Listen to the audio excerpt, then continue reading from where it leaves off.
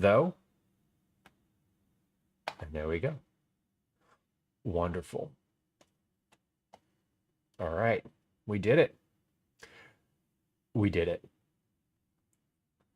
Hello. Welcome in. Nice to have you. My name's Lou. This is a cooking stream. This was streamed live on Thursday, July 9th, 2026, sometime around noon. If you're watching after that point, this is a recording. Hello. Welcome in, and it's nice to have you. Please hit the like and subscribe button if you like cooking content. That is what we do here. I'm a home cook, a recipe developer. We do a lot on stream for vegetable forward family meals. We do a lot of meal prep. We also do recipe development. We do some baking, and occasionally we get out in the world for IRL streams. We do have a live chat happening. So if you are watching after the fact and you're like, what is he talking about? Your chat on the big screen is going to be down here, and your chat on the vertical screen is going to be right about here. Today we're doing a cookie from this cookbook, 108 Asian Cookies by Dr. Kat Lieu. This is the 5th cookie we've made out of this cookbook for our cookie club, and it is a Black Forest cookie. So let me show you what that is. We're gonna get started. On this. We're gonna make, I think, 4 batches. We're gonna do a double and a double. So 2 batches, but double batches per batch. We're gonna read through the cookie recipe first, but here's a look at what it's supposed to look like when we get to the end. I actually don't know what the size of this cookie is, but the batch says it makes 24 cookies. The size for the scoop, when you scoop them out, is 1 tablespoon. So I think we're gonna bake 1 like we usually do, and see what size that is. For the cookies, we need some ingredients. So let's make sure we have all of those out for stream today. For making the cookies, we have a tray full of ingredients here. These are ready to go. So let's just make sure. Also, we have these that didn't fit on the tray. So everything here is like pre-staged, but not measured or anything yet. So we need all-purpose flour. That is here. We need cocoa powder, unsweetened Dutch processed cocoa powder. That is this. It's all falling apart instantly. So this, and then where did that? Literally, I just like that. There it is. Okay, this chocolate bar took a dive onto the floor and was like, "We're leaving. Goodbye." So I have 3 things of cocoa powder because this one's pretty much empty. This one is and then these 2 are brand new. The recipe calls for, per recipe, it calls for a half a cup of cocoa powder. So that's 40 grams. Which is a lot, right? So we're going to use 2 cups of cocoa powder today.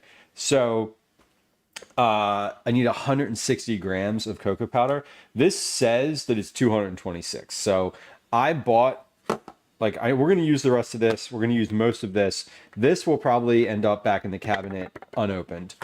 I bought it because I wasn't sure.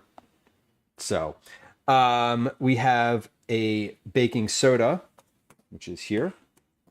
So let's move this off to the side. We have baking powder, which is here. Unsalted butter, softened. This is unsalted butter. It's been out on my counter since 9 a.m. So it's soft. It's like room temperature, but it's not. My house is also not like super hot right now, so it's got a bit of. It's the perfect soft. That's what that is. We need dark brown sugar. So I have some dark brown sugar, but it's a different type than this. So I'm gonna open this bag so that we have a consistent sugar So it's not two different types of dark brown sugar. Granulated sugar, which is going to be in here. So we have that. Red miso, which I have in the refrigerator because it needs to stay cold. An egg, which is also in the refrigerator. I'm going to get the egg out so that it is at room temperature. Japanese whiskey. So we don't have Japanese whiskey specifically, but I do have bourbon whiskey, which is... It is what it is. I didn't, again, I keep saying this every time I need Japanese whiskey, but I'm at the point where it would have been fine to just buy a bottle of Japanese whiskey. But I keep saying like, oh, I only use it in the baking every once in a while, and I don't really need to get the Japanese whiskey. I'll just get the small bottle because I don't really drink it. Well, at this point, this is like recipe number 5 that I've used whiskey, and I probably should have just bought the main bottle of regular whiskey, but whatever, it's fine. 1 bar of semi-sweet chocolate chopped. So we're making 4 versions of this recipe. So I have 4 semi-sweet chocolate bars. That looks like an extra bar. And a cup of chopped dried cherries. I don't know. I got dried cherries. So these are like good. They're ready to go. We'll chop those up. We'll chop the chocolate bar up. For coating and decorating, we need cacao nibs and granulated sugar, which we already have out on the counter. Maraschino cherries, Amarena or maraschino cherries. I didn't find Amarena cherries. I'm not really sure what those are specifically. But I got these cocktail cherries from Wegmans, the like maraschino cherry brand or maraschino cherry type. So I got these. We'll use those. And then it calls for confectioner sugar for dusting, which I have.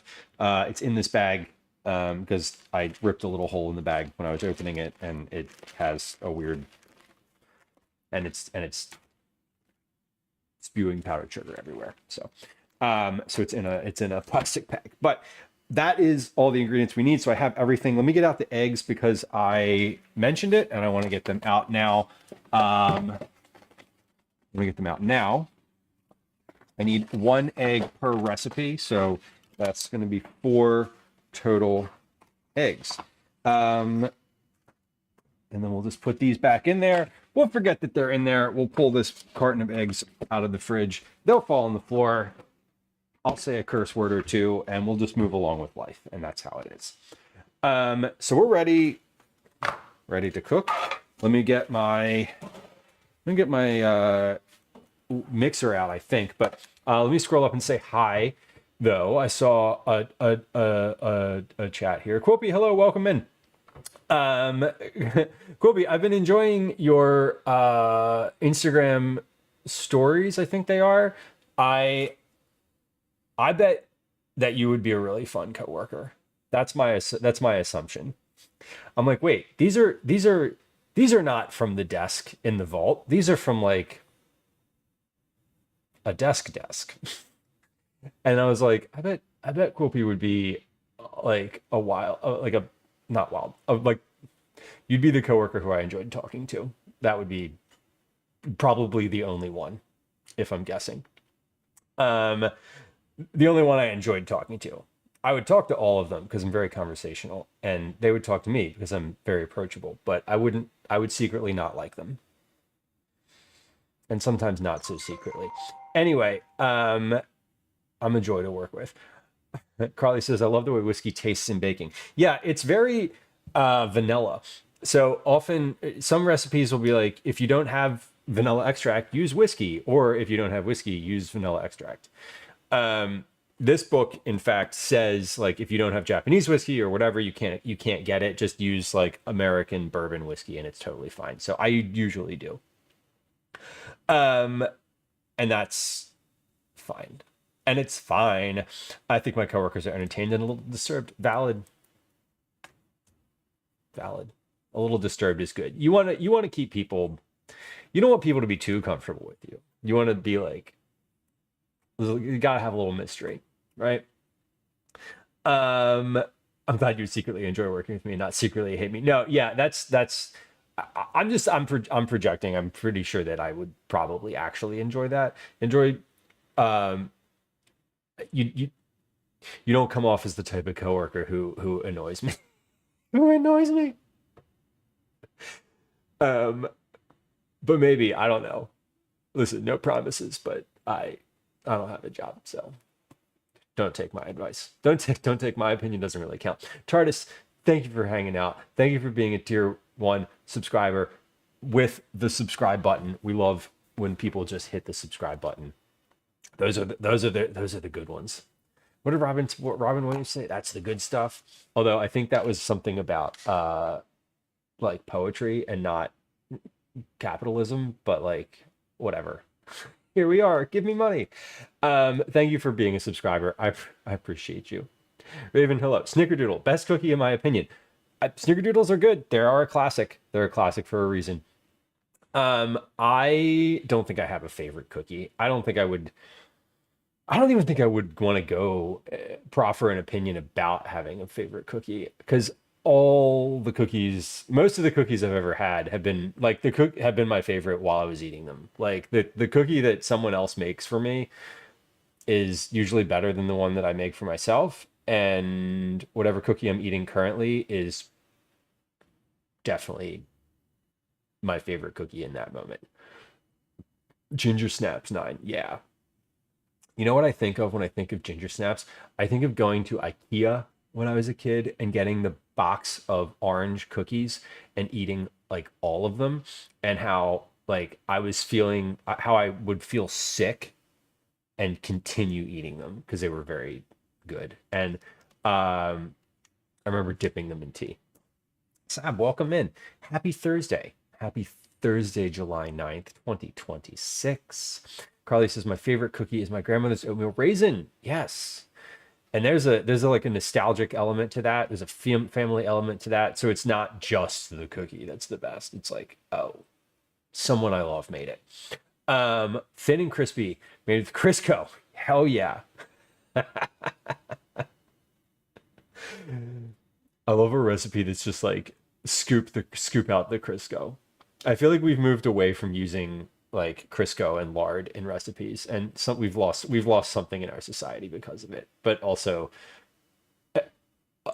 it's probably a good thing that we don't like use lard as much in cooking, but I don't know. 9, my youngest asked for them for his birthday. That's super cute.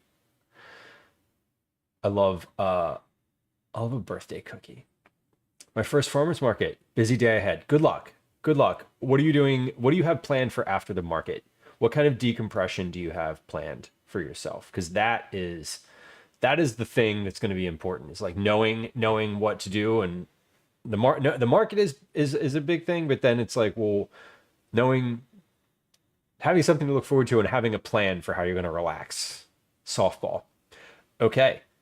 Some folks would find that not at all relaxing. So I would enjoy that. Because it's like you're channeling your energy. Carly says, my grandma lived to be 1,000,000 years old. She was baking through many an economic crisis. And I have a bunch of cookbooks that were published not a bunch. I have 2 cookbooks that were published like literally the year the Great Depression started. And all of them are like lard-based ingredients. It's interesting. One of my favorite recipes in there was the fruit salad with homemade mayonnaise, and I was like, absolutely not. This is cursed to hell. Used to make chocolate cookies with Crisco. Yeah, I don't remember why. Because it's good. Because they're good. They really are. A tiny evening market. I love that. I love a tiny market. I bought y'all. I earlier on Monday. Remember on Monday when I was like, I gotta use up all this corn. You know what I did on Tuesday? I bought 12 more ears of corn. They're in the fridge. I was like, oh no. As I was doing it, I was like, I shouldn't be doing this, and then I did. It's okay. So we got our ingredients out for the cookies. Let's read. Let's read the blurb first. So Kat says, you're probably asking, what's so Asian about Black Forest desserts? Black Forest cake, after all, is a dessert traditionally associated with Germany and the West. But for as long as I remember, you could find Black Forest cakes in East Asian bakeries. It was always a little funny to see this cake next to mooncakes, pork floss buns, and egg tarts, like it was an outlier or an other. Kind of like me growing up, the only Asian girl in my entire elementary school cohort. My father always chose Black Forest cake as his favorite, and now my son has the same love. It's the cake he wants for all his birthdays. Naturally, I couldn't help but turn the favorite of both my late father and my son into a cookie and include it in this celebration chapter. Sab, good luck with your market today. I hope it's successful. I know you've been talking about preparing for it and have been preparing for it, and I hope that things go as you planned. Corn jelly redemption stream. Oh yeah, right. Oh God, so I forgot about the corn jelly. The corn jelly was so bad. I didn't put enough gelatin in it. That was the issue. It just it never solidified. It was just like thick corn juice. Not great. Can't resist seasoned corn. No, 9. And what'll happen is if I don't actually cook with it, I'll just cut it off the cob and freeze it. Okay, so make the cookies. Whisk the flour, cocoa powder, baking powder, and baking soda together in a medium bowl and set aside. Using a stand mixer fitted with a paddle attachment, cream the butter, sugars, and miso together until light and fluffy. Scrape down the sides and bottom of the bowl as needed. Add the egg and Japanese whiskey and mix until well incorporated. Add the flour mixture and mix on low speed until just until a soft dough forms. Fold in the chocolate and dried cherries. Cover and refrigerate the dough for at least 30 minutes. About 30 minutes before baking, adjust the racks in the oven. Okay, so we're good. Line baking sheets with parchment paper. Scoop a tablespoon of dough and shape into a ball. Roll in the cacao nibs to coat thoroughly, and then roll in the granulated sugar. Repeat to form and coat 24 balls, placing them on the prepared baking sheet about 2 inches apart. Press an amarena or maraschino cherry in half. Press a cherry half into the center of each dough ball. Bake the cookies about 10 minutes. The centers are meant to be soft, it says. Remove from the oven and tap the baking sheet against the counter to flatten the cookies slightly. Allow the cookies to set on the baking sheet for a few minutes before transferring them to a rack to cool completely. Dust the cookies with confectioner sugar to represent the cream in Black Forest cakes. Variations. Rum, cognac, whiskey, or bourbon can be substituted for the Japanese whiskey. For a more tender cookie, use cake flour instead of all-purpose flour. Storage. We're not storing these. Cool. So these are relatively easy. They cook, you mix everything in a stand mixer and then you refrigerate it. So what we're going to do is we're going to make this all in a stand mixer. First, we're going to measure out our ingredients for 2 double batches. And then like all the dry ingredients, all the wet ingredients, we're going to measure and put into quart containers. So we're going to measure. First, we're going to do all of our mise en place. Then we're going to make the first batch of cookies.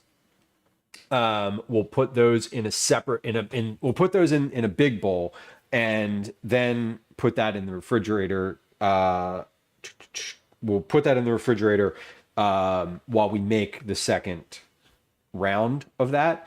And then when we finish the second round, we'll put that one in the fridge in the mixing bowl this time because we're not going to, because we can.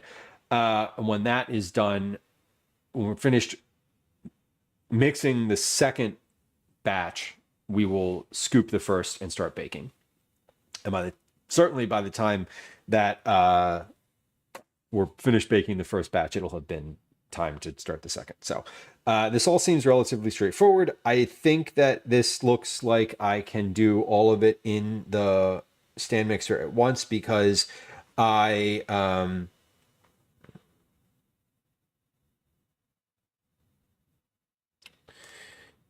hold on. Cream, the butter, sugars, and miso. Add the egg and whiskey. Add the flour. Mix on low speed. Oh, fold in the chocolate and dried cherries. Okay, I think I don't even know if I read that part. I was like, wait, where's the chocolate supposed to be in here? There it is. Okay, so what we will do is all of these ingredients, with the exception of the like half teaspoons of things, have weights associated with them. So this all makes it super easy. So we should be able to do a double. We should be able to do double batches of this in the stand mixer. If it gets, if I start making this in the stand mixer and it looks like it's going to be too much, this recipe does give the option to do all of this with a hand mixer in a larger bowl. So that's fine. Like I'm confident we can just do 2 double batches. I don't really want to do like all of this in one big bowl because that feels like too much. So we're going to do 2 doubles. So we're going to flour, cocoa powder, baking powder, and baking soda. That's 1 container. When I say 1, I mean I'm doubling. So I'm going to double all of this because we're doing 2 batches. Butter, sugar, miso, egg and whiskey, chocolate and dried cherries. Okay, so I need 2 large, 2 small. So 4 of each. All right. Sometimes when I talk, I'm like, there's no way that anyone understands this. I'm like half in my head and half saying it out loud. So sorry if this is confusing. I'm not confused. I'm only a little bit confused. It's fine. It's science. Okay, we got it. This is going to be like per batch. Science! So we have 2 and 2. Good. All right, let's turn this overhead camera on so we can actually see a little bit of things. And we're going to measure all of our dries first. So we have a weight-based for everything. So I need 2. So if we're doubling, again, I'm going to keep saying that we're doubling things because I need to keep that in mind. 120 grams of all-purpose flour times 2 is 240 grams per container. So we are tared and at 0, and away we go. 240 grams per container. That's too much. 23, 37, 242. 41 and 39, 240. Second container. Tear that, and 240 in that one.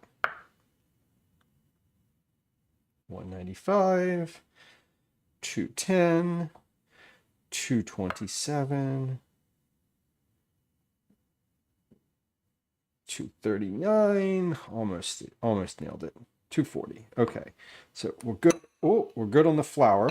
I actually don't need any more flour, so I'm going to move the things that I don't need all the way over here because we're going to load those back into the cabinet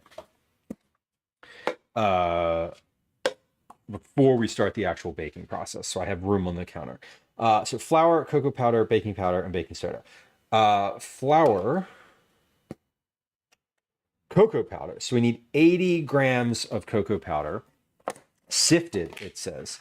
So here's what we're going to do with this. I'm going to open a new batch of cocoa powder. And we're going to do this. I've got this I've got my previous container. It says sifted. Going to actually do that because sifting is sort of a specific, like, you know, it's a specific thing. So I want to actually honor the intention of the recipe. So here's what we're going to do. I'm going to measure out 4, 8, 12, 16. I'm going to measure out all of the cocoa powder. Whoop. Or I'm dumping I dumped all of the cocoa powder into here. That was a lot. And then once I've sort of sifted all of this, I'm going to scoop it out of this bowl into the containers with a spoon. Because there's no real good way to like sift this into individual containers. It's kind of, it would end up being a mess. So I'm going to do this as a two-part step here. Now, why do you sift it? Well, come take a look at what's in this right here. So that, what's in there right now, that is little pellets and chunks. So this cocoa powder is good. It's fresh. You just watched me open it. But that's why you sift. Cocoa nuggets, right. So we're gonna get all those out of here.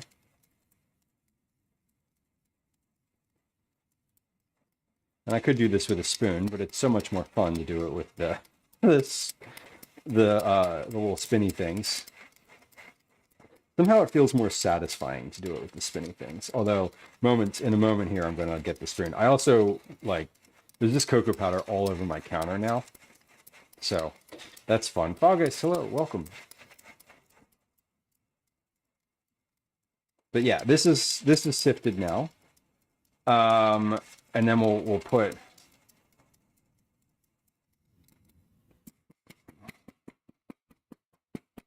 we'll put all of this. Some of this goes back in the container. Most of this will go into my ingredients. Some of this will go back in the container. Don't worry, I know what I'm doing. Good. I have no freaking idea what I'm doing. Blast radius of that. That is intense. Okay, so I'm going to tear this here. So I need 80 grams of cocoa powder per container. So this is already sifted, so we're just scooping until we get to 80.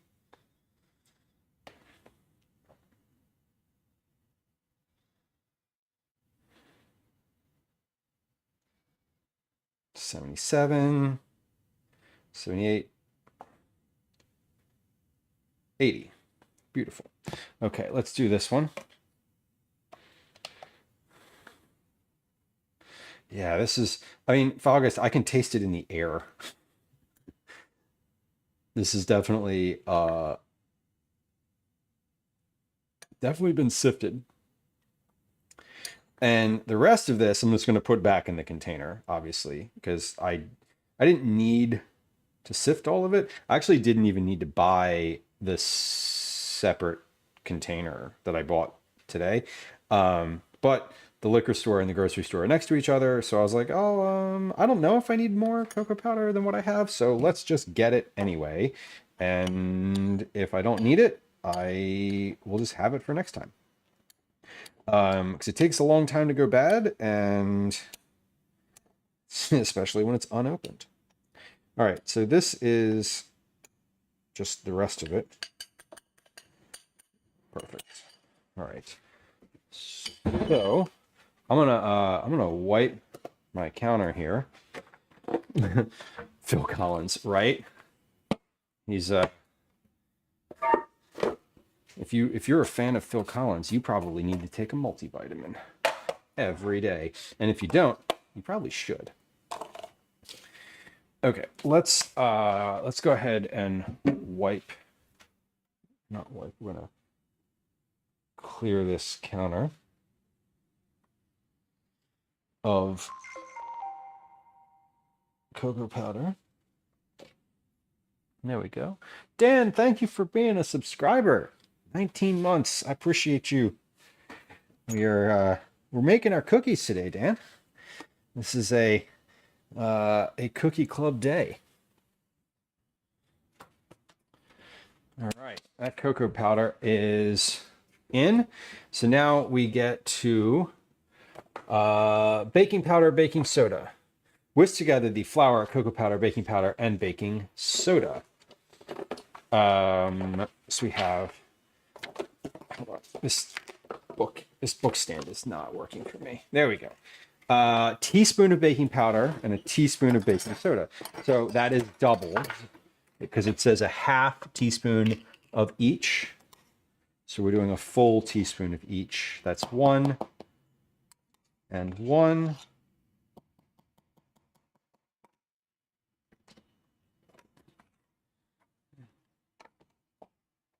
Two and 2. Okay, so these are my dries. That's all of my dry ingredients. I'm gonna get another little cup here so I can set my measuring implements in. And then it says whisk those together. So let's get a little whisk and combine these.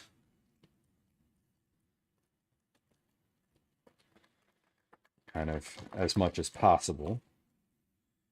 There's I'm not going to combine completely, but we'll get as much incorporated as we can. This would be easier in a bowl, but I'm doing ingredient prep, so we're using quart containers today.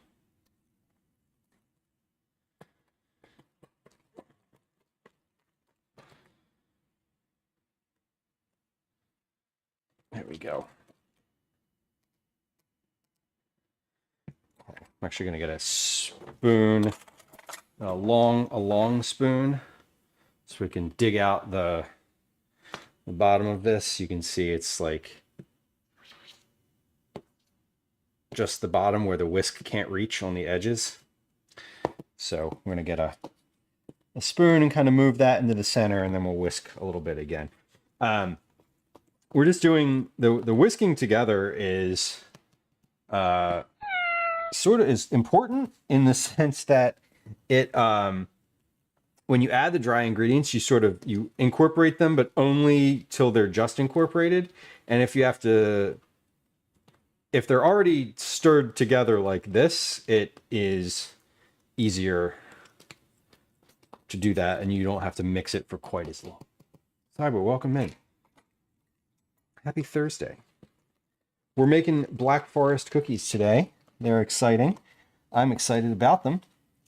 I am measuring out all my ingredients right now. So we're getting everything together first before actually starting any baking. Okay. We've whisked together the flour, cocoa powder, baking powder, and baking soda. And setting aside, we're going to whisk together the butter, sugars, and miso. So let me get my sugars measured out. We'll get the sugars in the container, and then we'll measure out the miso because the miso is sticky. So that's going to, I'll just kind of put that on top of the butter. That way it doesn't stick to the inside of the container. Sugars, we have 67 grams of granulated sugar times 2. That's 120 plus 14. So 134 grams of sugar. Yeah, 134 grams of sugar per container. This is just granulated sugar. We also have brown sugar, so we'll add that next. What did I say, 134? Yeah. 131, 32, 33, 34, 134. Next container. 130. That's 20. 58, 77, 96, 115. So it's about 19 grams per scoop. Oh, 134 on the nose. Beautiful. Okay, so now we measure out our brown sugar, and I'm opening a new bag of brown sugar today because I have brown sugar in the cabinet already, but it's not enough for both recipes. And it's like dark brown sugar, but it's not. It's from the bulk section at the Head Nut and Reading Terminal, and I just want to use a consistent type of sugar so that all the batches are the same. So 133 grams per batch. That's 266 grams of brown sugar per container.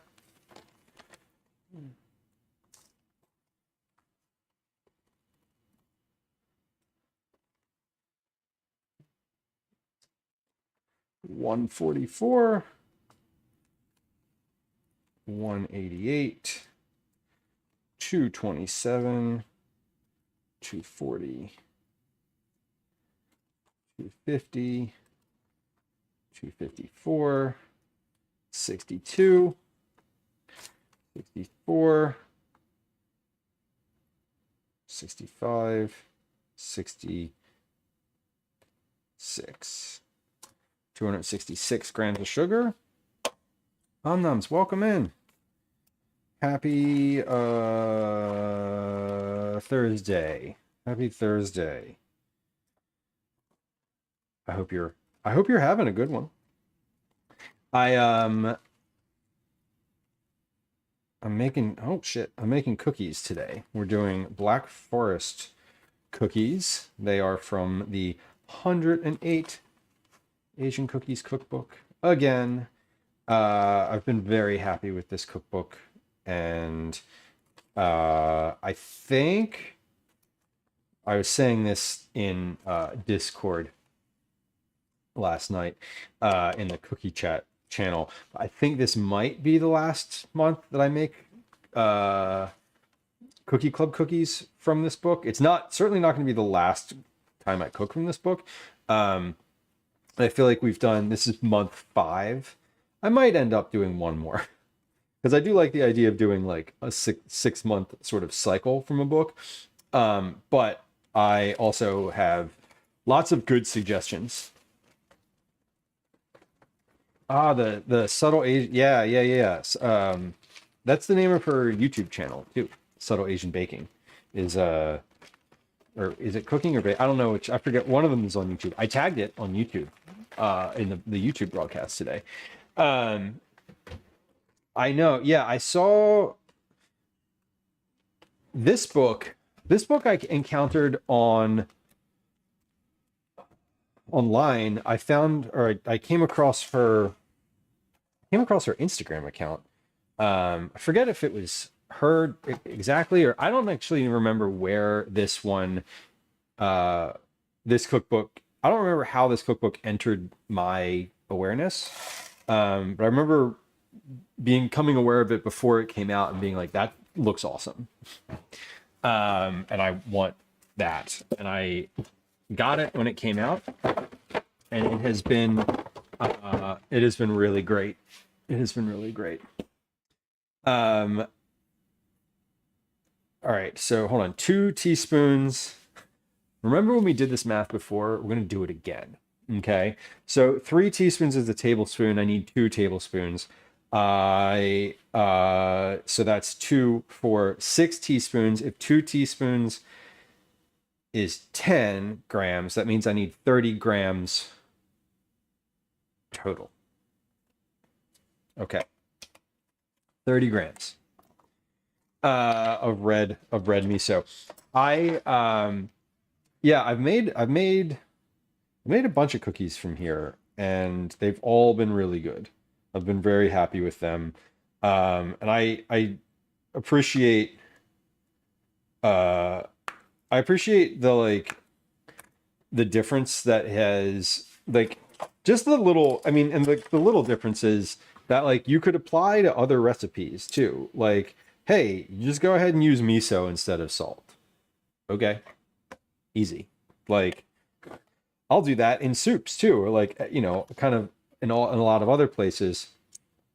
And I I think that it's been interesting to cook from these, because like some of the stuff isn't it's not super different from like this Black Forest cookie is not very different from a Black Forest cookie like on some blog somewhere, but it's different enough.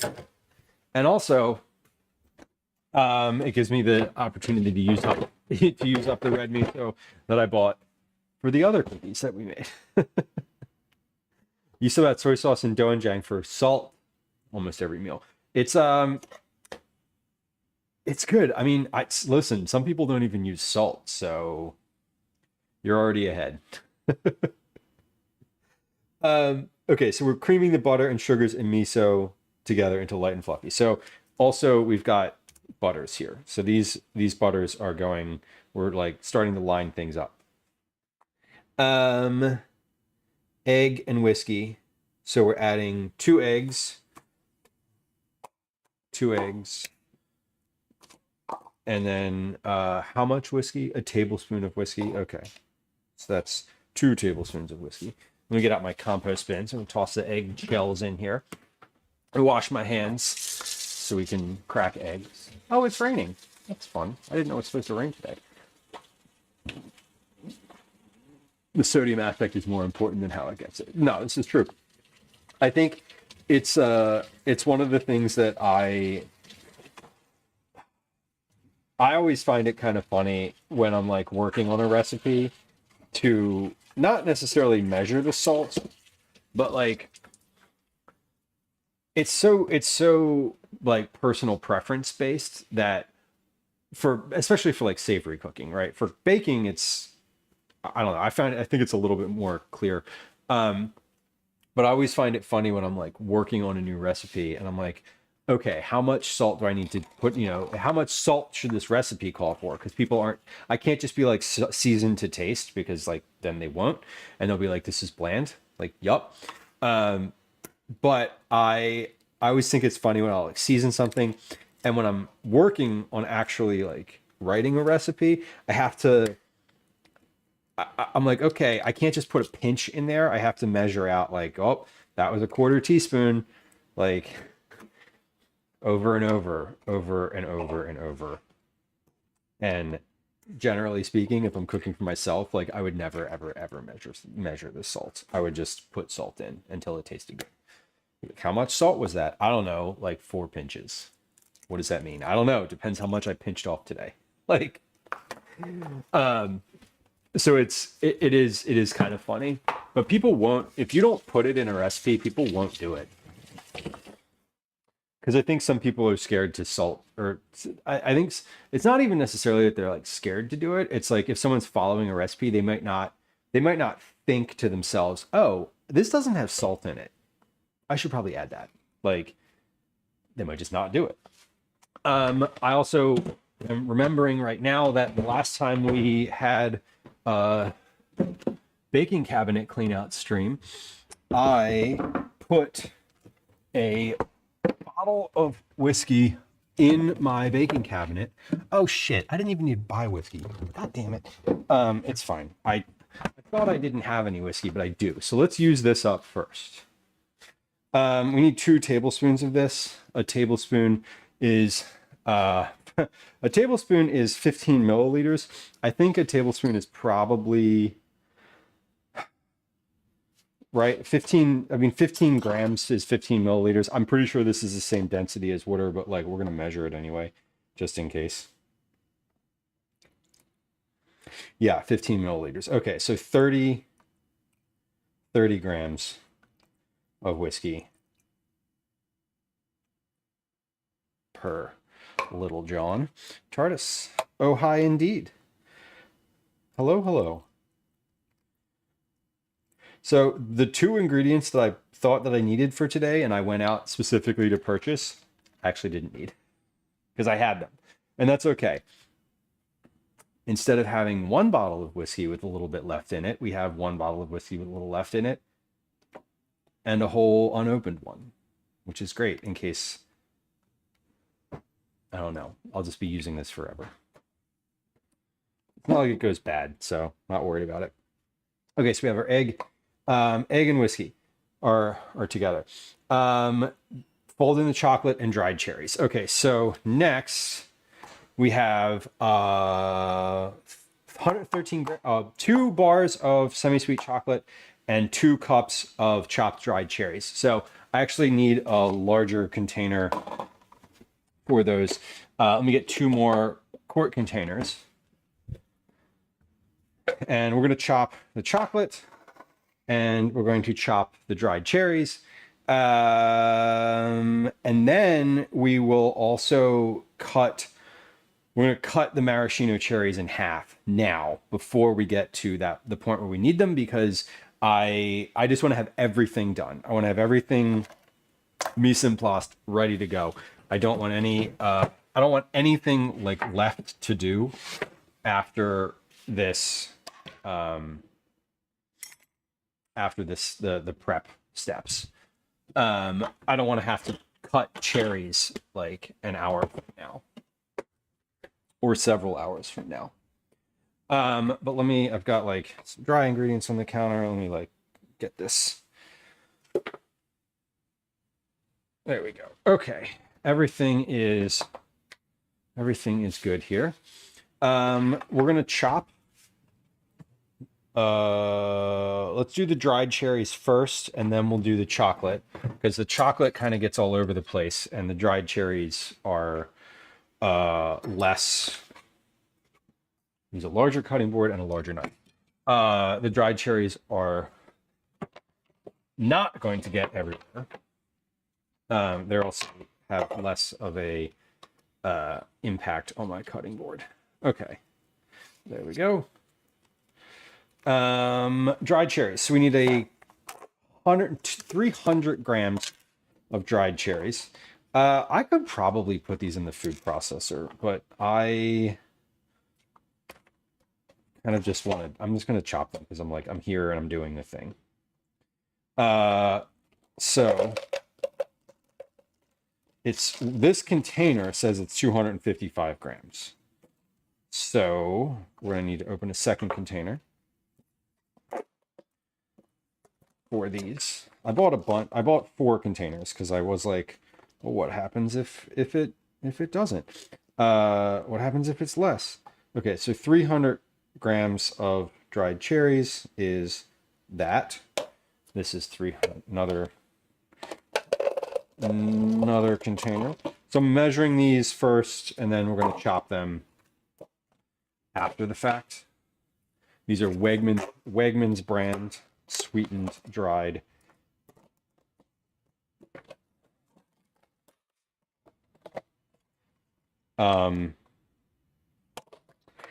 Okay, well that's fun because this one says sweetened dried cranberries. 2 of them are cranberries and 2 of them are cherries.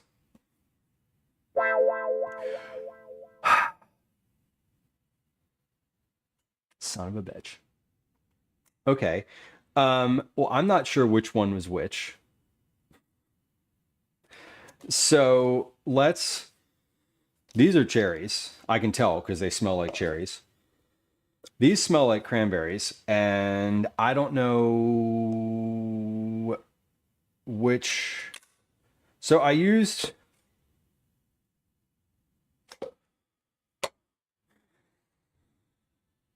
didn't look at these before I opened them up. I opened 1 cherry and 1 cranberry. So here's what we're gonna do. Cringing Dragon, cranberry. Hello. Here's what we are gonna do. I'm gonna open the second thing of cherries. I am going to dump these, some of them are cranberries, some of them are cherries. I'm gonna dump them all into a big bowl. We're gonna mix them all up, and we're gonna use both. And it'll be fine. I'm going to dump this thing of cherries in here so that we have 2/3 cherries and 1/3 cranberries. And then, yeah, I don't know why I got whatever. I didn't. I ordered these, so someone else did the shopping for these, and I just didn't look at them. So that is on me, and that's okay. We're good. We're fine. I'm not gonna fret about it. And honestly, these are gonna be super chocolatey and good anyway, so I don't really care. Okay, and we're not gonna talk about it again. Tardis says, what do you what do you have on your nails? The color is gorgeous. This is a what was the color of this name? I think the color was royal blue. And so they're like a sparkly sort of they're not really sparkly, but depending on the angle, they look a little fluorescent. And it's on all of them. So I intended to get a manicure pedicure for Father's Day, but my place that I go was closed on Father's Day. So I went on Tuesday of this week. And I was like, oh, I don't want to do gel on my fingers. I kind of just want to like let them be, my nails look so good right now and they're fine. I don't need gel. And then I like got to I got like, they finished the pedicure and I was like, you know what? We're going to do gel on the nails too. Cause I don't want them to flake off in like 3 days. And every time I get a manicure without gel, it just it's like it's done. It cracks. It's awful. Like very shortly afterwards. So we did that. And I got the blue. I got blue because Calvin is going, we have a karate thing coming up next week. And he is a blue belt.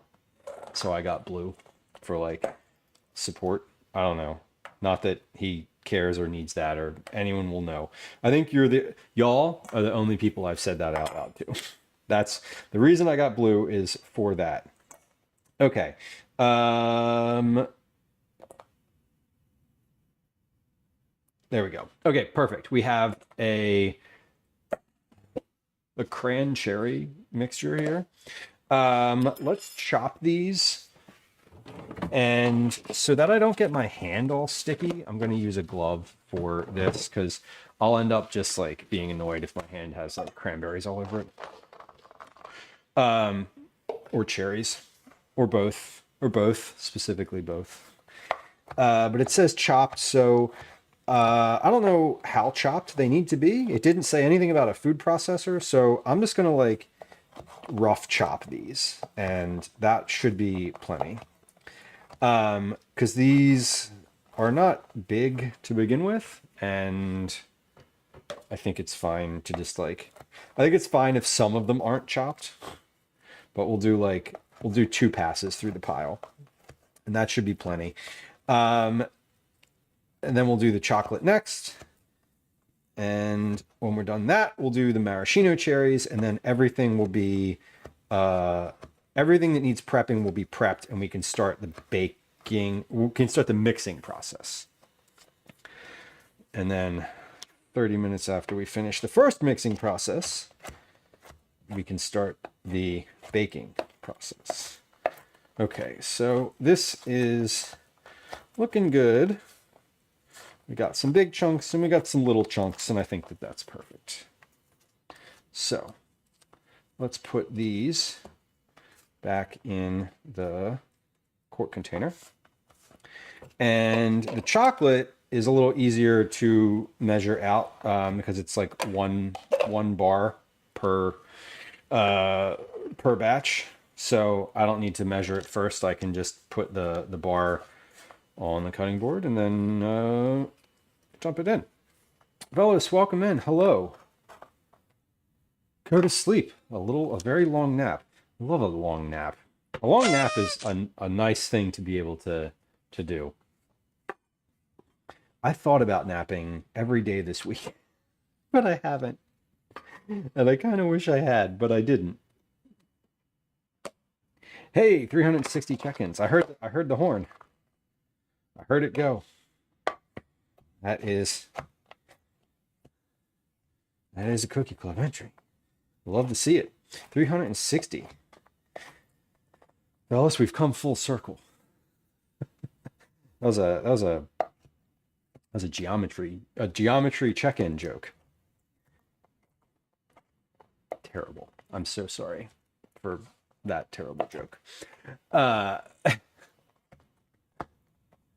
Reset procedure for the fridge, waited 24 hours. Seems to be working. Wow. What does that do for your refrigerator? It just like resets the condenser or the coolant system? Just like the fridge is like, I'm tired, boss. I need a rest. Like, okay, I got you. Every once in a while, the fridge just needs a little vacation. That's funny. I've never heard of doing that, but also I haven't needed to. So unplug it and defrost. Yeah. Let it rest and then see if it works again.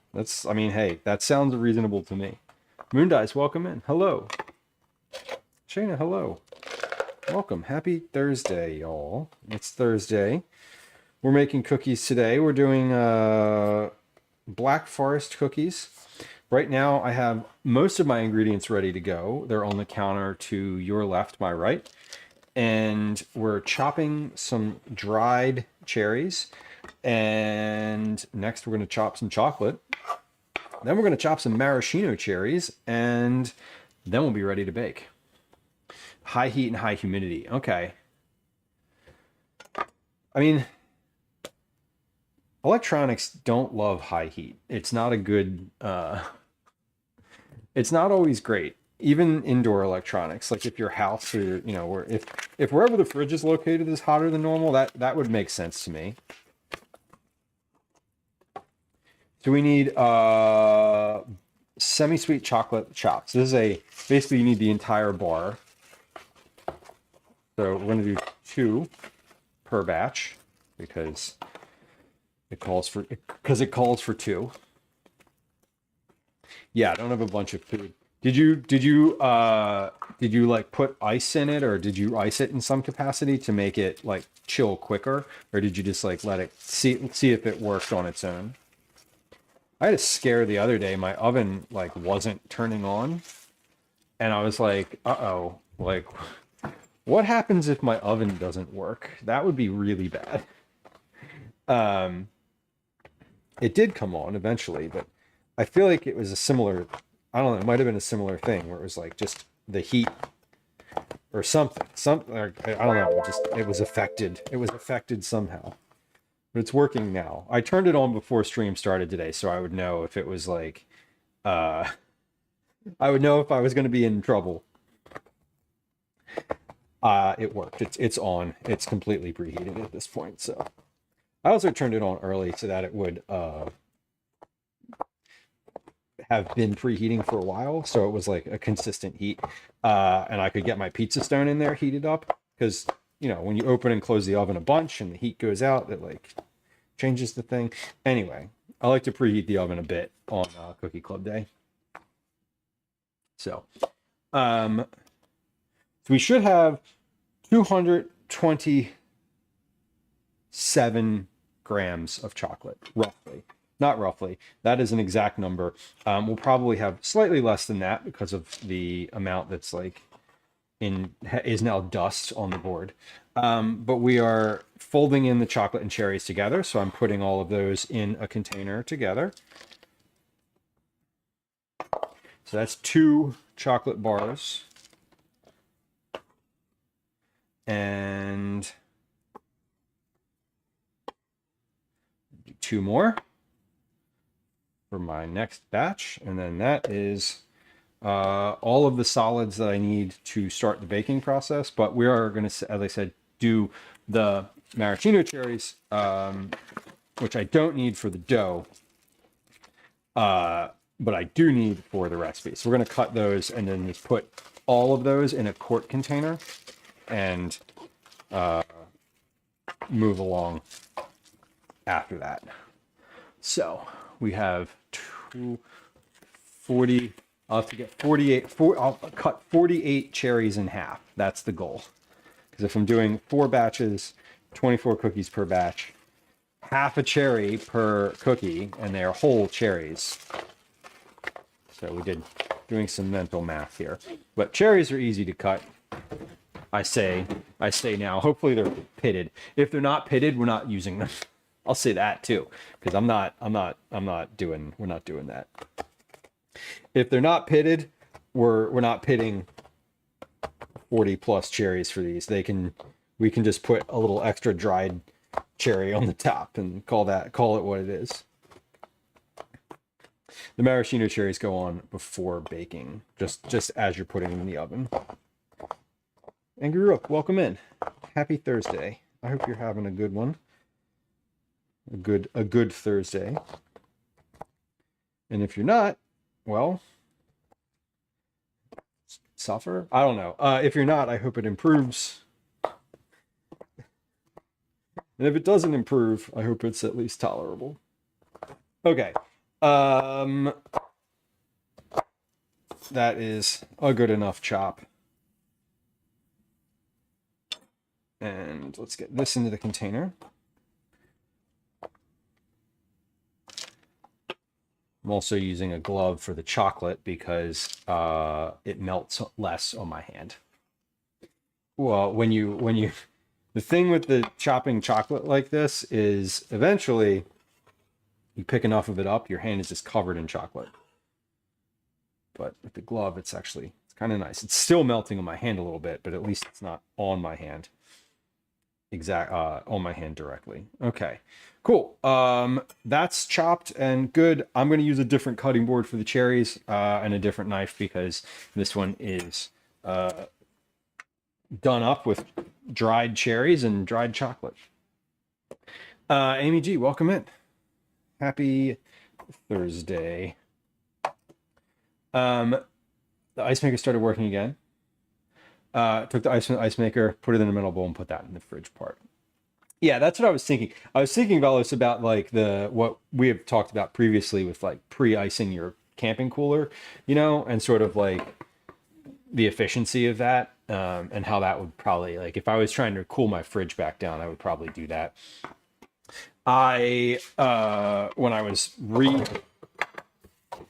When I plugged my basement freezer back in, my like storage chest freezer, I did put a bunch of like quart containers in there with water in it so that it would hold temp. And then when I finally ordered, kind of re-upped on my frozen foods from Costco, I took them out again so I had space. A 16-year-old fridge. Yeah, I was telling Gwen, I was like, our oven's like not working very well, and she was like, yeah, they only last like, X number of years. And I was like, that's insane. Like, I feel like an appliance like that should last forever, right? Not forever, but it should. 16 years is like, doesn't seem like that much for an appliance that just does one thing. It just it keeps things cool, right? Like, what else does it do? So cherries are next. That's the last thing we have to cut. And like, there's still like refrigerators out there from 1950 just chugging along in some garage with like, beers in them or something, like, not, like, it's the new ones are the ones with the issues. Okay. So cherries, we have cacao nibs and granulated sugar, and then 12, 24. So I need 48 cherries. So this is a lot. That's a lot of cherries. I'm going to put these, I'm just going to dump these out into a sieve over top of a bowl. I'll just put these over top of a bowl. So the liquid can drain off of these. And they're a little easier to manage as well. Because I don't know how many are in this container, but probably going to use container, this jar. I'm probably going to use both jars of this for these. And I'm also going to get gloves for this process because it's a little bit, it's sticky and, you know, I'd rather not. Let's open that other jar because I know I'm going to need it. And that way I can just dump it out when it's time. I might as well just dump both of them out now, but not as much room, not enough room in the sieve. Okay, so let's see. I said 24 cherries. 24 cherries per batch that we have. Now these get halved. Yeah, so 1, 2, 3, 1, 2, 3, 4,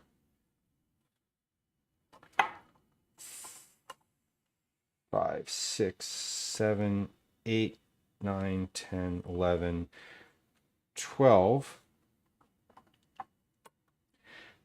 13, 14, 15, 16, 17, 18, 19, 20, 21, 22, 23, 24. Okay, so I am going to need this next jar, so we'll just dump that out at the same time, and then when we're done, we'll just put them all back in one jar. The leftovers back in one jar and refill it with whatever sauce came out of the bottom. Okay, so what's on the cutting board is for batch number 1. So we're just going to go ahead and cut these in half. As many, I'm going to do 2 at a time. This is definitely easier with a sharp knife, which is what I have, because we sharpened our knives recently.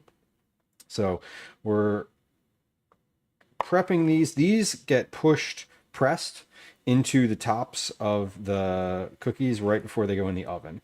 So I don't need these for the actual dough making process, but again, I just want to get them to the point where they are where I don't have any more prep work to do, where I can take all of my ingredients and take them off the counter, and with the exception of the chocolate and the sugar that I am going to roll the cookie balls in, everything else I just want to be able to take off the counter and have back in the cabinet, so it's not visual clutter, not in the way clutter, and I have that space for my cooling racks, my cookie cooling racks. So these are all the maraschino cherries for batch 1, and then we have 24 more. 1, 2, 3, 4, 5, 6, 7, 8, 9, 10, 11, 12, 13,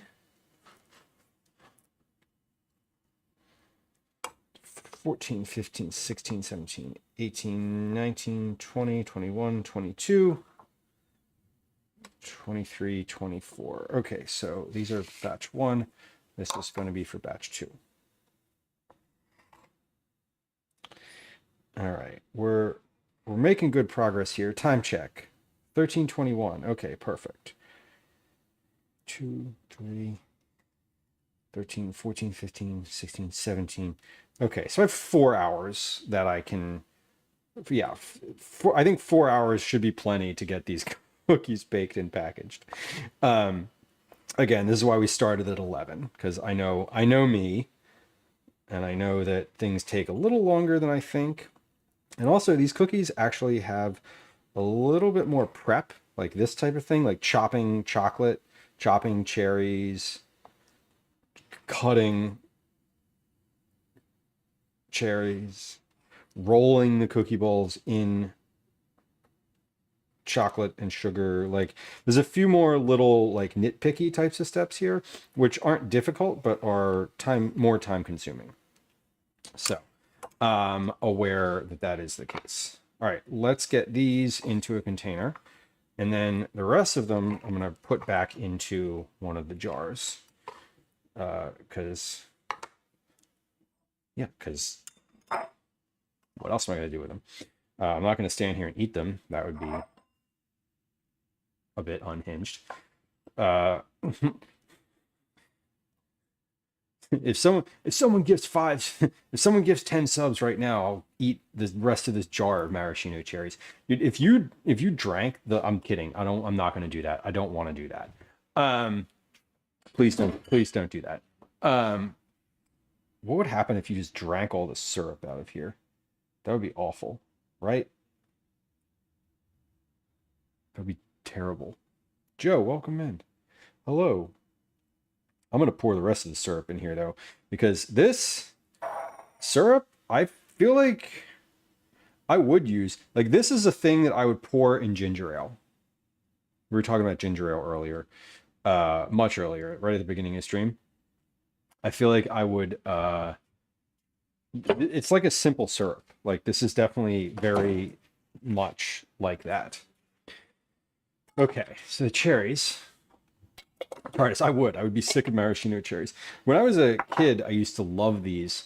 There was a thing that my mom made that I actually have a recipe. There's a recipe for that. If you click on command recipes and find under the dessert section the Rosa Marina salad, that uses maraschino cherries as well as canned sweet oranges. So it uses cherries and oranges, orzo and Cool Whip, essentially. And it is definitely a dessert. And my mom used to make that when I was a kid. And I remember the maraschino cherries, there was always like, you know, she wouldn't use all the cherries, and there would be a jar of maraschino cherries left over, and I would just eat them. And so that I have good associations with them. It sounds weird. It is kind of weird. And it's interesting because somebody left a review on it a while ago that was like very, very negative and was like, this didn't work at all. And I was like, okay, but like, did you follow the recipe? Like, because it does work, and I tested it multiple times, and like several other people tested it. And I, you know, there's someone else reviewed it and was like, this isn't what did they say? They're like, this isn't a pudding. And it's like, yeah, obviously it's not a pudding. Nobody said it was a pudding. Like, what do you mean? So it was interesting because it got like not great reviews for reasons that had nothing to do with the taste. You make the one kind of odd thing about it is that it does use an egg, and you make like a sweet sauce. You heat it like you're on the stove. It's like egg and sugar, and you make like a syrup essentially. And that goes over top of the whole thing. And it's like it's a summer, I would call it a summer salad. Like, it's the type of thing that you like bring to a picnic and like put it on ice. It's kind of light. It's a little fluffy. It's got it's definitely a dessert, very much a dessert. But yeah, folks didn't seem, at least one or two people didn't like it, and I was like, I don't know what your problem is, but okay, fair. It's very retro. It feels retro is, I think, the actual word for it. But yeah, the recipe for it is on the website. If you click through that recipes link and then find Rosa Marina salad and click that, you'll see what I'm talking about. It's a very it's an interesting recipe. It is kind of unique. 9, you made your own maraschino cherries. I don't even know what maraschino cherries are. Can I be honest? Like, I have no idea how they come about or what the process is. I'm assuming that they're like cooked in some capacity. Pitting cherries. You know what I use for pitting cherries? I don't have a gadget. I use a straw. I use one of these metal straws. Maraschino is a liqueur. Cringing Dragon. Thank you. Okay, so they are soaked in liquor. Wait, are these like alcoholic? I didn't know that. Okay. It doesn't matter. I mean, they're getting cooked, so who cares? A European bean. That's cool. Cool Whip is very, Yeah, it is. It does sound American. It is very American. It's like I would call it a retro salad. So it's not alcoholic. Okay. Soaked in liquor, but not the ones you get in the US. Right. They're soaked in red dye number 40. Right. I'm pretty sure the ingredients in this are like corn syrup and cherries. And that's kind of it. A chopstick. Yeah. Chopsticks work. I will tell you, I use this. I use a metal straw. And the reason I like the straw is that it catches the pit. The chopstick, like the pit hits it and sort of bounces off the side. It like the pit like kind of slides around it. The straw like net positions like on the round pit and like pushes it through. And also it's really fun because when you're finished pitting like a whole bunch of cherries, you just take the straw and you like suck in, and it's like a bunch of like cherry pulp. Is that weird? I don't know. I'm against single-use kitchen things, Cyrus says, but I have a little thing that pits 6 cherries at a time. Yeah, see, that's the exact type of thing that you're like, you would use, right? I'm with you on the single-use gadget. I'm with you on the single-use gadgets. I don't like them either. I don't like them, and it seems this has happened to me a bunch of times, or it's happened to me several times where like someone has purchased a gift for me, right? And it's like a single-use kitchen gadget, and I'm like, I'm glad that you thought of me, and I'm glad that you thought of me with regard to cooking because that makes me happy. But I am literally never going to use this thing. Like, I'm never going to use it. I'm going to put it in the cabinet with the other single-use gadgets, and I'm never going to use it because I have a knife and I don't need it. And it's like no shade against that person, but I'm just not. Okay, so we have all of our ingredients together. Let's combine all the things now. Luxardo, yeah. If I was making maraschino cherries myself, I would definitely use real liquor in them. I would. I don't drink, but I don't drink, but I also like don't avoid things with alcohol in them because my reasons for not drinking have nothing to do with culture, religion, or other sort of like abstinence-based beliefs. My reasons for not drinking are I don't really want to, and I don't like having something like that with alcohol in it. It's just like a part of the thing doesn't bother me. It's not going to make me want to go have a beer, you know? So I don't have any like moral or ethical obligation or reasons for not drinking. It's all very like personal.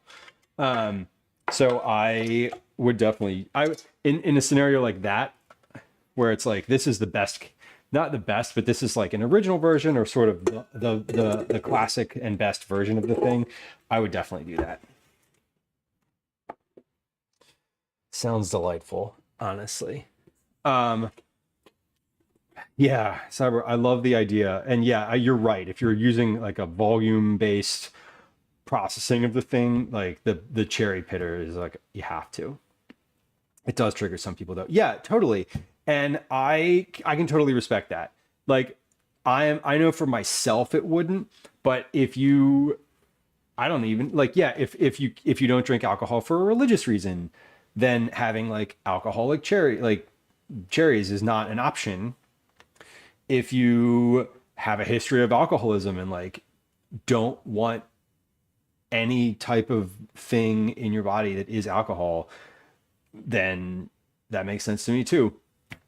You know, I personally stopped drinking because I wasn't drinking enough to like be drunk. Like I was never drunk, but I had a drink, like one every day, and that just wasn't serving me. I didn't like need to do that. And I'm like, okay, I'm not getting anything out of this. It costs money. And at the age that I was when I stopped, I was like, if I have like a glass of wine, I feel kind of crappy in the morning. And that's like every morning. So why bother at all? Was my thought.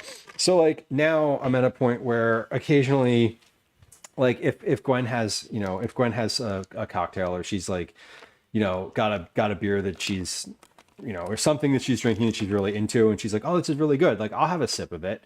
It doesn't bother me to do that. And because I don't have any, physical or specific reason, I don't mind.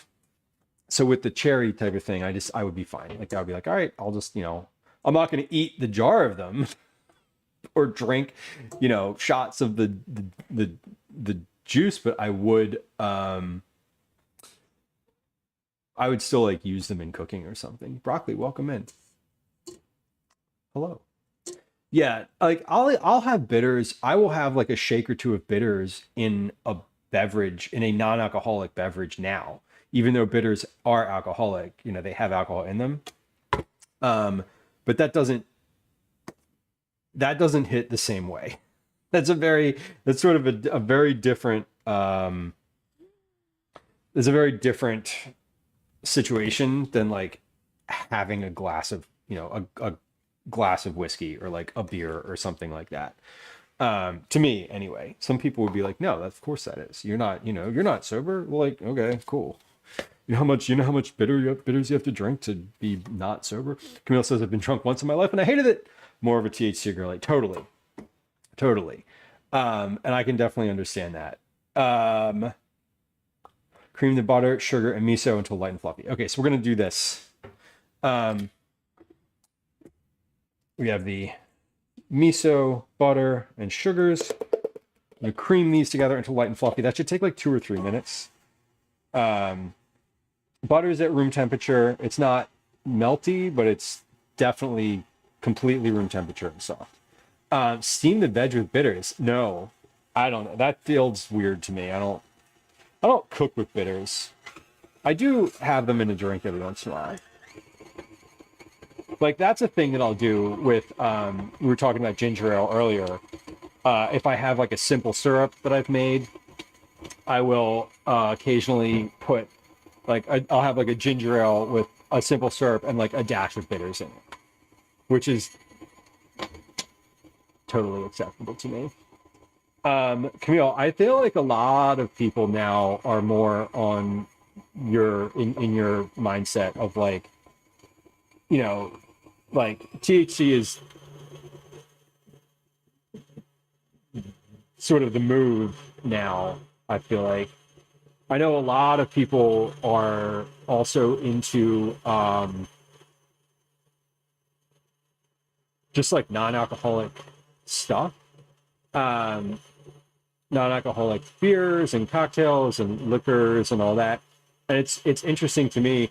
I've had 2 friends recently that I found out had stopped drinking. And both of them are like, yeah, we love NA beers now. Like we just do that and it's like a lot better. And it's interesting because there's like 2 friends who I would say drinking was like part of their character.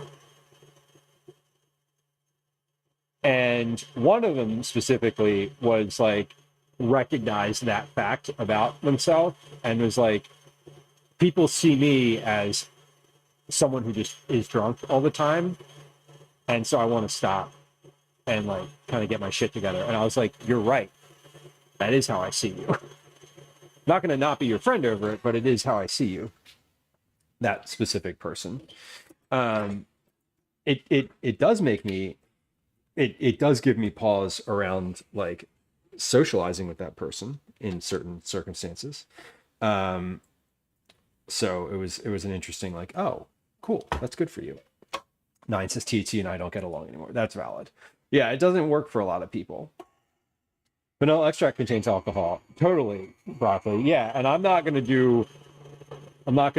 drink that straight either. I might try it. I've tried it like just on a little like spoon.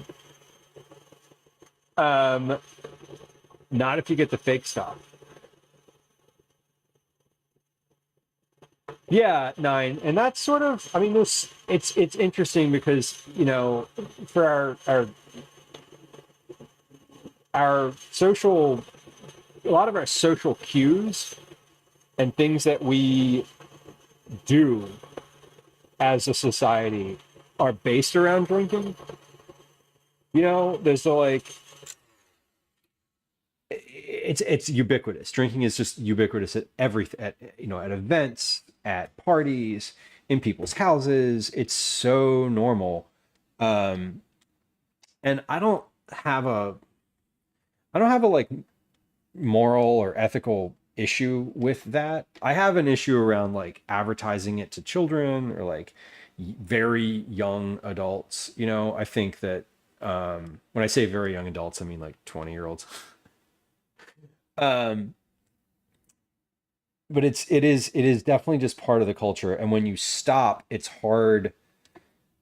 Like when I stopped, it was awkward. Like it was awkward. I had some moments and occasions and times that were like hard, and they were only made difficult by the fact that I wasn't drinking. Like, I have a trip that I go on with a bunch of friends every year, and like everybody on that trip drinks. And the first year I didn't, not everybody anymore, but the first year that I didn't drink, I was the only one who wasn't drinking. And it was like by 10 p.m. I was like, oh, this is a shit show. I'm going to bed. Okay, so this is about 2.5 minutes worth of mixing. So flag that one for the future. Scrape down the sides of the bottom, add the egg and whiskey, and mix until well incorporated. Okay, so we're adding the egg and whiskey. Yeah, the social aspect is wild to me. It's like if you're a smoker and you go out for your like a smoke break every hour, right? If you don't smoke, but you just like go stand outside for 5 minutes, 10 minutes, like at work, that's that like it's weird to just go outside and stand there for 10 minutes, but it's not weird if you're smoking. Which I think also has changed a little bit in the past, I don't know, decade or so. I see a lot less people smoking. Now I see everybody like does the Zyn, like the nicotine pouches. I saw like a bunch of them in the bathroom today at the gym, and I was like, who the fuck spits nicotine pouches out on the floor? Like you absolute pieces of shit. I was so annoyed. Anyway, we've got the egg and the whiskey in. Add the flour mixture and mix on low speed just until a soft dough forms. Okay, so we're gonna add the flour mixture. I smoke, Nine says, M pariah. No, and I'm not like passing judgment on it, because it's really easy to start. Two, it's almost impossible to stop. And three, I get the appeal. Like I definitely do. There's not a it's another thing that's like just part of the culture and has been for so long that it's baked into a lot, and we see it sort of everywhere. We see it it's still in movies, and it's like glamorized, and the industry has like gone from having like everybody smokes cigarettes, nine out of 10 doctors recommends this brand of cigarette, right? And we can't say that anymore because it's not true, but now it's like it's still now it's like vaping, and vaping and nicotine packets, and like I don't know. I don't think it's ever going to go away. I am glad that like you can't smoke on an airplane anymore, but yeah, I can't. I think if I was to be like, ooh, that's gross, like I'm not going to pass judgment on you for it, because it's not. Because I don't think it's a thing that you could like judge someone morally or personally about. Right. I people do, but that's not me. The social going outside to hang with him keeps me at it. Totally. And that's what I'm saying is like, even, I like that was part of college for me.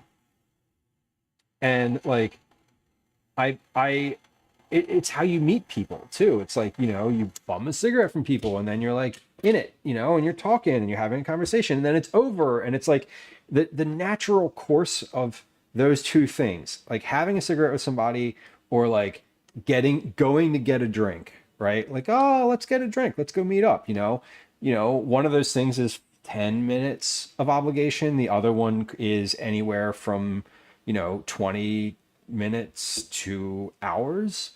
And if you don't drink and you don't smoke, it's like, where do you fit socially? Like, where do you go? Like, how do you, what is the thing that people who are completely sober do that is the equivalency to going to grab a drink, right? Going to grab coffee. I'm not drinking 5 coffees in a row. Like, that's too much. I'm not going to sit there and be like, yeah, give me another espresso shot. Like, I'm going to bounce off the fucking walls. Like, that's not a thing. I don't know. Like, let's go for a walk, I guess. Maybe.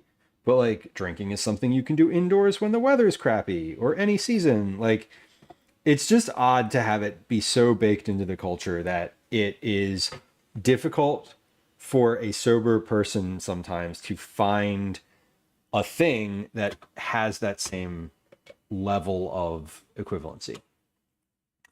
McDougal says, I stopped drinking last Thanksgiving. I arrived late to a family gathering and everyone was plastered drunk and it was comically ridiculous. Yeah, and it is kind of nice if everybody around you is drinking. You're like, yeah, I don't need to do that. Kathy, welcome in. Hello. Getting into cocktails has been super fun. Totally. And non-alcoholic cocktails, you can spend just as much money on those, like, for sure. Have you tried have you checked out the book Good Drinks by Juliana Bainbridge? It is a non-alcoholic cocktail book and is excellent. So we are going to fold in the chocolate and dried cherries. Okay, so we're going to do that on low here. And then we're going to put these we're going to put this in a bigger bowl, in a larger bowl, and refrigerate. Kathy, hello. Thank you for your resub. I appreciate you. Oh, yeah. That's awesome. That is 12 months, Kathy. That is a Cookie Club guarantee. So our next round of cookies are coming your way if you want them. Velos, I did go camping. We went camping last week, Tuesday, Wednesday. We went Tuesday and Wednesday and came back on Thursday. It was hot. It was really, really hot. Kathy, I think the command might just be cookie M. It should work though. Try cookie M. It should work. Rocky, thank you for your sub. I appreciate you. There it goes. Okay. We finally got all of the sound commands dialed in. They all work now. They work the way they're supposed to. It only took a while. It took longer than I wanted it to, but we finally got there. All the sound commands work for subscribers, and if you redeem the create a sound command, even if you're not a subscriber and you redeem that one, it will work for you and only you. That single command will work for you and only you forever. So I had to do a lot of work to make that the case. So I'm very happy that it works. I finally figured out all of the kinks. But there's always more acronyms that come up. We're going to put this cookie dough into a bowl and we're going to put it in the fridge. And this is batch number 1.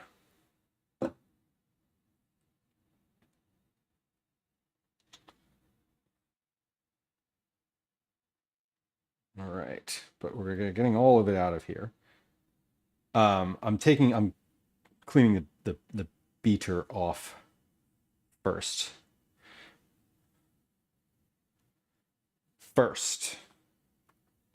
We're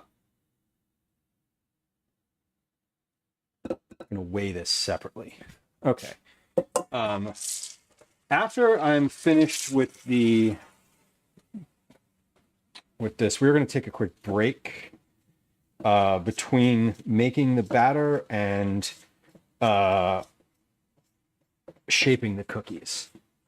Not and Getty, welcome in. Hello. Aslan on YouTube, where are you from? Well, I live in Philadelphia, so I am not from Philadelphia. We have a sort of, there's an issue here where folks, if you say I'm from here, will be like, what high school did you go to? Well, I didn't, not in Philadelphia anyway.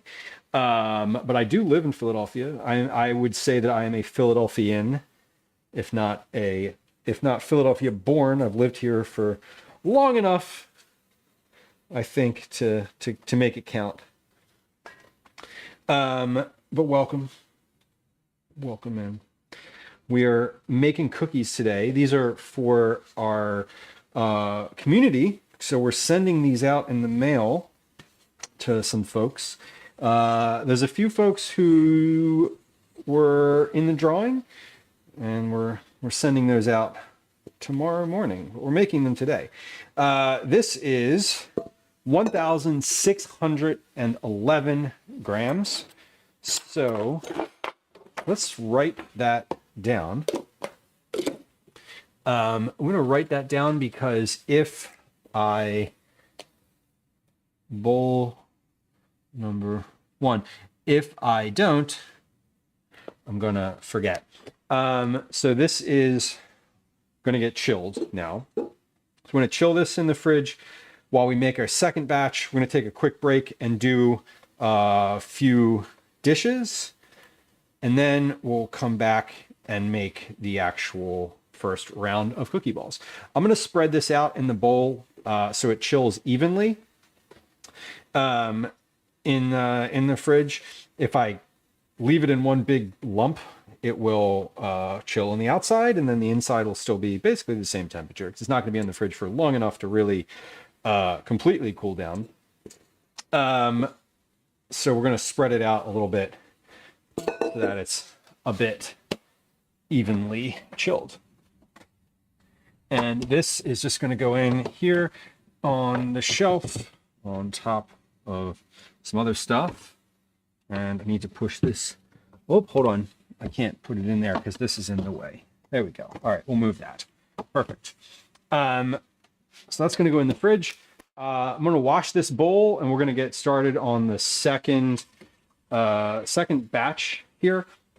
It's the second batch visually, but it is the third and fourth batch by measurement. So what I just put in that bowl was 2 batches worth of cookies. Each batch makes 24, so 1,611 grams worth of dough should, and will, in this case, because I'm going to use it, I'm going to do it by weight, surprising no one who's been here for at least one other stream. We're going to make 48 cookies from that bowl. I need 68 cookies, I think. So I may not end up actually making all of these cookies. I may end up putting some of them in the freezer, but I probably will just make all of them because these are really, they look really good, and I've been sort of eyeing these for a long time, and I'm excited about them. So I feel like these are the types of cookies that I personally like eating. I love a chocolate cookie. So I said earlier in stream that I'm not going to, I would not deign to say like, this is my favorite type of cookie. I think of all the cookies we've made for Cookie Club over the years, I think probably made more cookies with chocolate in them than anything else, but I don't actually know. And you know what's really annoying to me in a way that I could rectify but haven't, is that I have not kept track of what cookies I've made for Cookie Club. If you were like, and I keep track of so much stuff, and you all know, like the bot has so much data in it. You know, like the website has information on it, but like I just haven't kept track of the cookies that I've made at all. Like at all. I know like what I made for the past 4 months because it's been out of this same cookbook, but generally speaking, I don't know what cookies have been made, which is weird to me in a way of, you know, I feel like I should know that, or like it's easy, it's information I could find, because I've like posted it in Discord. I have archived all of my streams, like from I have streams archived from before we started Cookie Club, so I could go back and like look at those and find that information, but I haven't, because it's sort of like a research project. If anyone would be interested in doing that, I could certainly let you give you the access to the archive, and you could go look. And if anyone wanted to do that, I'd probably send you cookies that month. But I just haven't done it, and it's kind of, honestly, it's a little bit frustrating, but it's fine. Okay, so we're gonna mix this in for about 2 minutes and 30 seconds or so. That's what we did the last one, so let's do about the same. I want to note that we're having a big old thunderstorm right now here, and I'm hearing like literally thunder and lightning outside, and it's kind of pouring rain. So if for some reason the stream drops, it's because either my computer messed up, and or my power went out. One of those two things. Okay. Let's. Oh, I didn't start my timer for this. Of course I didn't start my timer. That's okay. I need to. My house is so hot right now. My air conditioner has not come on at all today, and it is sweltering in here. I'm sweating. I'm literally sweating. We're mixing, and then we have our eggs are going in next. Eggs and alcohol. Our dries after that. Our chocolate and cherries after that, and then we will measure. Once this is finished mixing, we'll measure the weight of it. It should be about the same. It might be a few grams different, but it should be basically exactly the same. And then we will put this in the fridge, and then we're gonna do the dishes, or at least put the dishes in the dishwasher. I'm gonna put my dry ingredients away in the cabinet, and then we're gonna take a break while I'm doing all that. So just a heads up that that's coming up. If you're watching on Twitch, we're going to do a 3-minute ad during that break. And we'll also put up a game of Words on stream during that time. So there's something to do while I am otherwise engaged with the dishes. Just realized that I'm supposed to. Yeah. When I said, yeah, when I was like,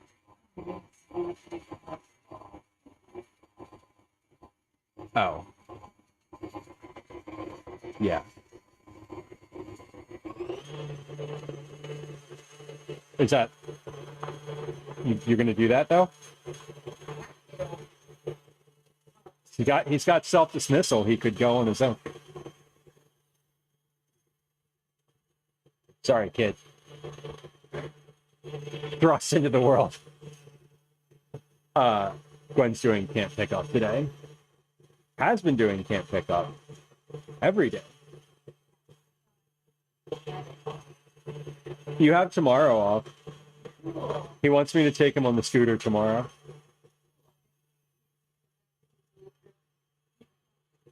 Okay.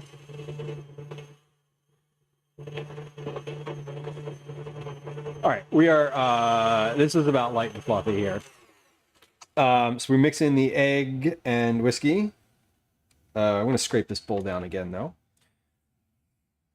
This is our, what do we got in here? 2 different sugars, brown sugar, granulated sugar, and butter. And to that, we're adding, now, this is definitely light and fluffy. I mixed this at a higher speed than I did the last time. So we're going to add the egg and whiskey. It's supposed to be Japanese whiskey, but it is Jim Beam bourbon. We're going to mix that until well incorporated, it says. Which means a little bit longer than I think it should be. All right, this is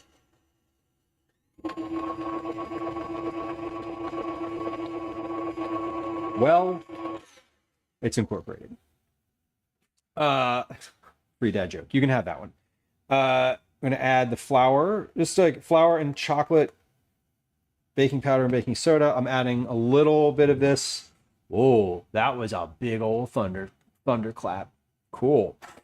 Adding a little bit of chocolate, and I'm just kind of juicing this just a little teeny bit so that it doesn't puff.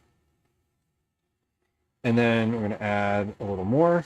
So I'm just going to add this with the mixer on like this.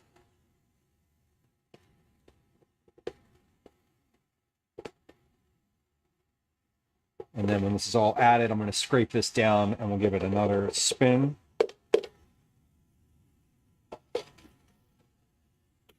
Okay.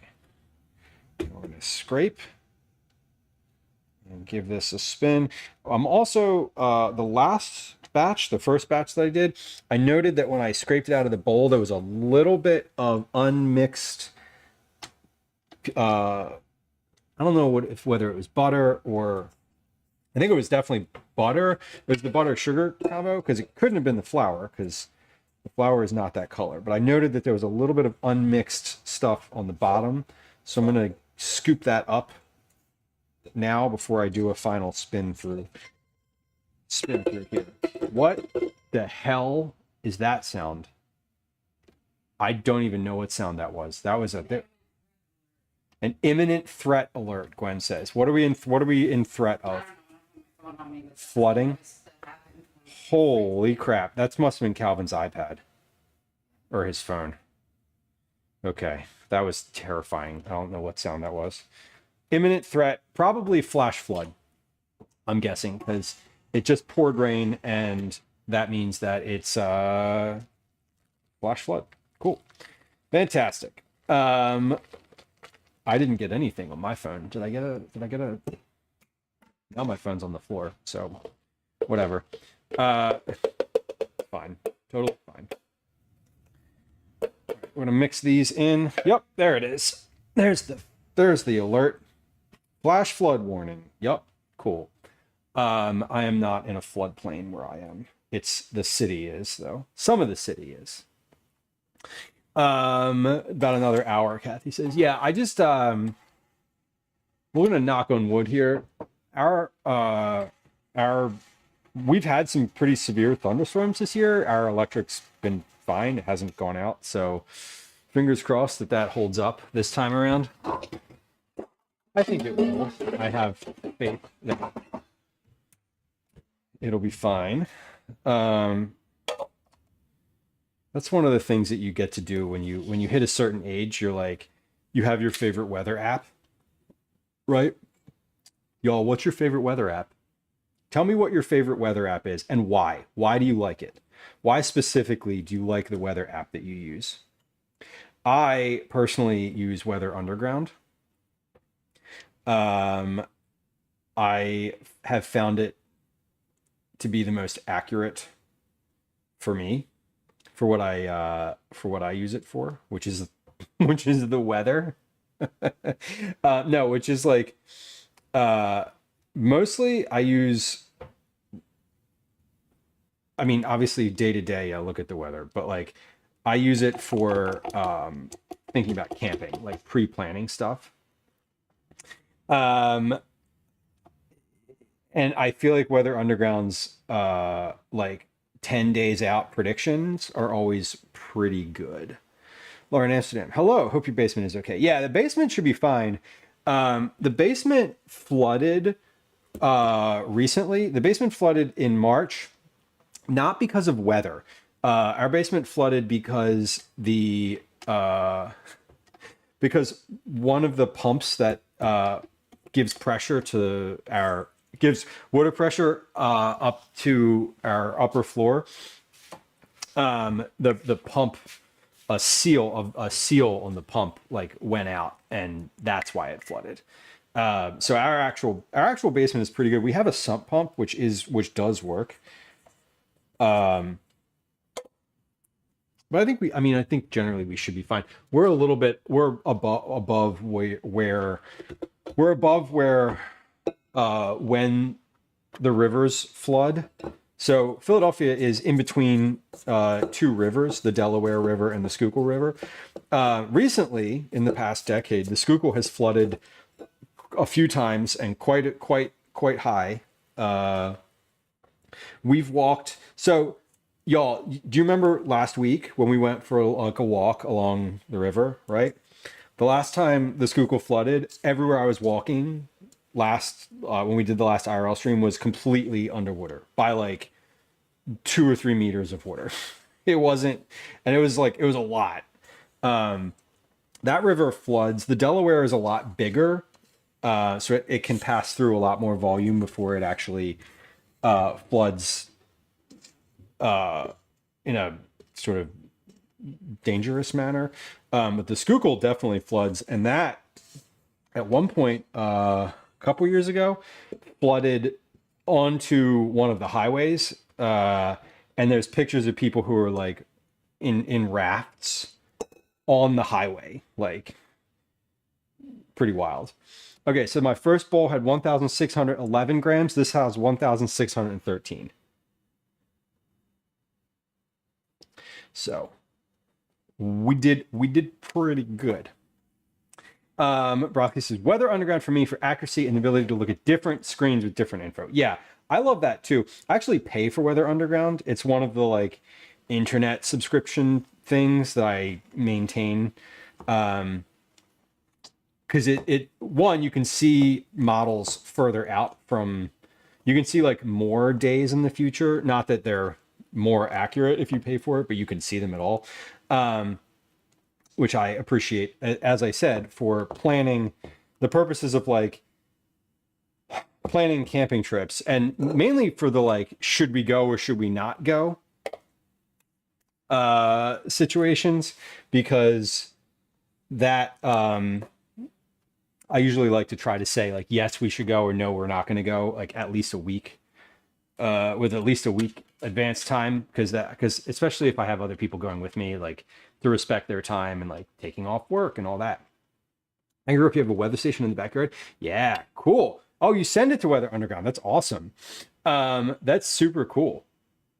Lauren Amsterdam on YouTube says, I use Weather Underground too. It has neighborhood station temps. Yes, so that to me is one of the things that I love, where when I'm going, again, it all goes back to camping. It always goes back to camping for me. When I go camping, I will pick, I'll like look up the town where the campground is, and then I will go and pick like the literal closest weather station to the park, to like wherever it is that I'm going to be. And I love being able to do that because it's like the most accurate, because they take all that data and model it together. Why am I blurry? There we go. The weather app is pretty accurate. I live across from a small airport. Yeah, the airports love having accurate weather. I think it's like important for them, right? I love being able to pick the exact station, and I also love like the fact that it's community contributions, which is really cool. And I think having like a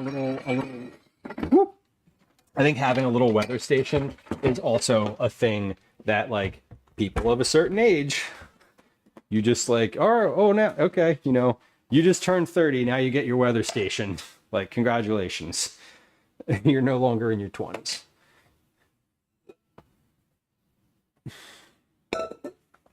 I've definitely, it's definitely a thing. I know several older adults who like just have the Weather Channel on in their house, like different people who don't know each other. I feel like when you hit a certain age too, it's like you move from like just looking at the weather on an app to like watching the Weather Channel, like watching it as entertainment.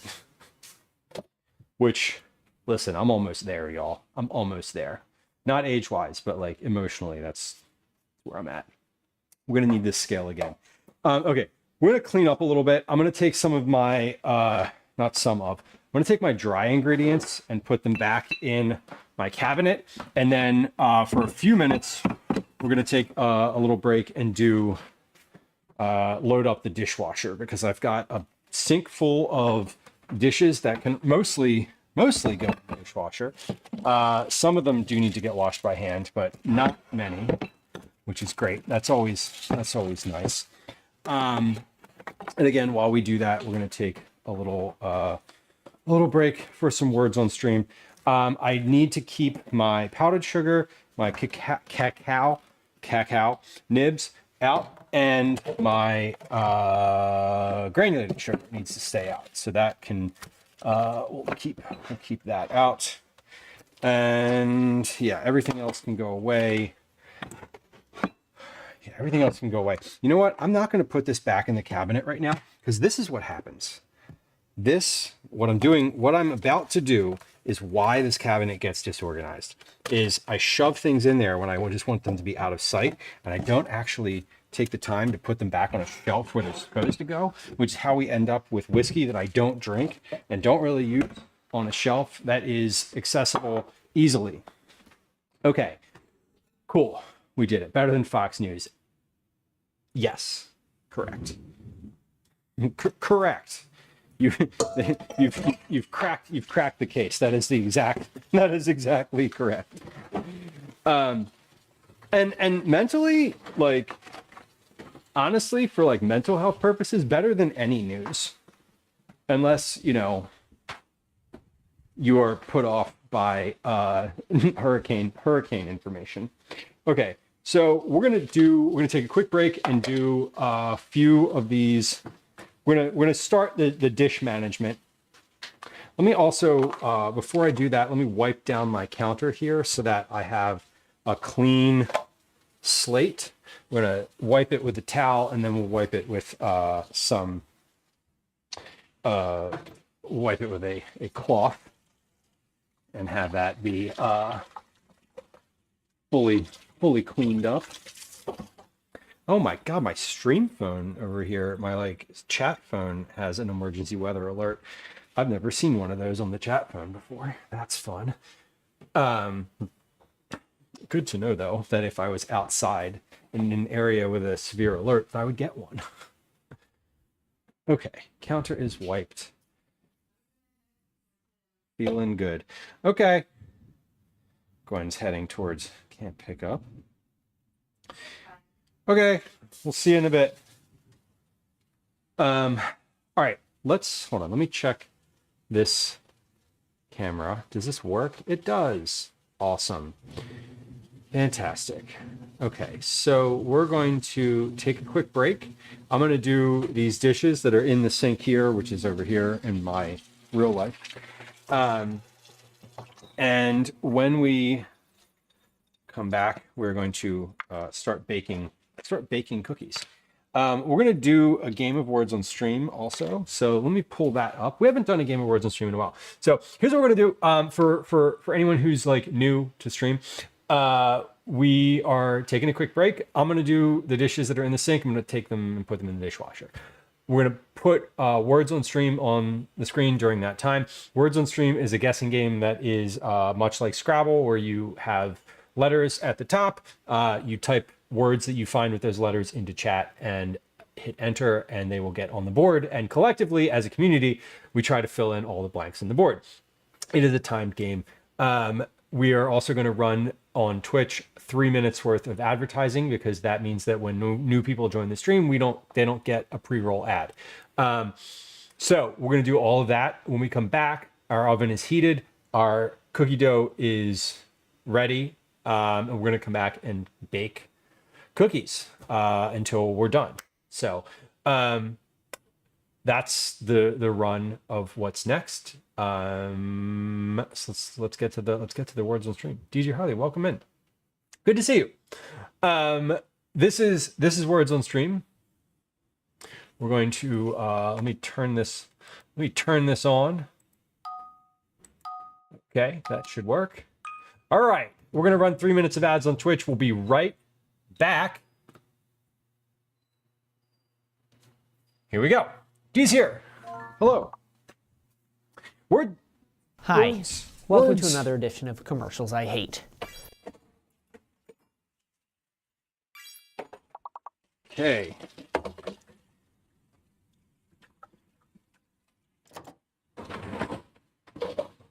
So we have all of my containers that I used can go in the dishwasher. All of my glass bowls that got used can go in the dishwasher. All of the silverware and the measuring spoon.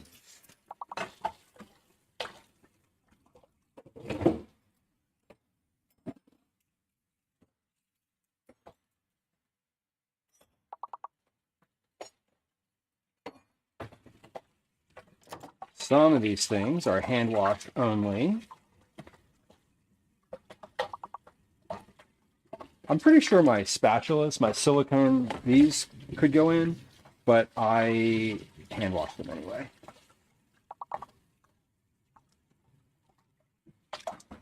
Personal preference, I suppose. Oh my God, there's so many of these containers. Oh, right, because these are also from dinner last night. We didn't do the dishes last night, so I'm like, why are there so many of these? I didn't use all these. Yeah, because you're right, I didn't. Some of them aren't from today. But we're not going to do the dishes necessarily, unless we end up doing really well at Words on Stream and clear a bunch of boards in a row. I'm just going to put this stuff in the dishwasher, and we'll end up actually doing the hand wash later.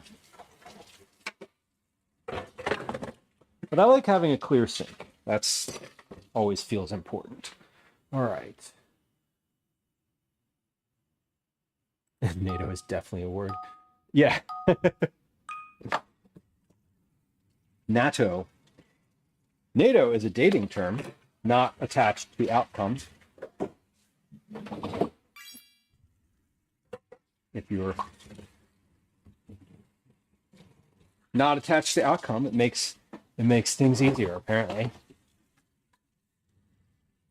for the more anxious amongst you.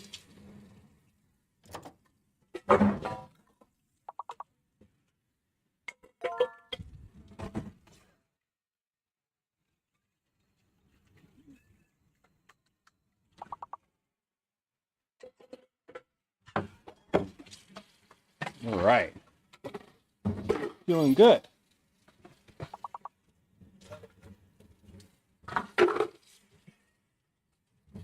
It's over!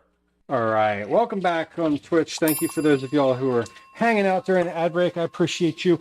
Also, want to say that for folks who are new to stream, if you're new to the stream and lurking, Words on Stream is a great time to get your first time chat out of the way, because if you chat during Words on Stream, I'm not going to go back and say hi to you. If you're like, hey, you know, if you're new, I'm probably not gonna come around and be like, hey, what's up? Also, follows are silent. So if you are the type of person who is an anxious follower and don't like to be recognized with great excitement when you follow a new stream, I want to give you the assurance that follows are completely anonymous. I will not say hi to you. Nothing happens. There's no alerts. There's no sounds. For the purposes of the people in chat, no one ever follows this stream because no one ever sees it. So anyway, our dishes are good. We have managed all the dishes in the sink. We didn't do any of the dishes, but we have managed the sink. And I see that we do not have a board completed. So we're going to come back and start doing our cookies. Okay, so it says scoop a tablespoon of dough and shape into a ball, roll in the cacao nibs to coat thoroughly, and then roll in the granulated sugar. Okay, so we need to get cacao nibs out. We need to get some granulated sugar out. Placed in a shallow bowl. Placed in a shallow bowl. Okay, so we need basically 2 bowls for this. Here's what I think we're going to do. Instead of using a bowl, I'm going to use we're going to use these. These are my preferred sort of rolling cookie situations. But it has, it gives me a volume for these, but I don't think I actually need to measure this because it's like, this volume or more, it says. So I think we're just going to roll. And then when I run out of stuff in the bowl, I will re-up what's there. That's the easiest way to do this, I think. But let's get started. We need to line our sheet pans with parchment paper, though. That is also a thing that needs to happen. So let's do that. Here's our cherries for our topping. So let me get my sheet pans out. So what we're going to do is we're going to make 1 cookie in the oven. It says they take about 10 minutes. So these are relatively quick baking cookies, which is great. I always appreciate the cookies when we make them that take a short amount of time in the oven specifically. Last month's cookies were like 17 minutes in the oven, which is almost double what these take. So that's great that we can just get these out of the way to get these in quickly, in and out quickly. Whatever. Words are hard today. Sorry. Let's cut this parchment paper. So I usually like to, you've seen me do this on stream before. I like to crumble the parchment paper, but when I'm baking, like something that needs a really super flat bottom, like say cookies, I prefer to cut the parchment paper to be the exact size of the bottom so that it lays as flat as possible. Because sometimes I find if I crumble it, the thing that I'm putting on it doesn't have enough weight to press it down, and then it's just sitting sort of at a weird angle and doesn't get the heat from the sheet pan touching it. So for baking cookie purposes, I like when the parchment is the exact size of the pan. So we're going to do that. That's important. Otherwise, for most other purposes and for non-cookie items, heavier items, I would just crumble it up and it would lay flat, and that would just work the way it's expected. Okay, so this is a nice and flat piece of parchment. I'm going to do the same thing with this part. When I am measuring these cookies, it says a tablespoon. We're going to measure a tablespoon by weight first, or not specifically by weight. What we're going to do is we're going to take the weight of the dough, the overall weight of the dough, and divide it by 48, because that's how many cookies are supposed to be in each bowl worth of dough. And then we're just going to do cookie balls of that size. That way they're all uniform and I know how many we're going to have at the end. That is important. And then that way I don't need to use an actual tablespoon to measure. I don't need to use like a measuring spoon. I can just use a big spoon and scoop out like that exact amount of weight and then just roll it in my hand before rolling it in the cacao and the sugar. So that is the plan. Once I finish cutting these parchments, we're going to get to it. So I already, for later in stream, I've already got my my bags all pulled out and ready to go. The little plastic vacuum seal bags that I put all these in, I already cut and counted and cut and ready to go for packaging. So once we get to the packaging step here, I am just fill all the bags that I have, and then that's all I need. Okay, so we scoop a tablespoon of dough, shape into a bowl, roll in the nibs and then the sugar. Place them on the baking sheet. Press a cherry into this cherry half into the center of each dough. Bake for 10 minutes. Okay, so we're probably going to bake for about maybe a little slight bit longer than that, just because my oven is usually a bit. The temperature of my oven is like sometimes it's a little less. It feels like a little bit less than what it's set to. I've talked about this for literally years, but I haven't calibrated my oven ever. So the actual temperature of my oven is most definitely a little different from what it is supposed to be. So let's get a sheet pan. We're gonna do one cookie on this sheet pan to start. I am gonna ball this up though, because I kind of want to see what it does. We're gonna do one cookie on here to start because I want to see what size it is when it spreads. That way, that will make sure I can fill these trays with the most cookies possible. I'm not going to change the number or change the weight of the cookies after I've made this test one. I'm not adjusting that. What I will know after that point though is how many cookies I can get on the tray. And that's important because I want to pack these trays, because I'm only putting one tray at a time in the oven. All right, so I have fully rested and ready set of dough here. This dough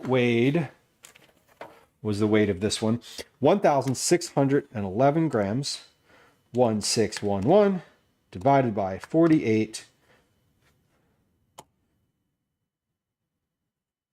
equals, 1611 divided by 48 is 33.5 grams per cookie. So anywhere 32 to 34 grams is fine per cookie. That is pretty in line with any other cookie that we've made on this stream, volume wise. So these should be roughly the same size, I'm thinking, as most of the cookies that we do. So most of the cookies from this cookbook have ended up being about the same size in general, which is really always kind of great. So we're gonna do one. We're gonna pop one in the oven, and while we roll another bunch, we'll figure out. We're only rolling this for 10, or baking it for 10 minutes, so it should. I won't even have a whole tray worth of cookies to put in the oven when this tester is finished. What we are going to do though is put them on a separate sheet pan.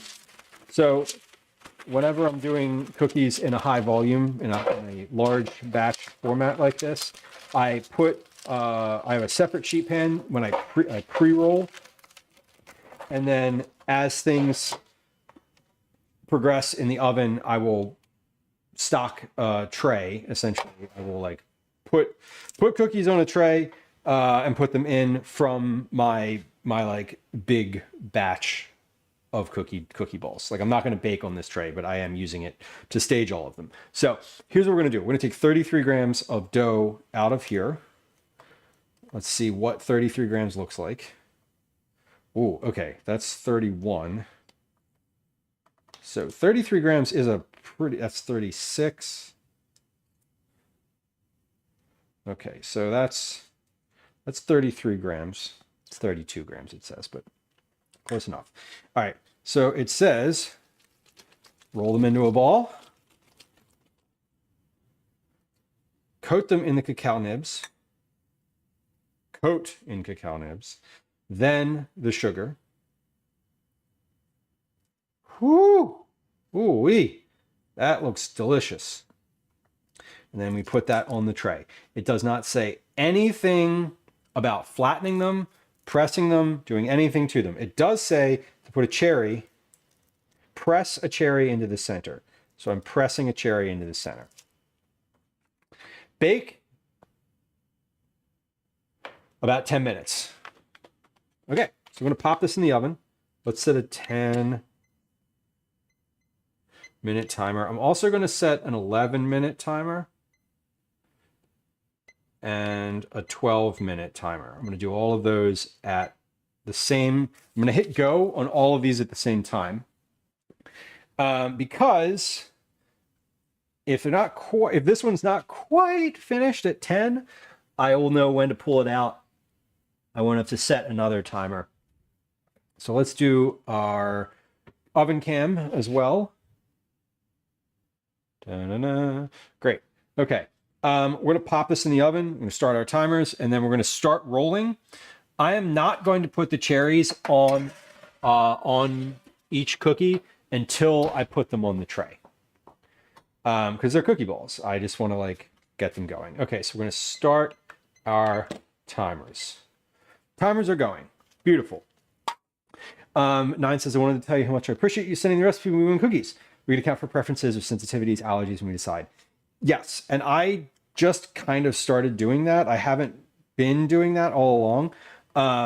Usually when I started doing that from the cookbook, because sometimes when we do Cookie Club, it's from a link, right? It's from like a blog, and I can just send the link. And then I realized, like, oh, you can't, if I just tell you what kind of cookies they are, then you're not going to know, like I've had people, and we talked about alcohol before, like I have had some people say like, oh, that has alcohol in it. Like I'll skip this month. Totally fine. Makes sense to me. Makes sense to me. TARDIS looks dangerous. Yeah, these look really pretty solid. I'm very, very chocolatey. Scappy on YouTube, welcome in. What are you making? We're making Black Forest cookies today. They're from the cookbook 108 Asian cookies. They have chocolate and cherries, dried cherries in them. Quite a bit of chocolate, in fact. Both cocoa powder and chopped semi-sweet chocolate. They are rolled in additional cocoa pieces, cacao nibs, and have a maraschino cherry on the top. They are for folks who are part of our community, both on any of the live streaming services.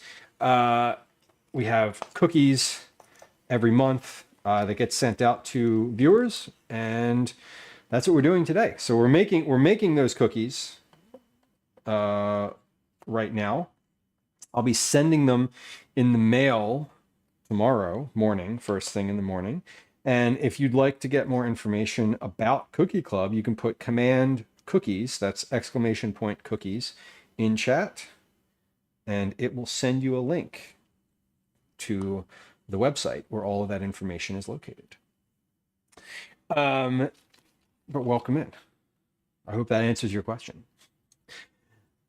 So we have about 7 minutes. There's one cookie in the oven right now. Just one lone cookie in there. We have a tray. We're working through this first batch. Now I did the math, and so this should make 48 cookies. It's interesting because like I always get a little skeptical when I see the size of these things. And when I see like, I get a little skeptical because it's like, oh, this is, are we gonna get that amount of cookies out of here? And it always works out because that's literally how math works. Like you can't, it's math. I'm not sure.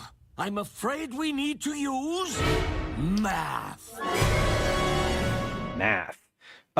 We did the math. I did the division. I did it. It like that's what it said it should be. So, you know, I hope that's correct.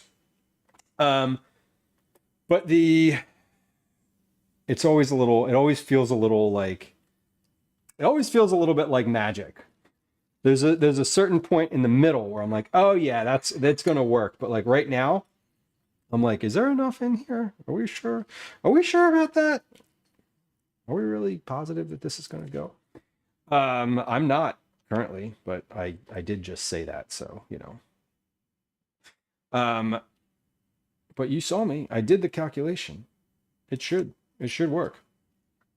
The nice thing is when you make them all the same weight and you make them exactly the same, they all end up roughly the same size too, which like, you know, it's always funny whenever I go to, you know, whenever I get cookies or I see cookies out in the world, they always look so nice and like even and uniform.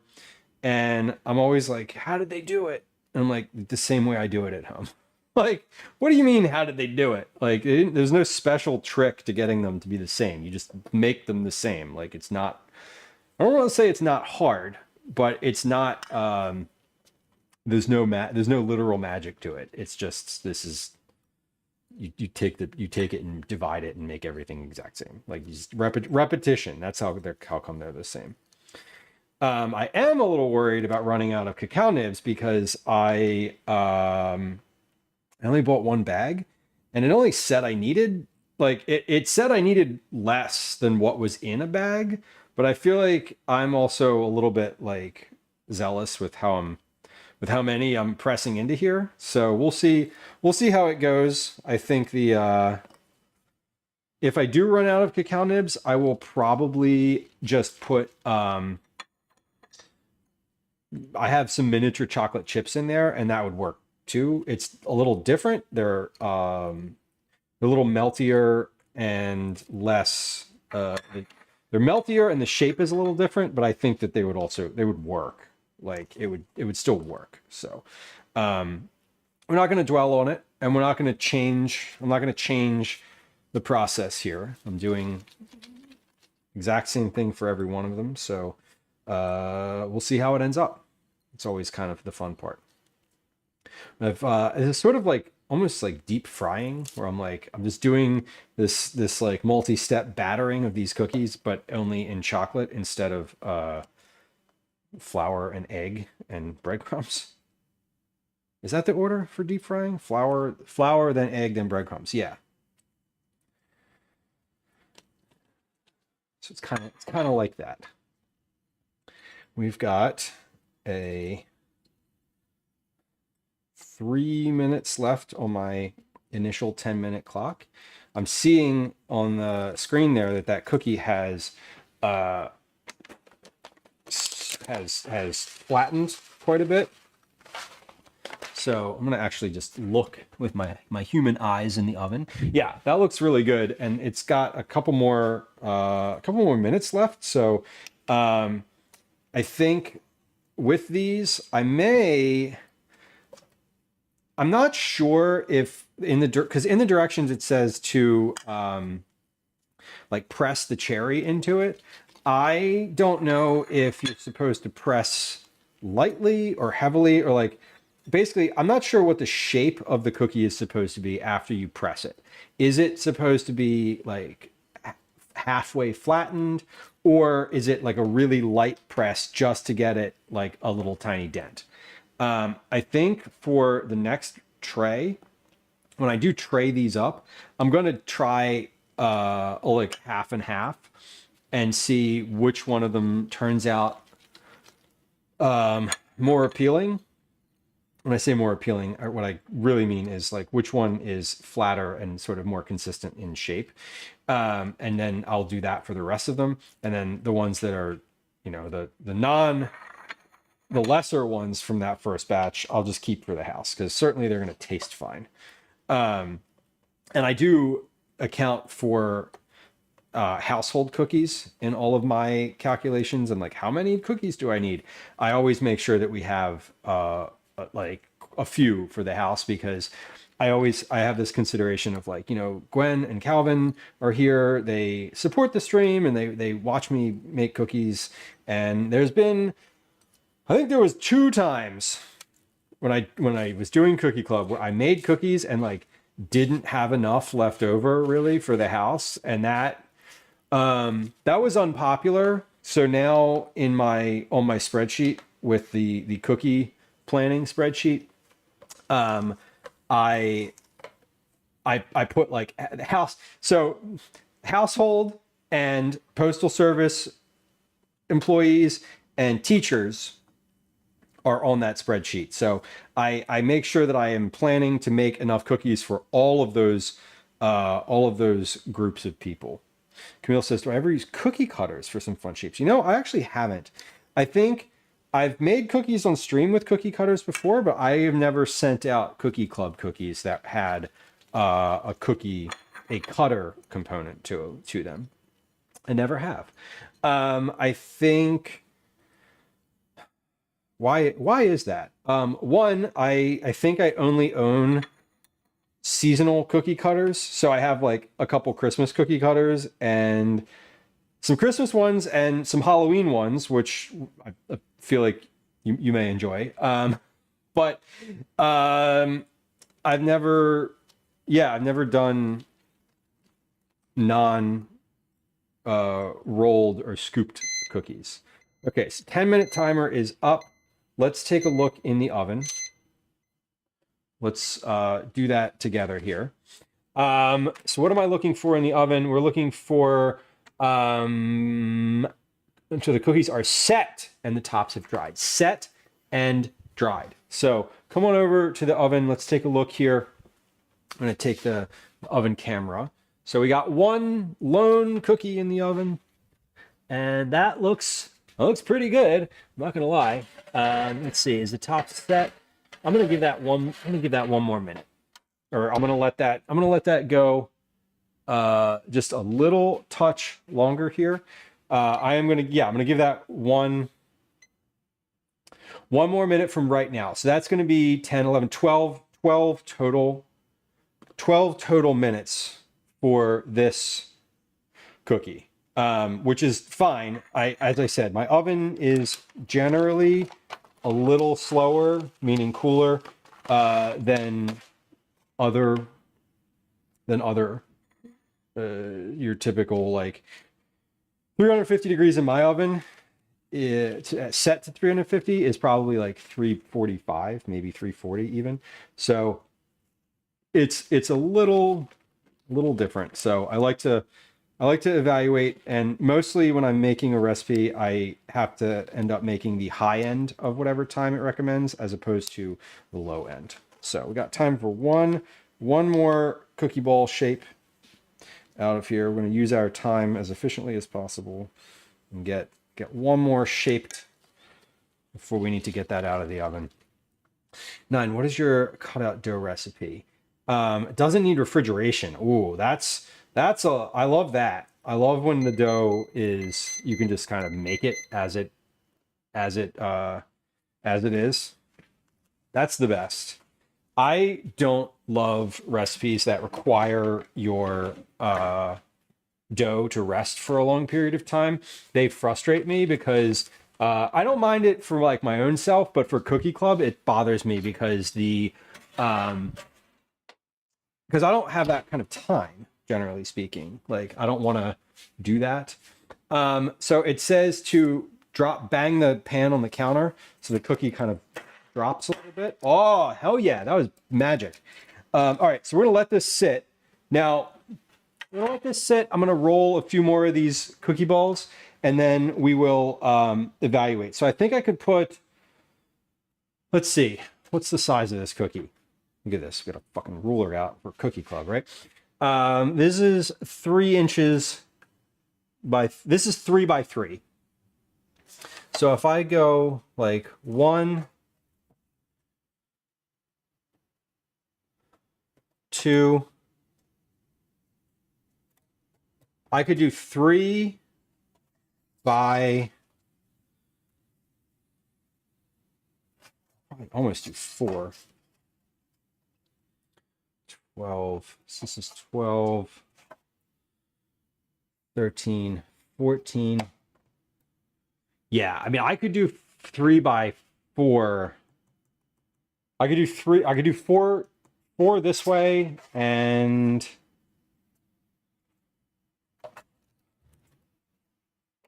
let's see, that's 12.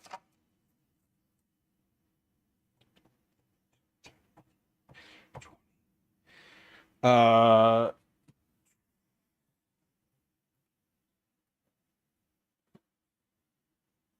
could do 4 by 6 on these trays. I'm pretty sure. So that's 24 cookies per tray. Oh, who is knocking at my door? Oh, Amazon. Okay. Who's at the door? It's an Amazon delivery. Perfect. Okay, so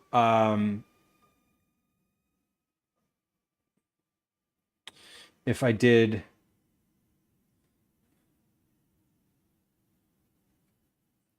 yeah, if I did 6 by 4, that's 24, 48. 1, 2, that's only 4 trays of cookies. So I think I could probably do, let's try to do like 5, maybe 5 by 3. That way there's just enough room.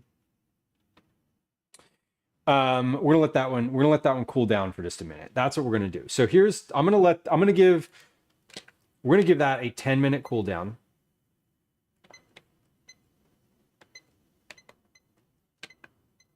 Like it says.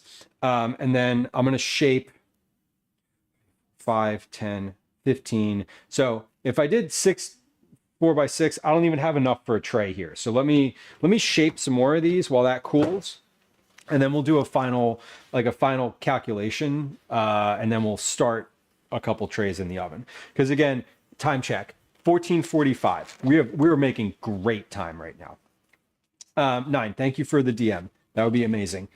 Green tea rules. Can tell those are going to be amazing. I think so too. They look, that cookie, I'm pointing, you can't even see it because there's a oven camera with nothing in it. That cookie that's over there right now looks basically exactly like the one in the photo, which doesn't happen very often. And I'm pretty excited about, I'm not going to lie. Okay, so 33 grams per cookie. Let's get this back in production mode here. 32 to 34 grams per cookie. So that's somewhere in that range. It's a very narrow range for as far as grams are concerned, but you know, that's how we roll. Pie Swarm, welcome in. Popping in. Well, thanks for saying hi. I appreciate you. Don't forget to check in. If you're hanging out in stream, you haven't checked in today, use command check in. We're making cookies for Cookie Club, and checking in regularly gets you entries to Cookie Club. If you're into that sort of thing. If not, listen, there's plenty of other things you can click. You don't need to check in if you don't want to. Not a requirement. It'd be funny if it was a requirement. It wouldn't be funny. No one would be watching. There would not be and I would be streaming to nobody and recording a video is sort of how that would feel like. Which is also kind of how YouTubers work. Anyway, whatever. Piesman says my 15-year-old loves baking, trying to nudge him to bake more kinds of cookies besides chocolate chip. You know, I can understand why. I can understand that. There's different types of chocolate chip though. pie swarm. I would give you can I give you an idea that you could do like there's a good recipe out there for like shortbread chocolate chips. That's a thing. So like you could do different types of chocolate chip cookies that hit different types of cookies. So it's like you get a little experience with shortbread and chocolate chip. You know what I mean? That might be an entry point. If you want, I have a very easy recipe for shortbread chocolate chip cookies, but I'm just thinking of like that level of like, oh, I want you to branch out and try other things. Like if maybe you could stay within the genre of chocolate chip, but try other styles, that might be compelling. I have a 10-year-old, and so I know that type of thing would probably work for me.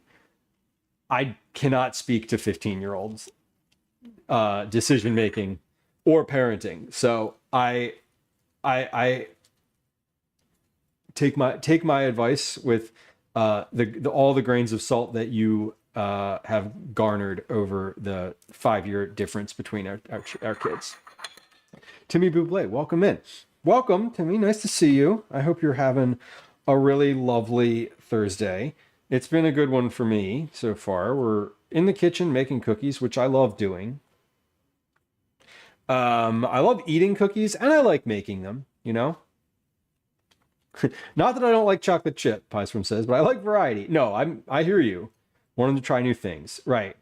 Said that being a baker is his top career choice. So yeah, I mean, there's like, I feel like if I'm sort of if I was trying to navigate that, there's different things too. Like you could try different types of chocolate chip cookies, like chewy versus soft versus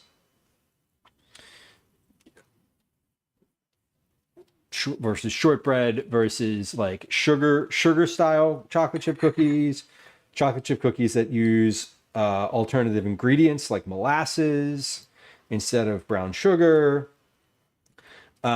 things like that. I feel like, I don't know. I get it. It's like, yeah, I don't want to eat all these chocolate chip cookies that you're making. And like, if you're going to bake, you got to bake different stuff, my guy. That's how it works. So I feel you. It's an interesting quandary to have. Like, well, he's doing stuff in the kitchen, which I love. Coffee cake, which I definitely love. I'd be into that. My son is at cooking camp this week, and he's been coming home with all sorts of stuff for us to try, and it's been fascinating. They're doing a baking week at his camp right now. It's like that's the each week has different themes, and he's doing this week's is baking, and so it has been interesting because he's like, oh, I made, like yesterday they made banana pudding and they like made Nilla wafers. And I was like, no one would ever do that. No one would ever make their own vanilla wafers. What? Okay. Honestly, though, they were really good. And I was like, okay, I get it now. I get it. 9, thank you. I really do appreciate that. I will certainly take a look because one of the barriers to like sugar cookie cutout types of things to me is the like having to manage the dough temperature is just like, it's super annoying. And so not having to do that in some, super specific capacity would be great. All right. I am going to finish this little cookie ball that I'm on, and then we're going to place this cookie on the tray and try to figure out the exact, like, here's where we're putting all these cookies for our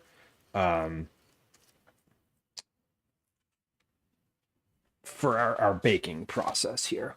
Man, it is pouring rain where I am. Fellas, I feel that. It's wild. All right, y'all, check this cookie out. Look at this. Look at this thing. This is like the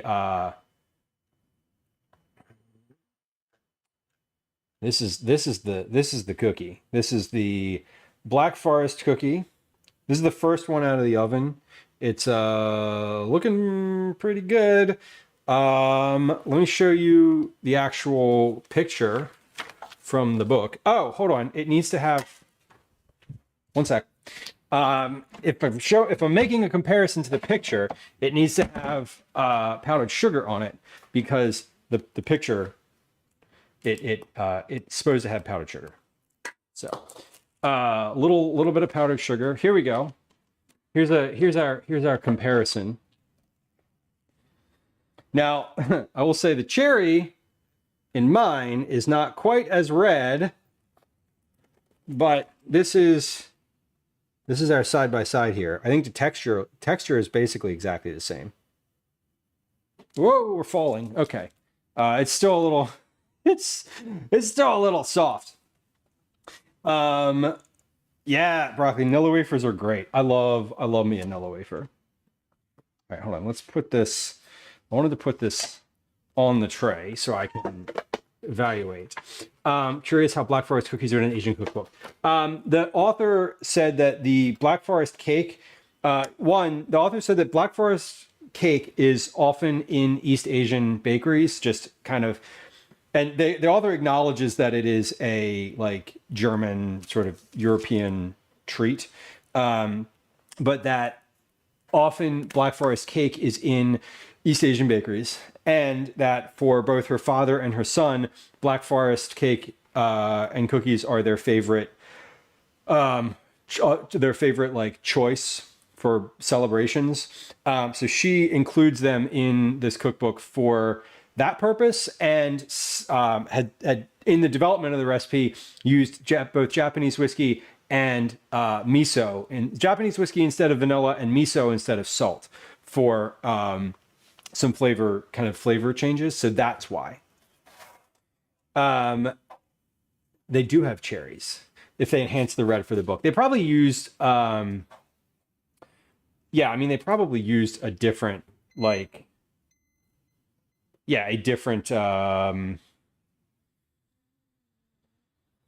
maybe a different type of cherry. Maybe they just used like a specific a very red cherry. Okay, so these are, I am going to do these three by, because if they end up spreading any more, 1, 2, 3, 4. Yeah, I want to do 3 by 5 here. So we're going to move forward with the actual baking now. And I put little dots on the parchment paper where the ends of the sort of where the lines are, where I want things to be. So I'm trying this. I'm gonna see how it is. That is honestly, that is so good. Oh my god, that is really good. Holy shit. The texture on that is wild too, because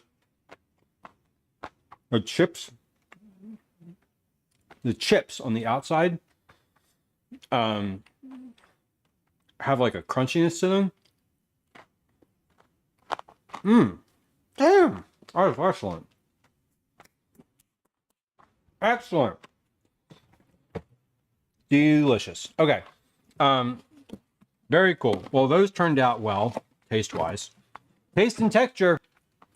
Excellent. Let's get a tray together and we'll do, we're just going to start baking. That's where we're at. So we're going to put a tray of cookies. We're going to press cherries into the top of them and put them in the oven. So when I say 3 by 5, 1, 2, 3. Now the second tray, 2, 3, 4. The next time I bake on this tray, this will be a little bit clearer. The spacing of these will be a little clearer because there'll be a little spot where I can see where each cookie baked, and that'll make it easier. So yeah, 12 minutes I think is the right amount for these. Specifically for my oven, I think that's like I think that'll be good. I'm gonna end up they'll be slightly more baked than the ones that I bake on the sheet pan that I leave in there the whole time will be slightly more baked than the first one because I'm not going to open the oven. But I think that will be fine. They are a little bit soft in the center. So that's good. They're chewy and crunchy and definitely a bit chocolatey. I am a little worried about the number of cacao, the volume of cacao nibs that I have. I don't think that I have enough, frankly, in order to do them for every cookie in this recipe. So at some point when I run out, what we're going to do is I'm going to see how many cookies I have. Because I need, and I'm just going to go ahead and press these cherries in here while I have them in my literal hand. So that I kind of just complete this bit of a task. When I run out of cacao nibs, I think what I will do is put some chocolate chips, some of my either chocolate chips or if I have another chocolate bar.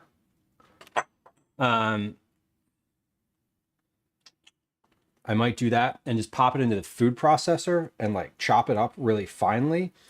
But that is different than cacao. I mean, cacao is a specific thing. So I'll make a decision. I'm almost through this bag. That's it. Like this is what's in here is this entire bag. And I thought that this bag would do the whole thing. So these are unsweetened chocolate. If I have a bar of unsweetened chocolate in there, I'll use that. If I don't have a bar of unsweetened chocolate, I will I'll use the darkest chocolate that I have. And I think that'll be fine. Like I'm not worried about it. As long as it's ground up and it should be okay. And obviously the food processor will take care of that. Functionally, I think I need 62 cookies for Cookie Club plus, 52 cookies. Because I don't actually care if the household ones come out the same way. 52, because my number is 10 for the household. I want to try to have like 10 cookies for everybody. So 50, if I have 52 cookies that all have cacao nibs on them, that would be ideal. And I think we're just about going to get there. Because there should be 48 in this bowl, and I'm coming down to the last third of this bowl. Piesman says, what is my favorite source for chocolate, like a store? I don't particularly have one. I'm not really picky about my chocolate, if I'm being real honest about it. I almost always get all of my dry ingredients from this place in Reading Terminal Market called the Head Nut, and I buy them in bulk, usually. This particular bag of cacao nibs I got from Wegmans, and it was just the brand they had available. For bar chocolate, I try to buy...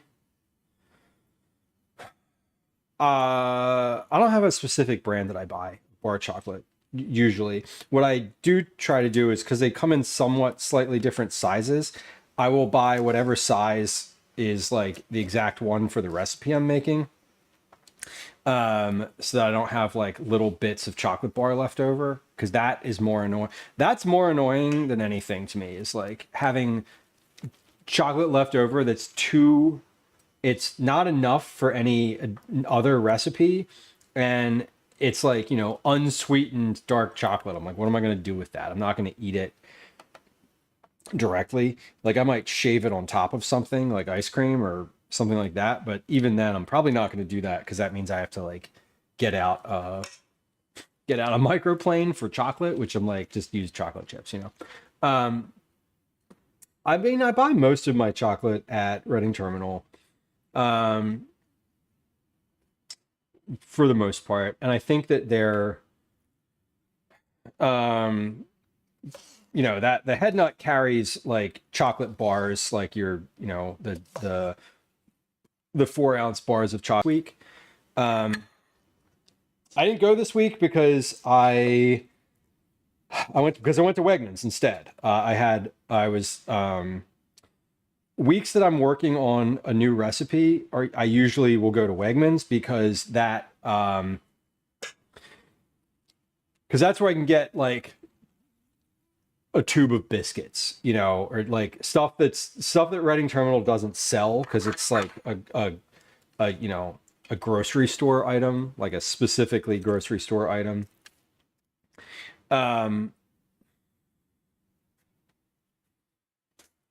Y'all, was anyone going to remind me to put the cookies in the oven, or are you just going to watch me like roll cookies until they're done without actually baking any? I just looked out at my timer and I'm like, how much time do those cookies have left in the oven? They don't. They're literally sitting right here. I never put them in.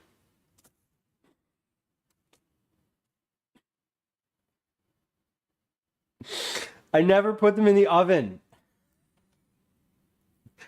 And you know what? I'm going to finish rolling this bowl of cookies first. I'm finishing rolling this bowl of cookies because my gloves are like, I'm in it right now. And I've got like 7, maybe 8 more cookies in this bowl, and we're going to finish the bowl. They don't take that long to bake, and they should be fine. Like, I'm not worried about it, but I was like, I feel like the timer should have gone off already. And I'm like, nah, dude, you didn't do it. Yeah, Cyborg, it was totally. I'm just trying to roll them all first. Yep, that's definitely it. Responsibilities? No. Listen, I am joking. I do not actually expect anyone to like note that type of thing to me. That's on me thing. That's not a that's on y'all thing. Just like I was joking. That was a joke. FYI. Command joke if you want to get right down to it. Anyway. But yeah, I am going to finish rolling these because there's not that many in the bowl, and I don't want to change my gloves out again. Wilbur's, Hershey, Nestle, if they change the taste for better or for worse, it would be. You know, we were talking about Wilbur's chocolate in chat the other day. The like Wilbur's chocolate rosebuds or chocolate stars. I forget exactly what they were, but they were the ones that looked like buttholes. The chocolates that looked like butts. Pies from says Wilbur butts. Yeah, those. The ones that look like little butts. Not the whole butt, just a specific part of it. You can use your imagination. Or look it up online. You could also do that. Now I can't unsee that, right? Listen, I used to work with a guy. Not the whole butt, but the... Yes, there we go. We've got it. It used to be a Lindt store at King of Prussia. I love Lindt chocolates, though. Those little round chocolates, the little like round ones that are filled with whatever they're filled with, those are so good. I buy them at CVS at Christmas time. Shart, welcome in. Nishak, good to see you. What were you streaming today? What was hold on, it's gonna tell me in a second. Resident Evil 2. In the dark, probably. In the absolute blessed cursed dark. Welcome in, friends. It's nice to have you. Thank you for the raid. Oh my god. I love it. This is a first. I think, is this the first time you've raided? Shart is a frequent chatter, a member of our little weird internet group here. Automod really doesn't like the word butthole. No, it's shocking, I'm sure. Worma, thank you. I appreciate it. We love a raid. We love a raid. Friends who are joining us from Short Stream, welcome. This is slightly less scary of an experience in terms of the content of this stream, meaning there's no like dark jump scares here. The only thing that's scary is like when I am baking cookies essentially on stream and I forget to put the cookies in the oven, which happened a few moments ago. It's an ongoing problem. I obviously haven't put them in, but anyway, welcome. My name's Lieu. This is a food stream. We cook here. We do a lot of vegetable forward family meals. We do some baking and meal prep. We do prepping for camping trips. Just a lot of cooking. I do recipe development on stream too, both for enjoyment and for work. And then we get out in the world sometimes for IRL, in real life, out amongst the people of Philadelphia, which is where I live, East Coast, US. Follows are silent and anonymous. If you are the type of person who enjoys lurking and doesn't want to be like perceived when you hit the follow button, please know that nothing happens. Literally nothing happens. You hit the follow and you follow, but there's no alerts or sounds. You just follow, and that's kind of cool. And we love that. We're just about finished rolling out the first batch of cookies here. Once I am finished with this bowl, we're going to put the cookies in the oven. When I get these cookies in the oven, we're going to take not a break specifically, but I do need to make a little bit more chocolate chunk for my cacao nibs. So we're going to do that while we bake these cookies, because that's going to be, I have enough for another tray here. I'm also going to refresh my sugar. Here. I'm going to just pour this out and we'll get some new sugar. We'll get some new cacao nibs. We're going to reset. I'm gonna wipe my counter off too, because we're between batches. This was batch number 1 of the dough, and we're going to be in batch number 2.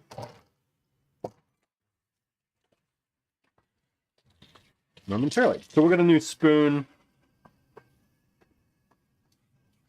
We'll get new gloves.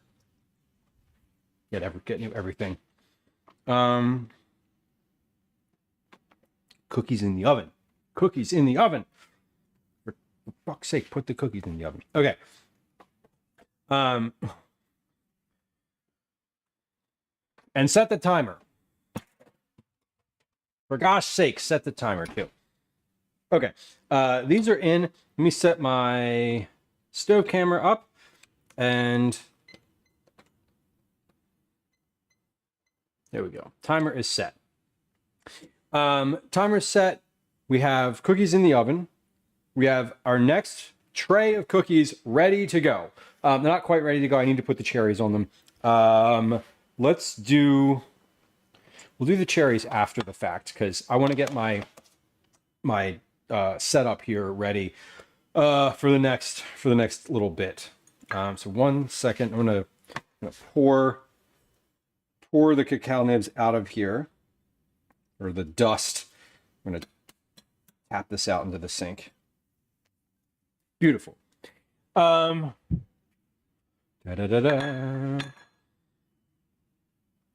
were not on the list last month. Did I miss that? Did I miss that? Can you send me a DM? Can you do that? Can you send me a thing in Discord? Like is that because I will in the process of managing Cookie Club, I use Discord DMs, and it's basically the only time of the month that I check DMs. Might have been because of the name change. It might have been because you added an underscore. But that shouldn't matter because it getting technical. It shouldn't matter because your Twitch ID, like your ID number on Twitch, doesn't change no matter what you change your name to or what you alter it, how you alter it. Your actual Twitch ID doesn't change. But that might have been a I just missed it scenario. And because the 6 month thing, I pull off of Twitch's report, which does hinge off of the user ID and not your actual name. Sorry, that was a bit deep of a very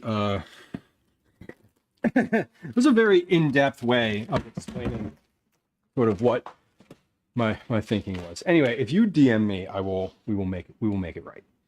I'm gonna get out my food processor and make some more cacao nibs. I recognize that these are not specifically cacao nibs, but that's okay. I have a bar of unsweetened chocolate in here, so we're gonna pop that in, as well as a few of the morsels. I have some dark chocolate morsels. So these are sort of a little melty. So they're not the ideal situation, but we're going to combine them with this dark chocolate, and that should be pretty good for at least a few more cookies. Like I said, I really only need 52 cookies to be like the way that I really want them to be.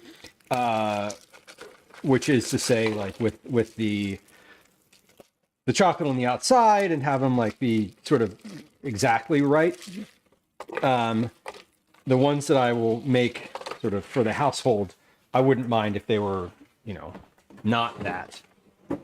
So let's see what we get when we pulse this up.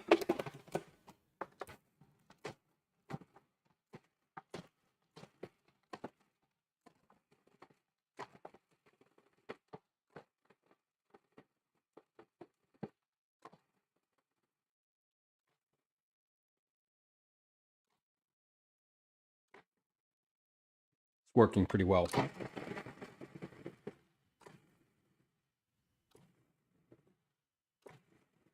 All right, that looks pretty good. These look roughly the same size and shape and kind of texture as the previous ones. So I'm going to dump those out. If there's any huge chunks in here, that'll be I don't see. So that's good.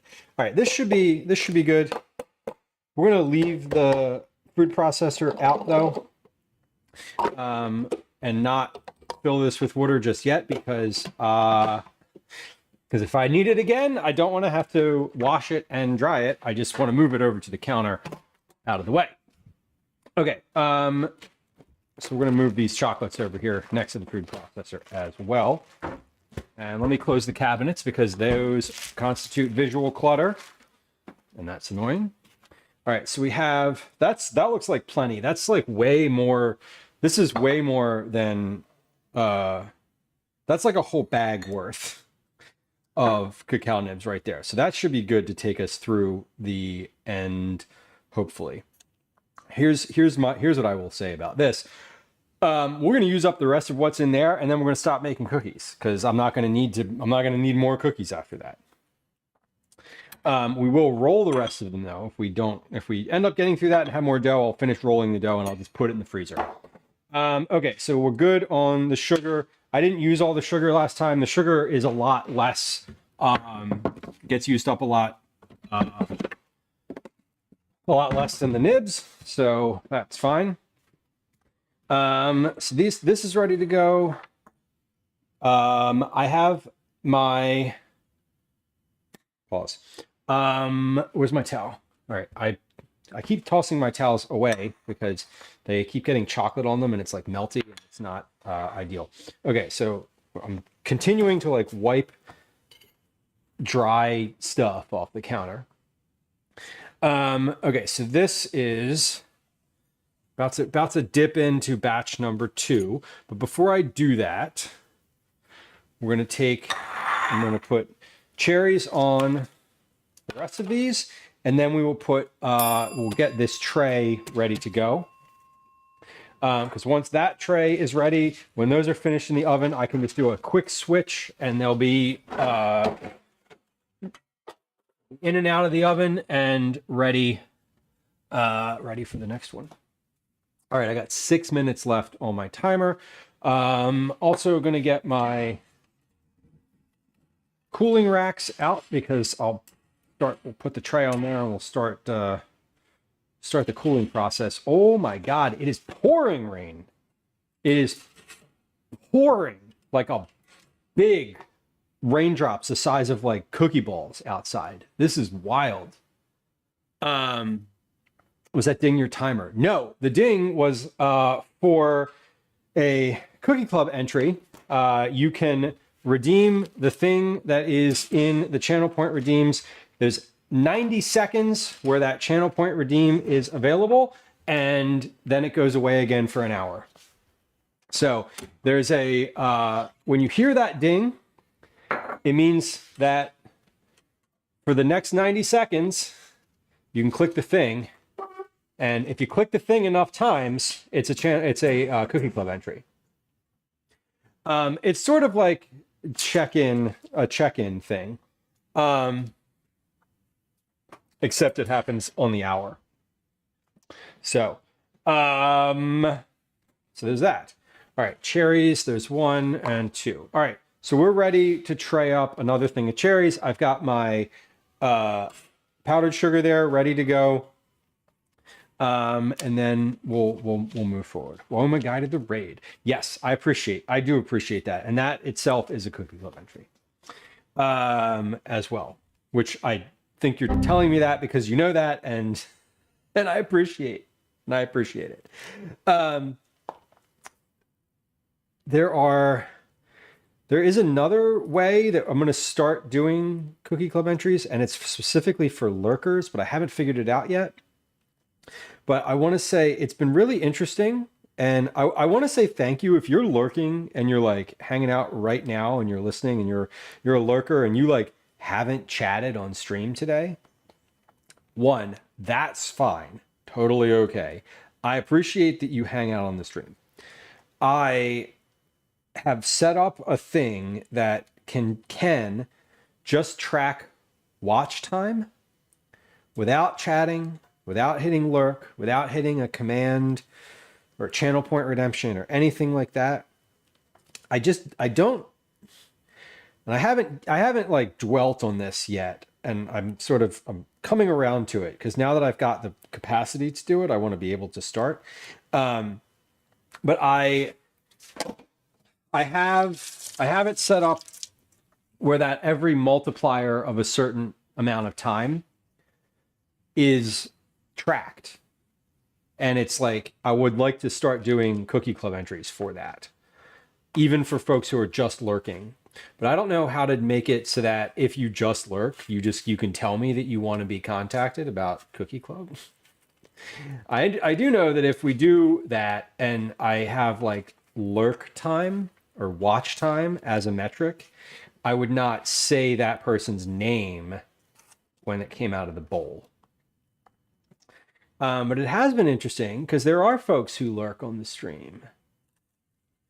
And I've seen some names come through because I have some tracking set up for it to like ping a private channel in Discord for me, just like it does with check-ins and whatnot. And I've seen some names in there where I was like, oh shit, that's a lot of watch time. I didn't know you were hanging out. And it's super cool. And I love seeing it. And I also want to retain the anonymity that some people enjoy. Anyway, that was a lot of words to say. I haven't done anything about it yet, but it's on the roadmap. This tray is ready to go. So we have 5, 10, 11, 12, 13, 14, 15. So I already have another tray ready here. This is yeah, this one's ready to go. If anybody has suggestions on how to delicately and directly like manage sort of contacting folks, or I'd like folks to be able to lurk and then opt in to getting channel points or getting the reward. Caretaker, hello, we had 5 minutes of hail last night. Oh my God. Wild.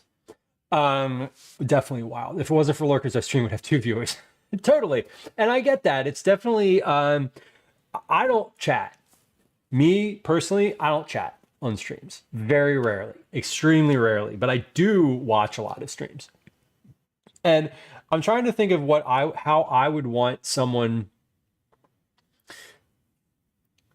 Basically, what I'd love to be able to do is say, if you're a lurker and you'd like your watch time to count towards a Cookie Club entry, or even if you're not a lurker, anyone who wants their watch time to count toward a Cookie Club entry, like, tell me, because I don't want to out somebody, you know, like I'm not trying to do that, you know, but I don't know how to get somebody to tell me, you know, if they're just lurking and they don't want to chat.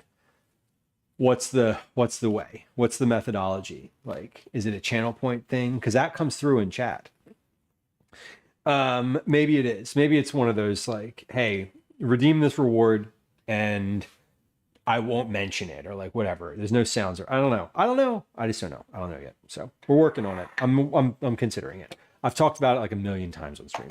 I'm sorry. We have a tray of cookies coming out of the oven right now. Let's get those out, and we'll get our next tray in. Okay, shush. There we go. Yeah, these look great. Nicely spaced. Drop that tray so that they flatten. I'm going to put this tray in. Start the timer. And we're going to roll some more cookies. Perfect. And about 5, let's give it 10 minutes from right now. We'll take those cookies off the tray and we'll let them cool down for that amount of time. And in that amount of time, we're going to roll some more cookies. Wilma says, I imagine some of them want to lurk so hard they don't want to be part of the cookie club either. Exactly, Wilma. And that's the thing that I don't want. Not that I don't want. I want them to do that, and I want them to feel like I'm not going to make them be part of it. This all came... Timmy says, I never acknowledge lurkers because I don't want them to feel obligated to say hello back. Exactly. I don't even acknowledge followers. Like, if you hit the follow button on the stream, I don't acknowledge you. It doesn't show up in chat. There's no alerts. There's no sounds. Nothing happens when someone follows the stream. And that's the way I want it to be. You know, that's definitely how I want it to be. I'm adding this powdered sugar on here right now because otherwise I may forget later, and it definitely like should go on. I think, Wilma, to your point, that is honestly my concern. I think that's the harder part of this, because it all came out of the fact that there's one specific viewer on this stream who does lurk, and who lurks and is a subscriber and has won Cookie Club before for a variety of different ways, different reasons, different, like, for donations, for using channel points. Like, they don't chat, and that's totally okay. And I value that, because that's how I Twitch. That's how I Twitch. Like, that's, you know, whatever. That's a weird advertising campaign, but it is what it is. That person, I would love to be able, because this happened when I put in the thing for points in chat. So for every 500 chat messages that you send, you get a Cookie Club entry. I was thinking about this person because I was like, oh, like this person doesn't chat, but they're a regular. I know they're here because I can see the time. Like Twitch gives you data on watch time. Like it's not a secret, right? It's not like y'all know this, right? That like a streamer can see if you're watching their stream in the metrics, like on Stream Elements or whatever. And I know from looking on occasion, I don't really look at I don't look at specific watch time or viewers, that type of thing regularly. But I'm aware that this person does watch stream. And I was like, they don't chat. And so it feels like I'm excluding one whole piece of the audience by not offering something for those folks too. But again, I don't want to have to make them do something like chat in order to be entered. And I don't want to enter them without consent. So we have a quandary, right? I have a system set up where I can say like, hey, for every 20 hours of stream that you lurk, it tells me. But I'm using that. I want to use that for entries, but it could be any number of hours. Like I use 20 off the cuff, but yeah, I just don't know how to do that yet. I don't know how to make it an opt-in, like I consent to you doing the thing. Sorry. Daddy? Sorry. Daddy? Sorry. Daddy? Because I also want people... Daddy, sorry. I'm sorry. Daddy, bye. I want people to feel comfortable. That's it. I really just want people to feel comfortable in the stream, and I want people who lurk to feel like I'm not going to make them chat or make them redeem rewards or any of it. Anyway, we can move along from that because I don't really have an answer to that yet. And I'm probably going to try like a few different things and see which one most people feel comfortable with. And I have on my thought in my head that there are a few people who I know lurk on the stream who have won Cookie Club before, and with whom I have like sent messages on Discord before, and I'm probably going to like reach out to them directly and be like, hey, here's the few ideas that I have. You're the people that I'm thinking of. How would you like me to handle this? Yeah. Frogger says shy chatters. I don't know. It's definitely, some people are shy. And I think that could be a part of it. I think that some people just get busy, right? Or like are not interested in the depth of being in the conversation. They just want to hear the conversation, right?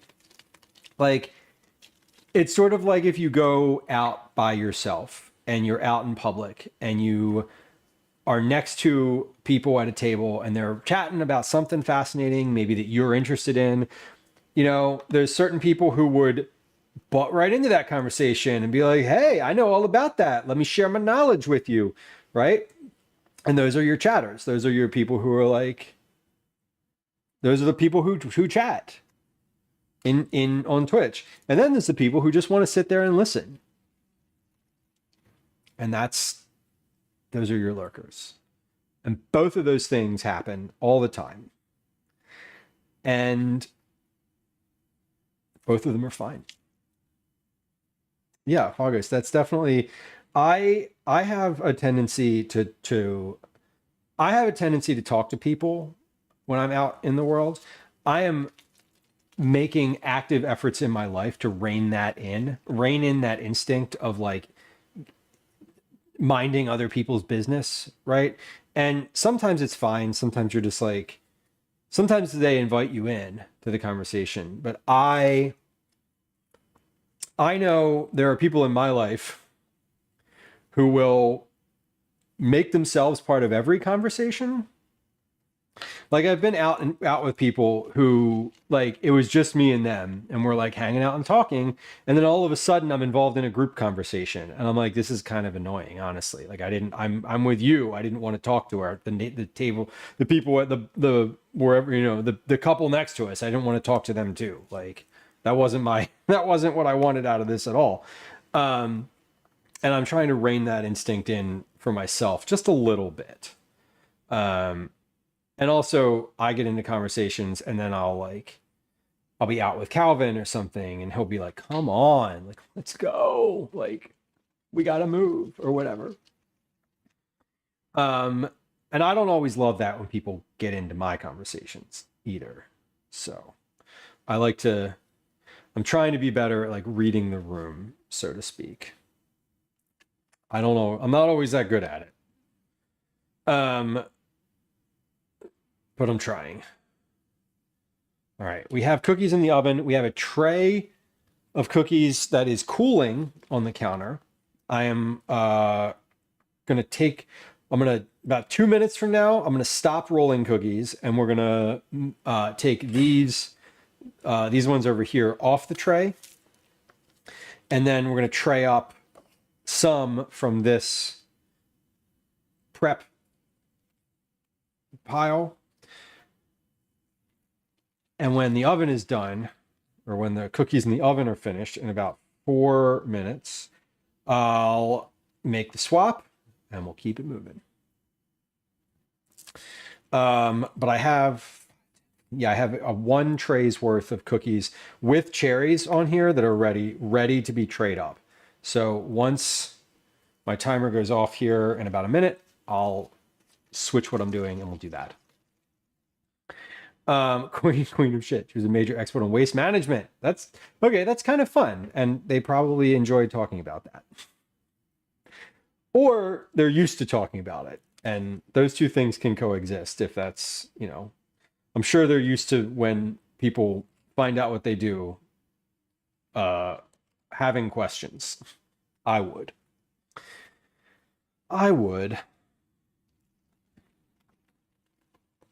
Went to the sewer museum in Paris. It was very fun. I would have a lot of questions. Her face lit up when we were interested. Yeah, and that's cool. And yeah, I think reading the room, like I said, Fall Guys, is a thing that I'm trying to get better at in that circumstance. Wow, Cyber like nailed that one. That's wild. Yeah, work can be a passion. It can be for some people. If you enjoy your job, you are I don't want to say lucky, but it is fortunate if you can have a job that you are also enjoy doing. That's really cool. That's neat. Like, hey, I know exactly what you're talking about. That's really funny. These cookies look great. We're cooling off. So I'm probably going to need to finish baking all of these before I can even start packaging them. I don't know how long they were going to take to cool off, but I feel like they're probably going to take a little longer than previous cookies. We'll see. I may get a fan out and just like put a fan on the counter to help facilitate the cooling. But we'll see. I've got another tray coming out of the oven, so I'm gonna give it another 10 minutes. So we're gonna cool this next tray. And if after 10 minutes, those over here are not, if they're still like quite warm and soft, I'm going to put a fan on the counter and sort of blow in that direction. Because they need to cool before I can package them. So much like, this is sort of why I don't love having to rest my dough, because I don't like having to rest it on one end and then cool it on the other. You always have to cool it. I can't put hot cookies in these packages because they would steam and then they would just be like super soft and not very good. We cannot do that. But if they're not quite cool, then we're gonna need to assist in that effort. Because I do want to be able to finish. I want to finish packaging these, and my goal, as I had said previously, was to finish our stream by 17:30 today. It is currently 15:30, so 2 hours to finish baking and packing. It seems plenty, but it goes by in a hurry.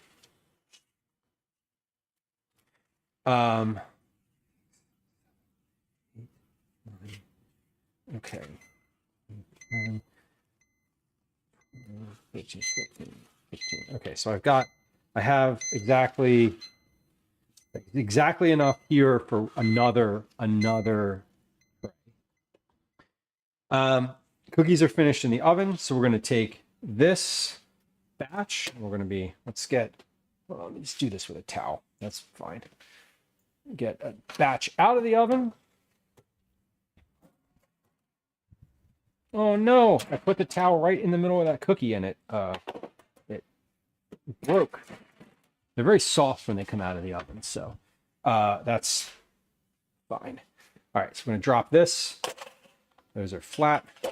One of those has been ruined by my thumb, but the other ones look good, and that's okay. I'm going to start our timer there. I'm going to do a 9-minute timer for the resting of these because I know what I'm doing. I have nine. no freaking idea what I'm doing. 9 minutes.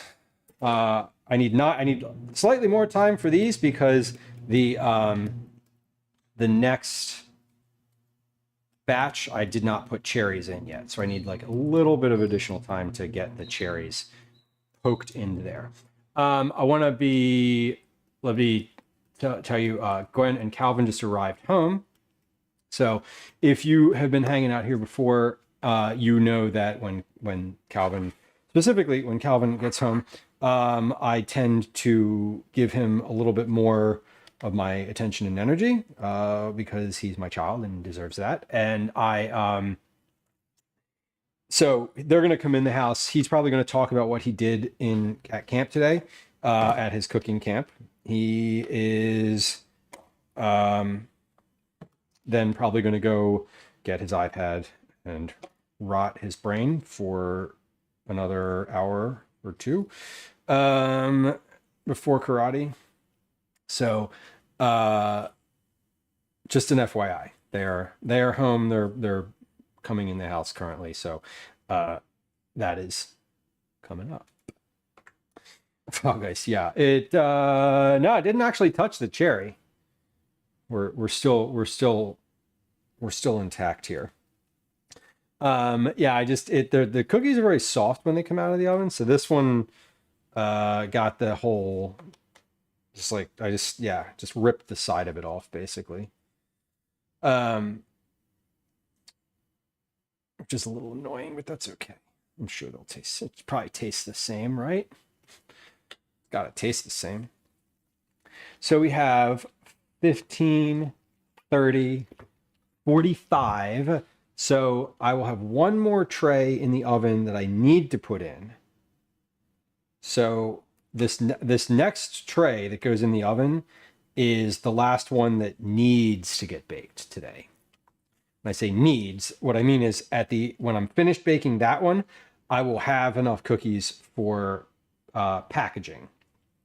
So everything after that is not mandatory to bake. So I may, when I'm finished rolling these and putting the chocolate and sugar on them, I may end up freezing these so that, I may end up freezing some of these. And I probably will actually end up freezing some of these because I don't think I need to bake all of them right now. And frankly, I do enjoy having a little leftover like cookie ball situation in the oven. So, or not in the oven, in the freezer. As you all know, I have a stock of freezer cookies, and these would be very easy to identify. Some of the cookies that we made in the past look very much the same. And I'm like, what cookie is that? I don't even know. But these are dark and chocolate looking. So they're certainly they will certainly be very very easy to like to say what they are. Not all cookies look the same, but a lot of the light colored ones do. They're the ones that are like some of the ones that we've made, like the other ones that I can definitely easily identify, like the green ones, the pistachio pudding ones, they're easy. They're easy to see. They're literally green.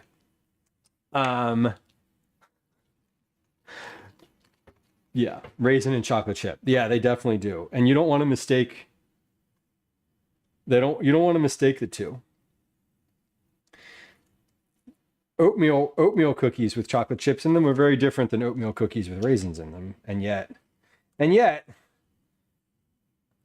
they look similar. All right. I don't know how much is left in this bowl total volume wise. It's hard to tell because this bowl is a different size than the first bowl that I was using. But we're getting there. We are getting there. All right. So I've got about 4 minutes until I need to take a pause and put another tray together. And then we'll be back to the rolling. I do want to, whatever I do, I'm going to finish rolling these cookies. I'm probably not going to bake all of them. I know I'm not going to bake all of them, but I am going to finish and it don't shaping matter. and None of this coating them. matters. Calvin, hello. Welcome. Speaking of coating, Speaking of coating, I coated some scones. You made scones in camp today? Yeah. Okay. Tell me about making scones. Eclairs that we made. You made eclairs? Yeah. They have whipped Ooh. cream and chocolate drizzled on top. Oh my god. Whipped cream in them. You can just feed me one. Right now? What do you mean right now? No, later. I mean, yeah, now if you're serving them up, sure. Or if you want to save them for later, we can do that. I mean, either one is fine. Okay. He says as he walks away. Yeah. Would you rather me give it to you right now? I would definitely, I mean, I wouldn't not eat it. That's for sure. Okay. What We do we also got made here? chicken noodle soup. Chicken noodle soup. Okay. What was this? Cool. What is what? 2000 South He Broad films. Street. Hello. Yeah.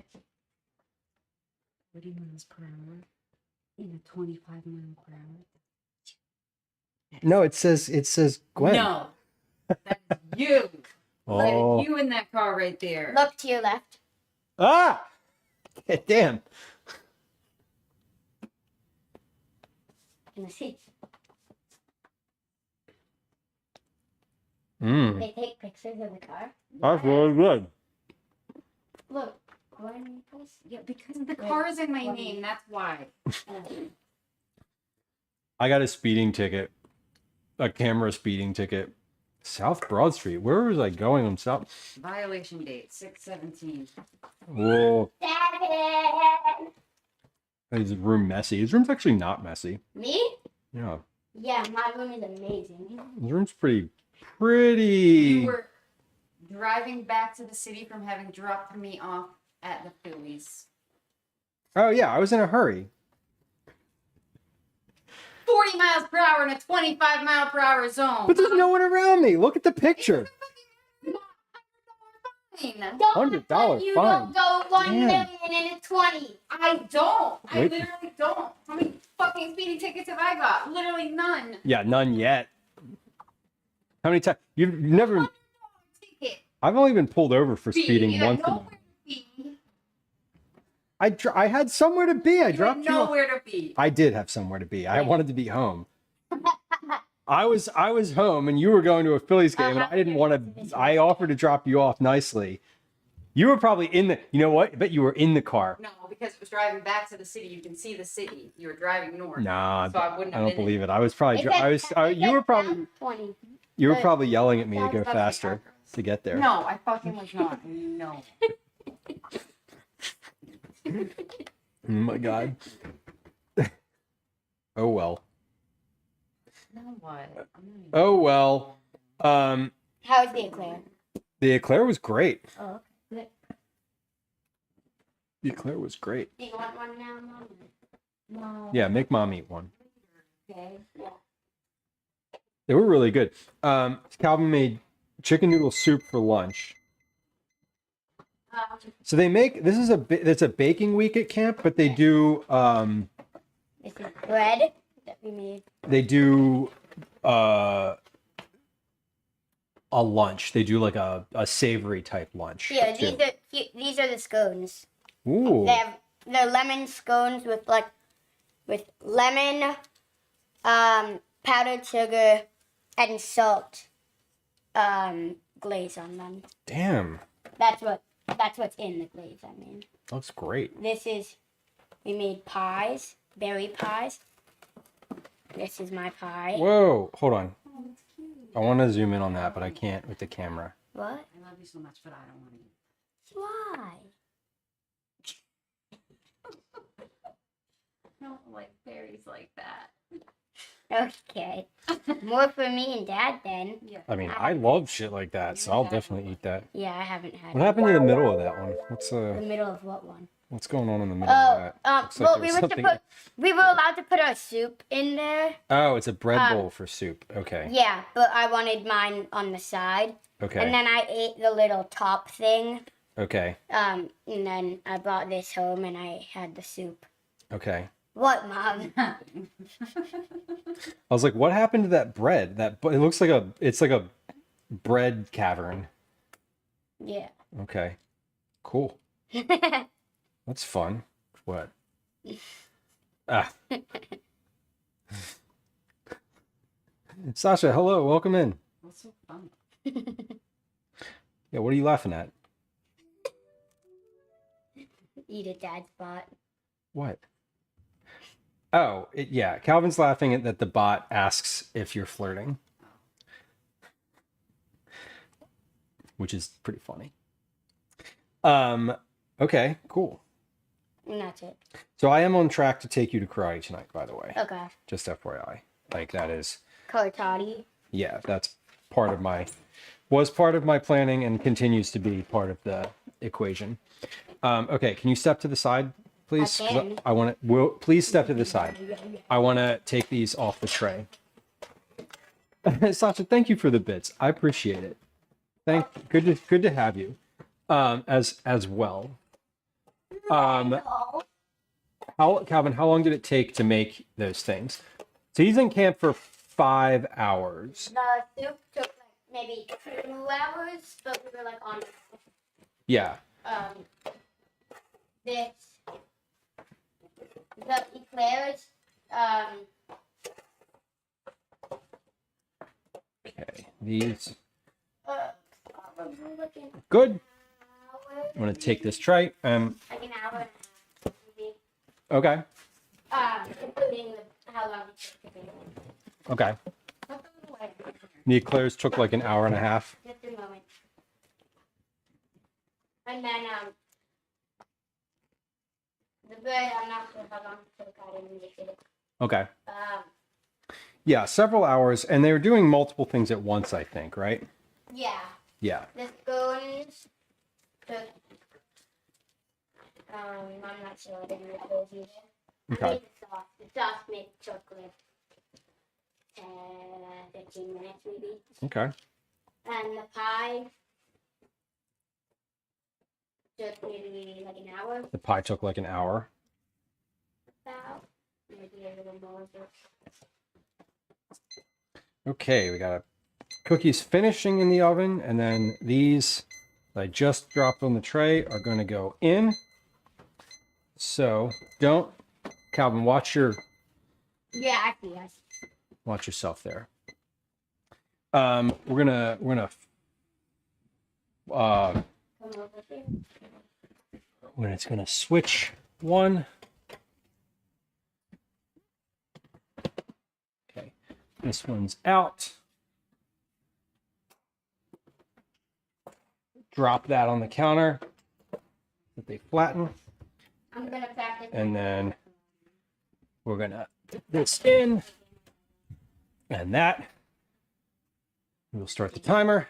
And all right, so how many ovens does the camp have? Oven. Yeah, how many ovens are there? 3, he says. Yeah, it's not a commercial kitchen, but it's really well appointed. I saw it this morning actually, and it's a demonstration kitchen. So it has like a bunch of ovens, it has a lot of equipment, and then it has like basically a big U shape around a central area that is they can do like Little more mystery. stuff. It says a little more on that one.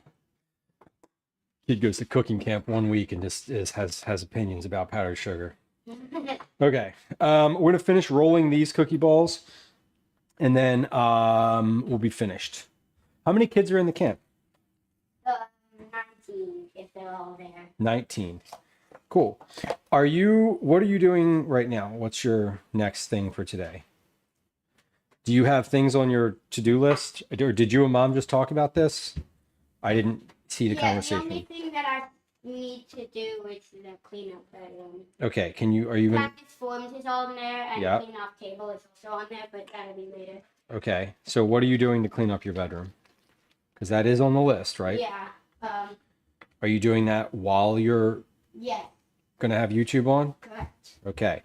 Can you sit your iPad down in your room in one place and do the cleaning while it's playing? That's what I do. I mean, instead of carrying it around in front Yeah, of you. That's what I do. Okay. Sounds good. So he's essentially attending America's Test Kitchen. Yeah, kind of.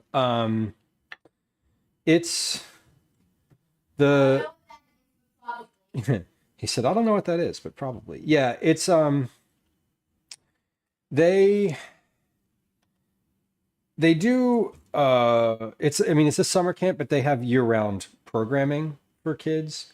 And adults. They have like both. It's like kitchen education. So it's the place isn't like retrofitted to be that thing. It's it was built for the purpose that it's being used for, if that makes sense. So it's pretty neat. I've never been there as an adult for like any of their programming. He's been there. This is his second year going to camp there. Last year he went with a friend and really enjoyed it. And this year he's just going because he wanted to. Bellis, I love a good burger sauce. Hey, in the food chat channel in Discord, there was a little image posted that was like, here's a bunch of different copycat sauces of different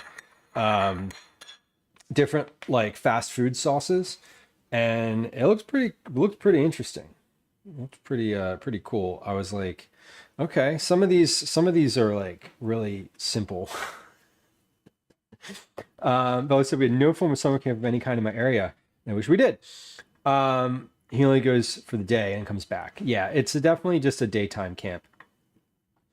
We haven't done an overnight camp. I think some of his friends do overnight camp, but he hasn't yet. I didn't when I was a kid until I was in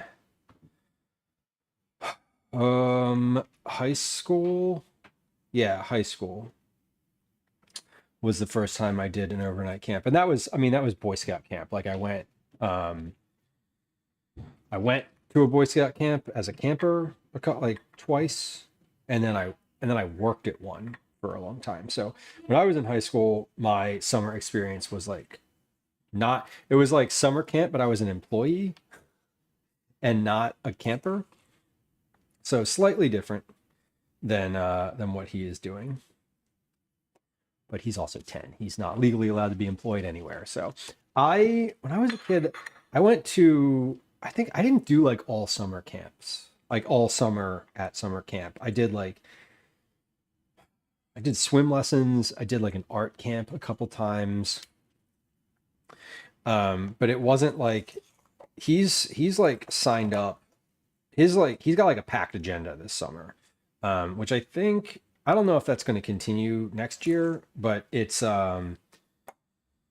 you know, still getting up early in the morning, still like going somewhere. It's like even more logistically complicated than school, except there's no homework. And he's specifically this week he's cooking. But he's had some other ones. They did like an outdoor one. He's going to do one at a rec center. He's going to do yeah, what else has he done? He's going to do one that's like climbing focused. Last summer he did a soccer camp, so it's, you know, it's kind of like whatever. Get him his first Pokemon, right? Yeah, could be. Caretaker, you know, it's funny, I don't know anything about Pokemon. I feel like, I mean, I know about it conceptually, but I don't have a like big knowledge of the how that works. I am not the one to like indoctrinate. Maybe indoctrinate's not the right word. I'm not the one to like guide him into that world for sure. Darlene Darlene on YouTube, camping in high school. Yeah, for me, I was just in high school when I started. I think I went to like we did some overnight trips when I was in middle school. With my scout troop, but I didn't like go away to camp, to summer camp, and for an overnight thing until, yeah, I must have been, no, that's not true. I guess I was 12, so maybe 8th grade. Ash was 10 canonically when he started from Palatown. Okay, so yeah, he's definitely right in that age. Might be a little old. He'll be 11 soon. Calvin will.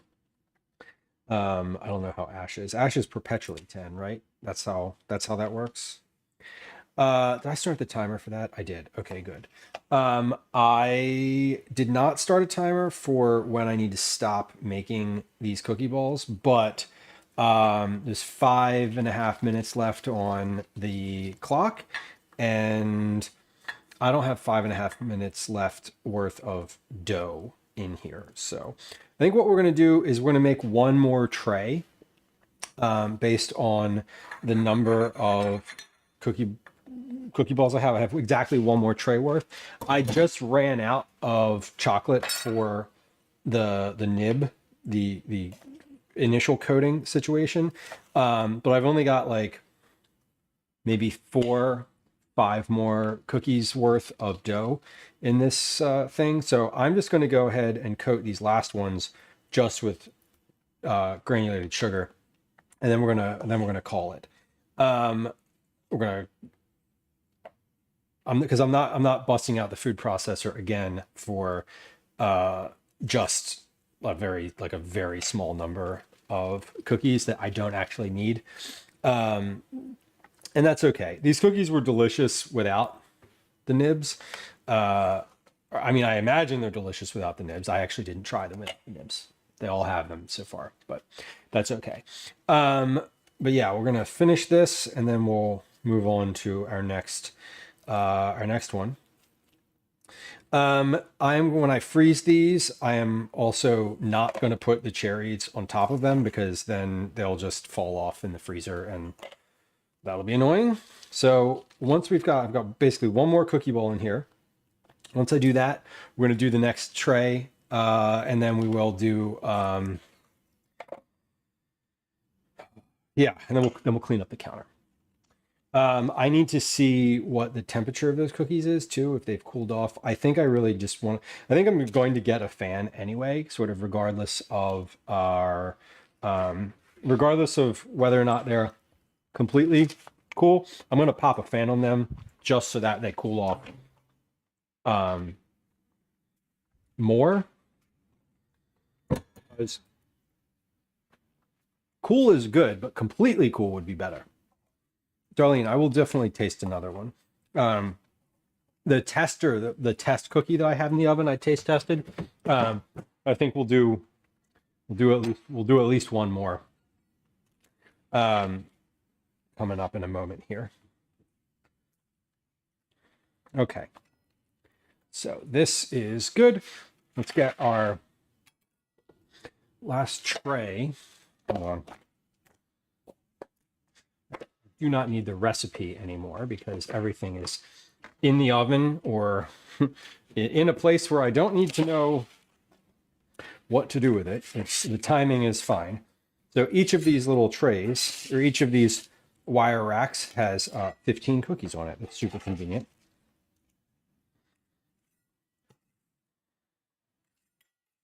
Let me take these and then we'll try up another round and then we'll see how the first one's cooled off. Because whether or not the first ones are cool is not relevant to whether or not I'm putting these next ones in the oven. So that's what we're going to do first, because I've got 2 minutes left on the ones that are in there. So let's get these all situated. We got 1, 2, 3, 4, 5, 6, 7, 8, 9, 10, 11, 12, 13, 14. Oh no, I actually have 16 on this tray that have cherries on them. Well, that's fine. Let's see if I could have actually put 4 across here. We'll do 4 across on this one row. And if they merge together, you know what?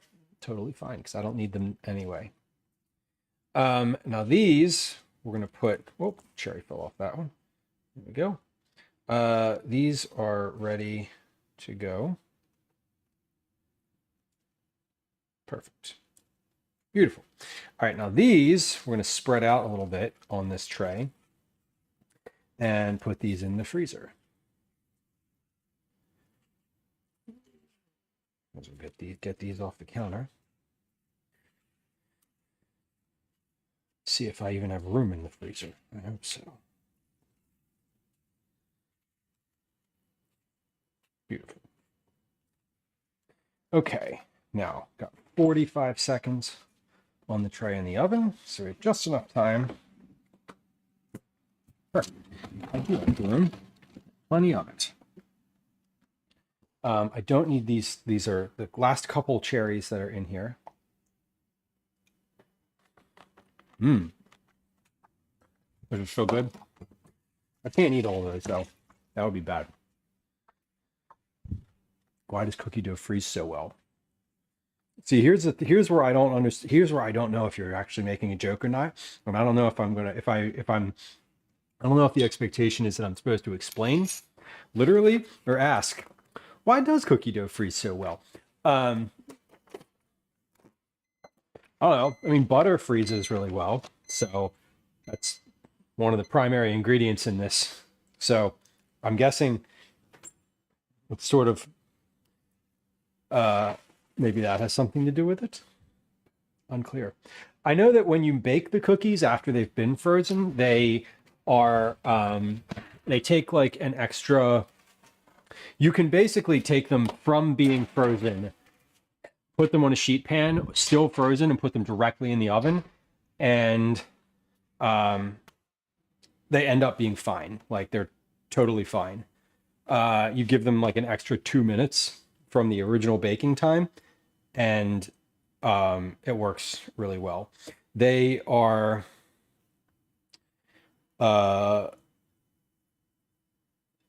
yeah, and like that's what I do.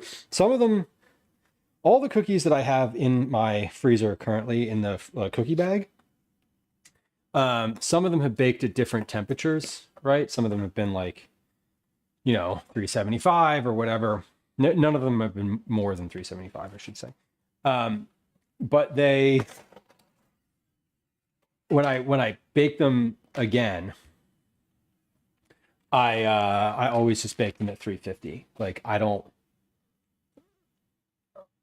look at what the original cookie was. I don't even know what the original cookie was when I put them in most of the time. I'm just like, well, that was a cookie.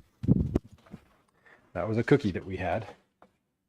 All right, so we have one more tray in the oven. I have enough cookies out here that are ready to go. Yeah, cookie dough is really resilient. I do imagine it's the fact that all the moisture in it is fat based. That's probably a good thought there, because like meat gets freezer burn, but like cookies don't at all. I mean, I have some cookies in my freezer right now that have been in there for probably a year, maybe less than a year. I would bake them and feed them to other people. I wouldn't even think about it. Like I would be like, I wouldn't be like, are these any good? Yeah, they're fine. They're all butter. They're actually shortbread cookies, so they're like just butter.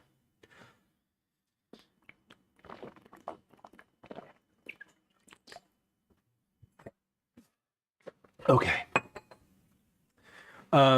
Let's see how these first ones dried out.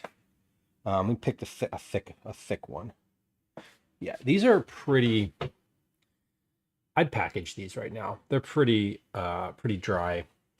I'm gonna put I think what I'll do is, let me get that fan out, and I'll just put the fan on the counter, to sort of give them the last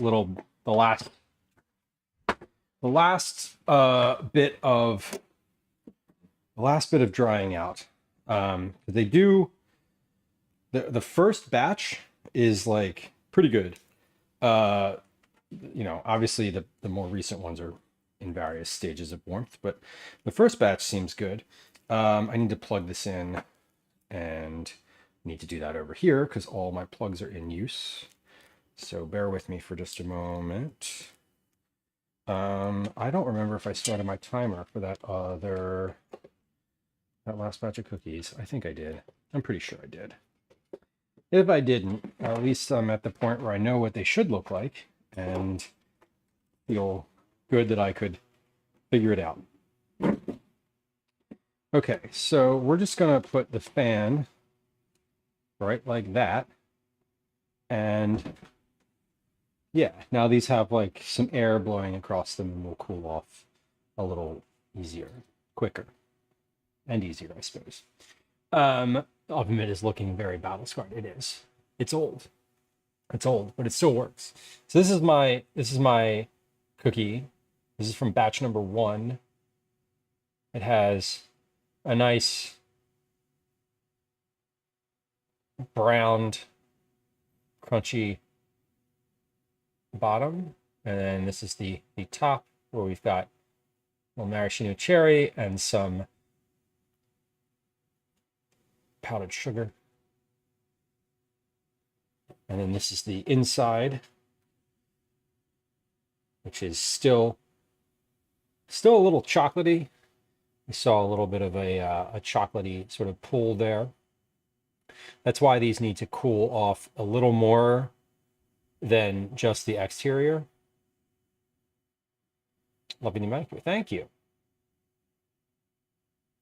Yeah, I'm very pleased with the manicure too.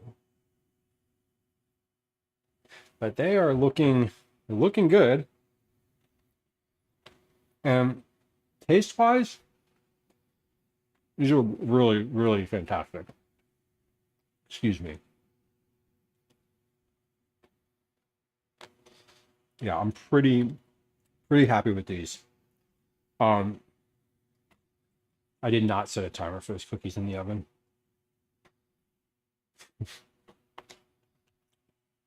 Messed it up on the last one.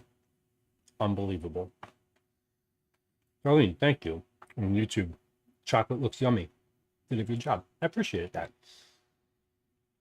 Words of praise and positive affirmation are a significant love language for me. So, good job is like a thing I love to hear. What is beta stress? I don't understand what that means.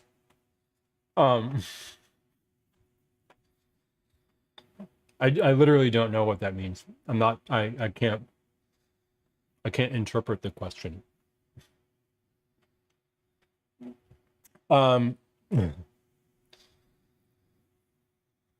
Well, that flag is upside down. Which flag? It's not upside down.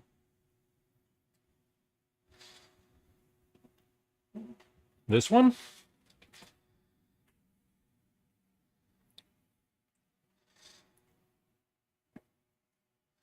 This flag?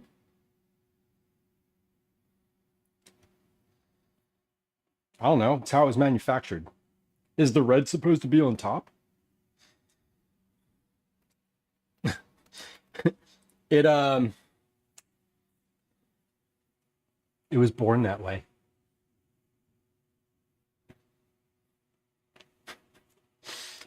I don't know if the red goes on top. I've actually never had. Yeah, so an upside down flag means distress. Yeah, no, that is true of country flags. The flag is nice. Sterling says, yeah, it's over there for a reason. I have 3 flags over there. I have the Pride flag, the U.S. flag, and the Canadian flag. The only one that's on the fridge though is the Canadian flag, because I don't know, because it's the only one that's a magnet. Do I have another one on the fridge? Yeah. Whenever I go camping, we're usually in a rural area. Hold on. I was just talking about not having set that timer. Let's set a timer for 5 minutes. And then we'll kind of take a look. Whenever I go camping, I'm usually in a very rural area. And I like to at the campsite, I like to put out 2 flags, a US flag and a Pride flag. Because it really, I think that the mental calisthenics that some people do when they see like the US flag, like, yeah, patriotism. And then they see the Pride flag and they're like, huh?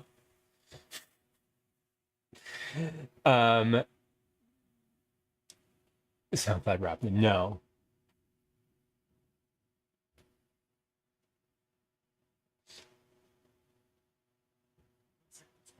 You look like you're going somewhere. Oh, okay.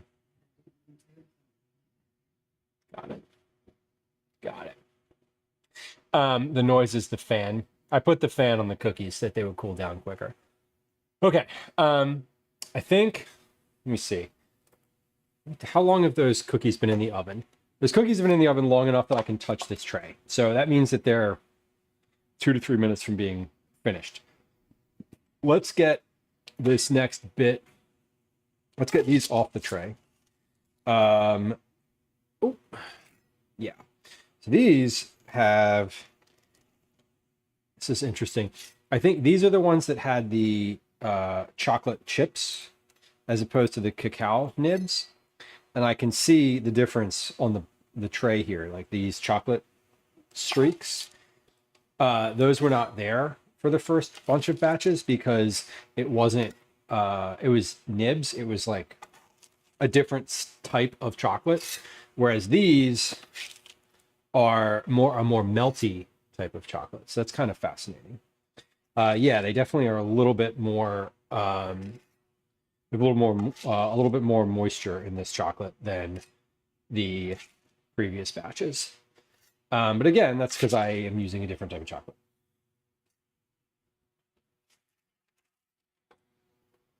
So that's okay. And that's good because this is like the last, not the last batch, but this is, they still are fine. They look fine and they'll dry off. They'll dry off okay. I'm finished with this parchment. Whoa. Parchment paper is escaping. I lifted it up and the fan just took it. Finished with that. Let me rinse my spatula here because that has a little too much chocolate on it to get the next ones off.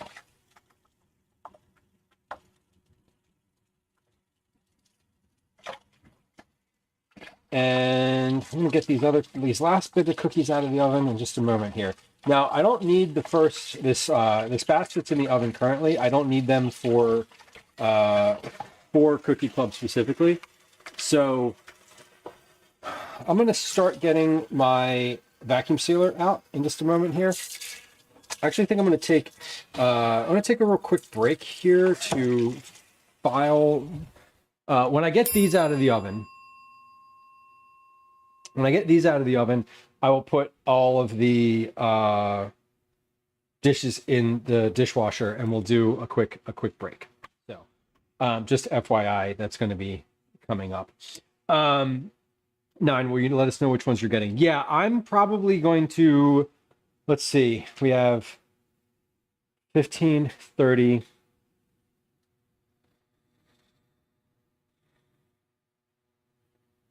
3, 6, 39, 44. Yeah, everyone who I'm sending cookies to in the mail is going to get the ones that are the original, like the intended recipe.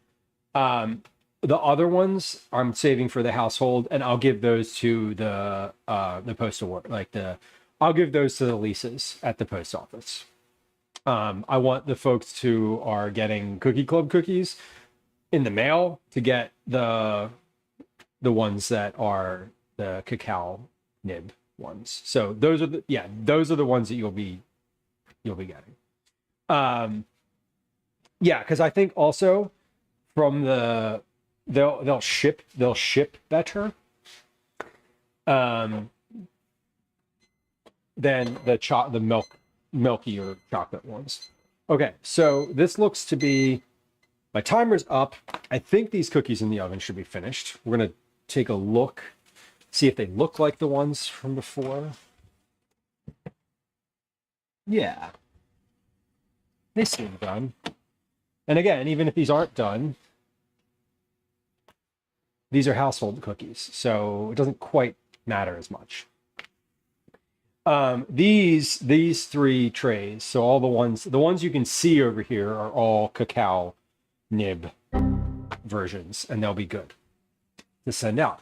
Okay, we are going to take a quick break.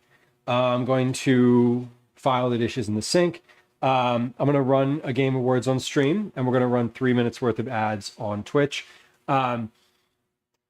during that time as well. So I'm waiting for these cookies to finish cooling. As that is happening, I just want to give them another couple minutes. Then we'll set up for the actual packaging, and then we'll get started with the packaging portion, the actual packaging portion of the program. Stitch Lover, hello. I'm doing great. I'm doing really well, actually. Thank you. I hope you're doing well. It's almost the end of the week. We're almost there. We're almost to Friday. It's tomorrow, in fact.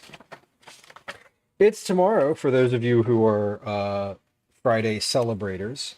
I am kind of a Friday celebrator, even though it means a little less not working in a corporate situation. Okay, let's see. What else do I need to do? We have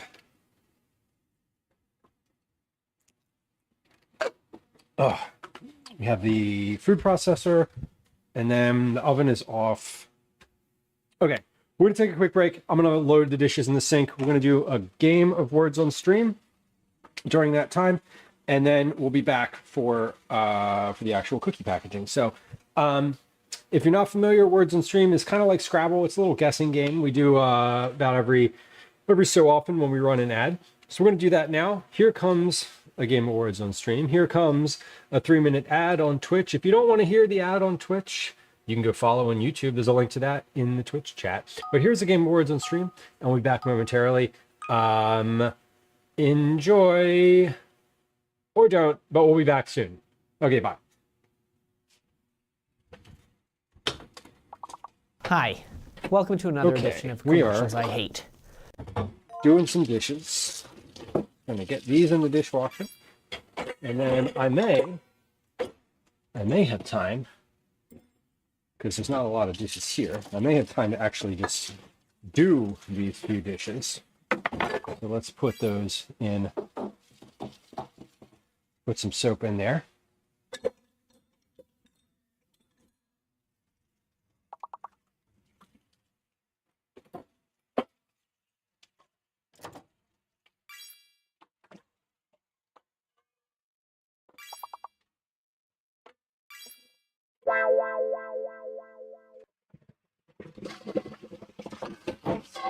Beautiful.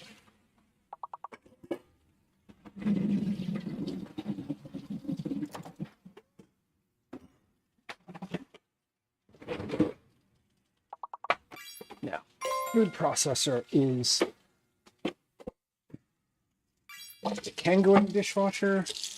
The dishwasher is kind of full, so we'll just put it in here and we'll do it by hand. Easy, easy. All right, time check, 16:20. Great, we're making really good time today. I'm impressed with myself. Good job, self. Goal, recall, my goal is to be finished stream by 5:30 p.m. Eastern Standard Time. I can push it to 17:45, but I don't really want to do that. I want to finish prior to then.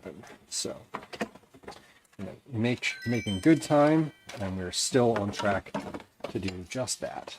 So that's awesome. Okay, let me, I'll start a new game here.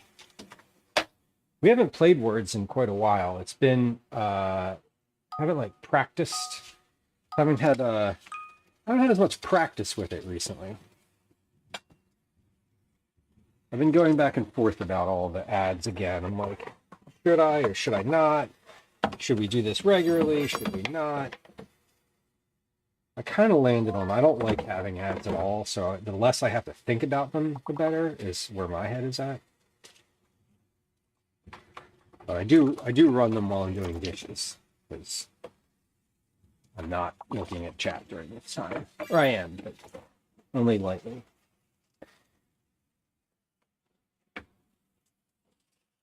Only lightly looking at chat.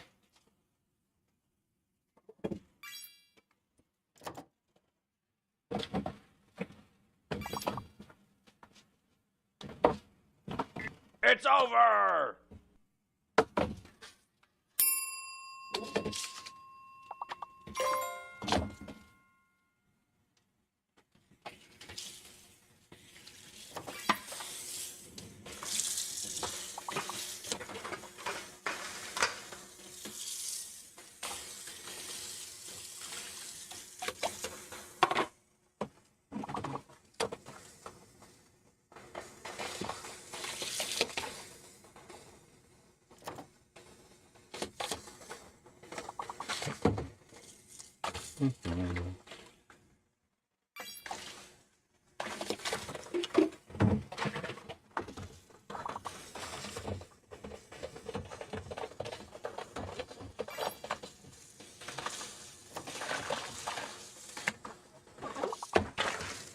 Right.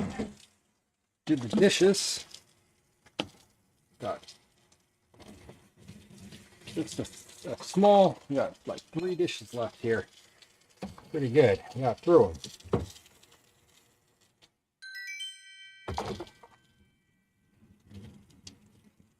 For the most part. All right, if you're on Twitch, welcome back though. Thank you for your patience during the ad break. I appreciate it. We're going to run one more Game of Words on stream so I can finish the last like 2 things that are sitting over here at the sink. And then we'll be back to finish our cookie packing.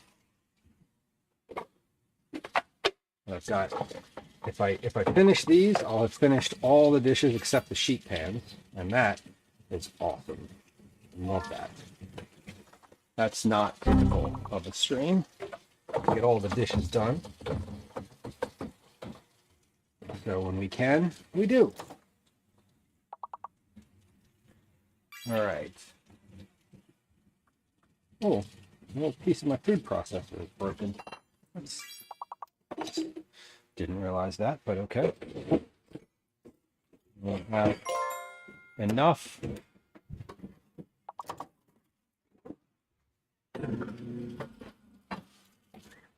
Have enough to run the dishwasher too. Beautiful.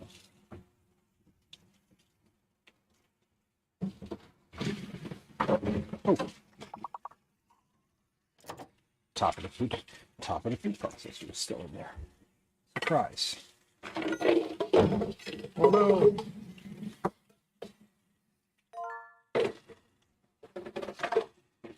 Okay. But we did good. This was a very productive little break.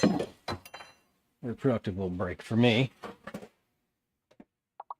Wash that sheet pan later.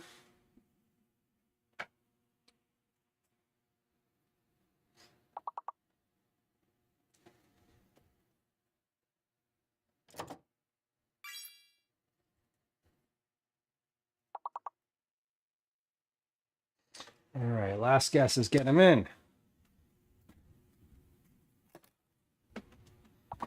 Last guess is get them in. Very good.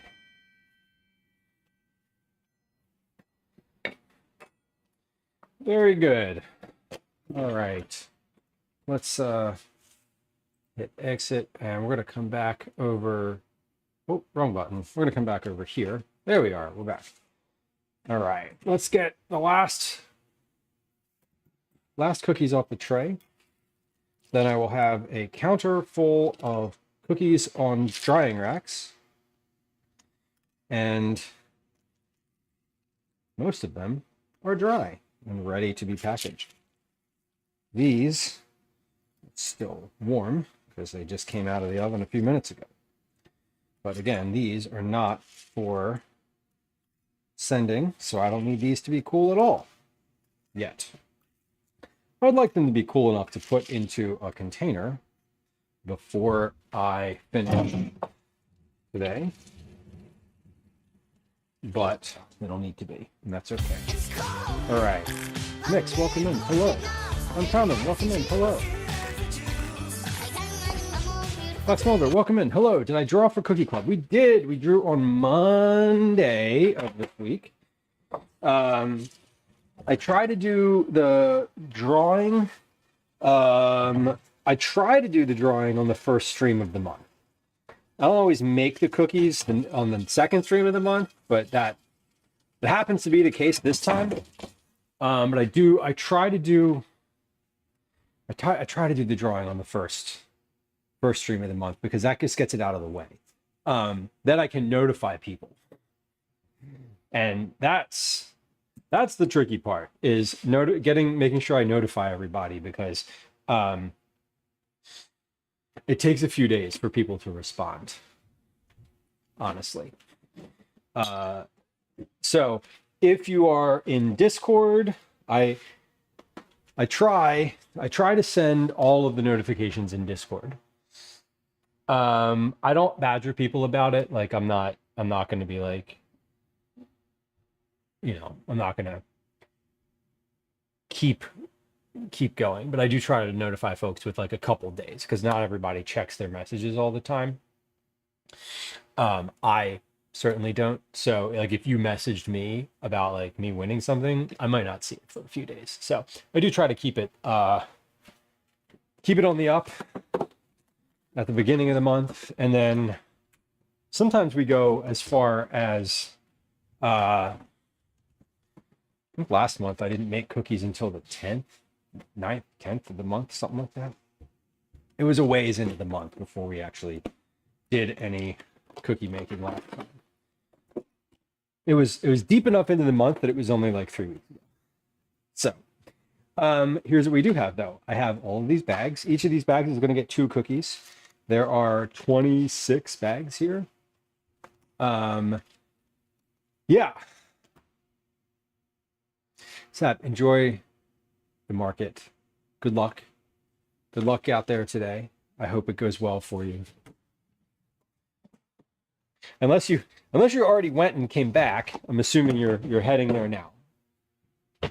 I hope it's productive. All right. We have our cookies. So they're going into these. Let's get to my first. So basically I've got a couple drying racks here worth of cookies. And these are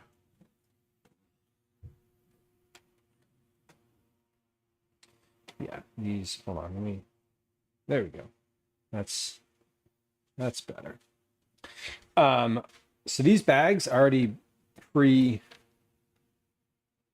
pre-sealed, already cut, pre-sealed and cut these bags. So these are literally ready to go. Popping the cookies in, we're going to seal them up, and then I'm going to start a new pile. Hold on, I gotta get my workflow is always a work in progress for these. Let's seal these, and then we'll put them in a little pile on the counter. And this is how we do it. Let's see how much of a seal can these take. All right, perfect. I've got like they're chocolate, so I don't the chocolate and then the cherry. I don't want to squish the cherry into like flat nothing.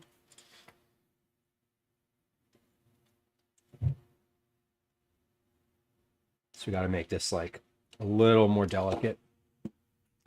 All right. I used the manual seal here versus the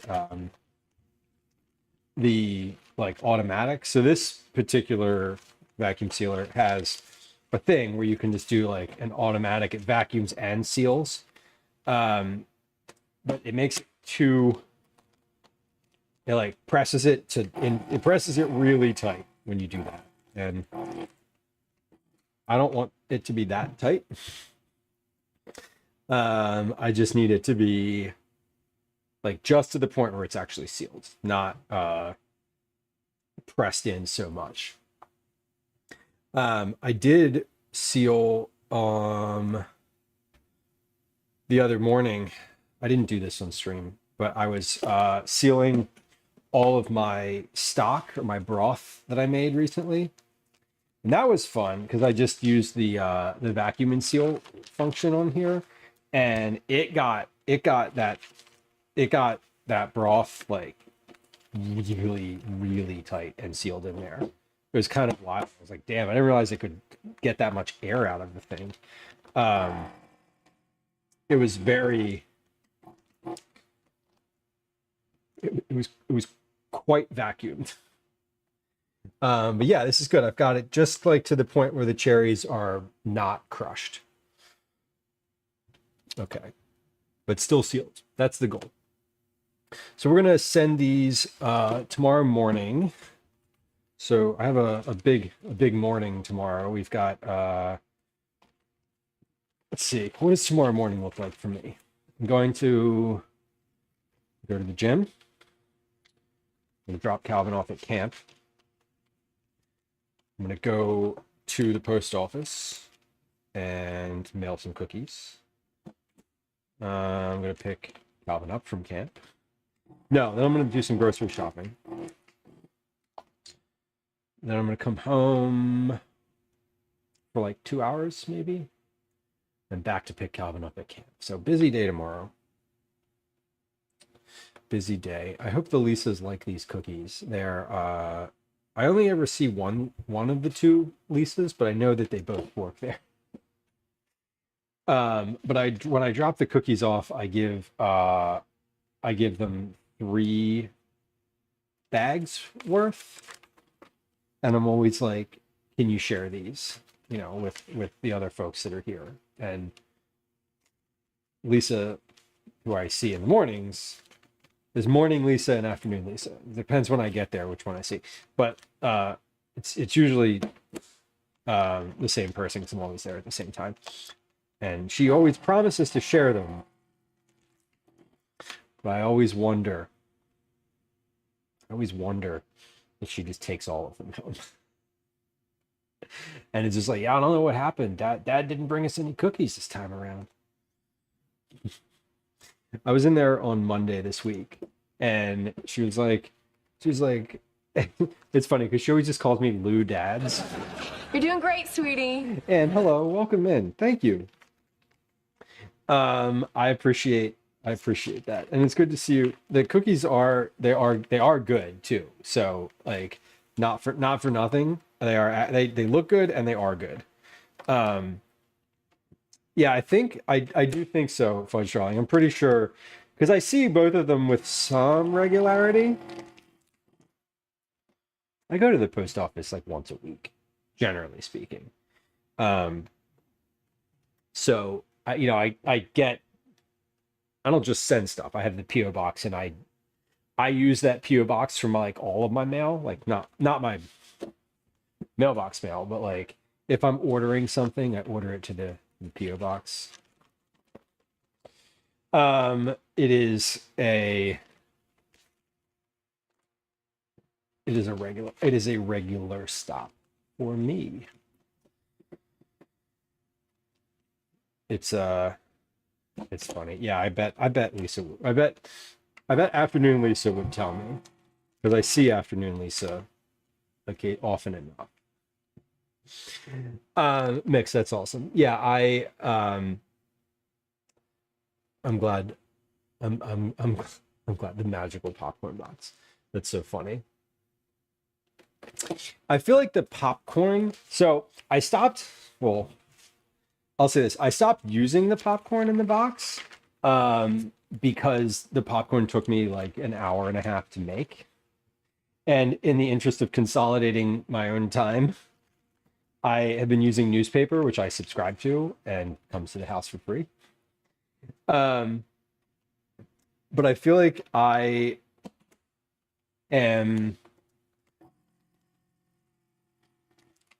feel like that should be like what's the word? That should be like a thing, like a grandfathered in, or like a opt-in, or like a channel point thing where it's like use popcorn. But like I would like to request old school cookies. Yeah, I do. I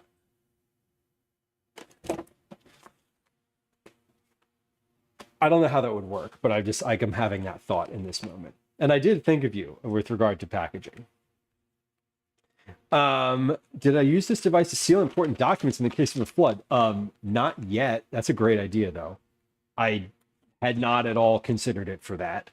/ we had a flood in our house earlier this year and had important documents destroyed. So no, and that's a great idea.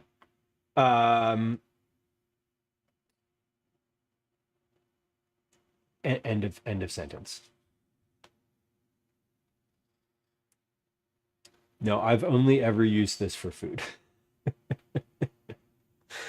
That was one of the old selling points in the Food Saver commercials. Okay, that's funny. Is Food Saver is the brand, right? I feel like Food Saver. It might have been Food Saver as the brand. I reached out to them a while ago, when I was like starting to do Cookie Club, like a month or two after I started doing it, and was like, hey, will you send me one of these and like will you like basically sponsor me by sending me like a free vacuum sealer that I will use and talk about on stream? And they were like, no. And I was like, cool, thanks. So they're on my I don't like you list. Because they sent one to someone that I follow on Instagram. And I was like, what's the difference here? What's the literal difference here? Because it's not numbers. It's not the metrics. They were just like, no, we don't think that's a good use of our marketing. And I was like, what do what are you literally talking about? So despite the fact that this one was more expensive and more poorly reviewed, I will never get one of them unless they send me one for free. Hey, Food Saver, I'm talking negatively about you. I bet your products work in an acceptable manner. Yeah, they were like, no, we don't think so. I was like, what the fuck? What do you mean? What do you mean no? Like, when you literally gave one to someone else I follow on Instagram who has like 100 followers and doesn't make content. What? Anyway, I was annoyed. I'm also annoyed at this other big brand. I talked about this at the beginning of the stream. We don't know what Twitch is. Can I tell you how often I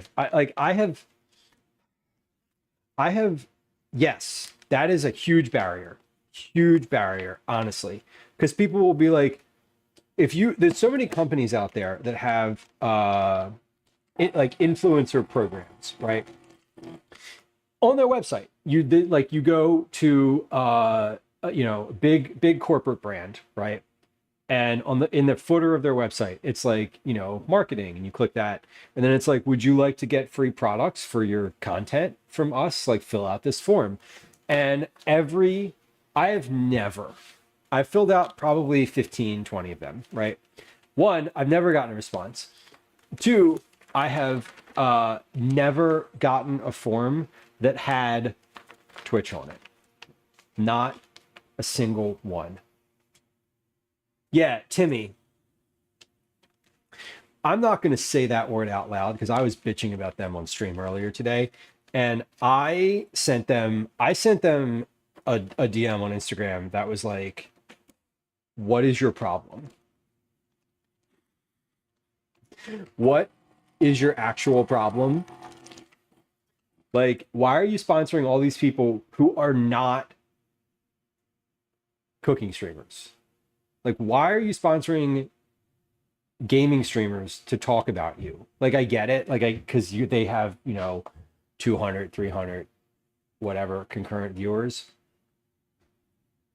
I sent them a very tactful Instagram message, but it was like, I was bitching. And I sent it to Instagram because I was like, no one's going to look at the corporate email address email. But if I send it to like a DM to their marketing person on Instagram, maybe they will find it. But yeah, they're like, it's just weird. Live streaming for some reason is still not a thing that people grasp, right? They don't. This isn't even sealed on the bottom. That's weird. They don't, from like a marketing angle, it's like, if they know anything about live streaming, all they see is like, oh, you have 10,000 followers, like, talk to us when you get 20 or whatever. Or it's like, someone's like, oh, I have 200 concurrent viewers. Okay, cool. But like, if I wanted to have 200 concurrent viewers, I could just pay for it. Like, bots are easy to get. I don't want to have that. Like, I don't want to have a channel that's falsely inflated metrics for the purpose of like getting sponsorships. That would never, like, there's no world that feels good in for me. But they don't understand, like, sponsors don't understand, I don't think, the level, like, what live streaming actually is, or like, how community factors into live streaming. Like, they see likes on Instagram or views on YouTube or like views on TikTok. Like, a comment, is not community. It could be. It depends. I mean, there's plenty of people who have like really engaged Instagram commenters, and that's awesome, and that's different. But it's just fascinating to me. I'm like, yeah, I just see these sponsorships and I'm like, y'all Y'all are sponsoring weird people for the product that you have. Like, I don't understand. I'm positive that it's some marketing agency is like behind that. Like they hired an advertising agency and they were like, you should do this. And so they are, and they don't have a good grasp on it. You know what I mean? Streamer tends not to read chat, too many messages, right? Caretaker, I was watching a stream, and Mix, I feel the same way. I was watching a stream yesterday that regularly has, it's one of the top streams on Twitch. I was watching, anyway, it's Hassan Abi. Like, I don't know. I'm sure that y'all have heard of this person. I don't want to get into like a political discussion. Anyway, I watch Hassan regularly. So functionally, that tells you a lot about me. But I like made a comment on the channel and like in chat, like asked a question. It was like relevant to the topic. It was something he hadn't mentioned yet. And he like read it out loud and then had like a 5-minute discussion about it. And I was like, oh shit. Like it was weird because I've definitely chatted. Like I don't mind chatting in streams like that, like just making a little comment because like no one's ever gonna see it. And I don't know, sometimes it's fun to just say something in those big quick streams.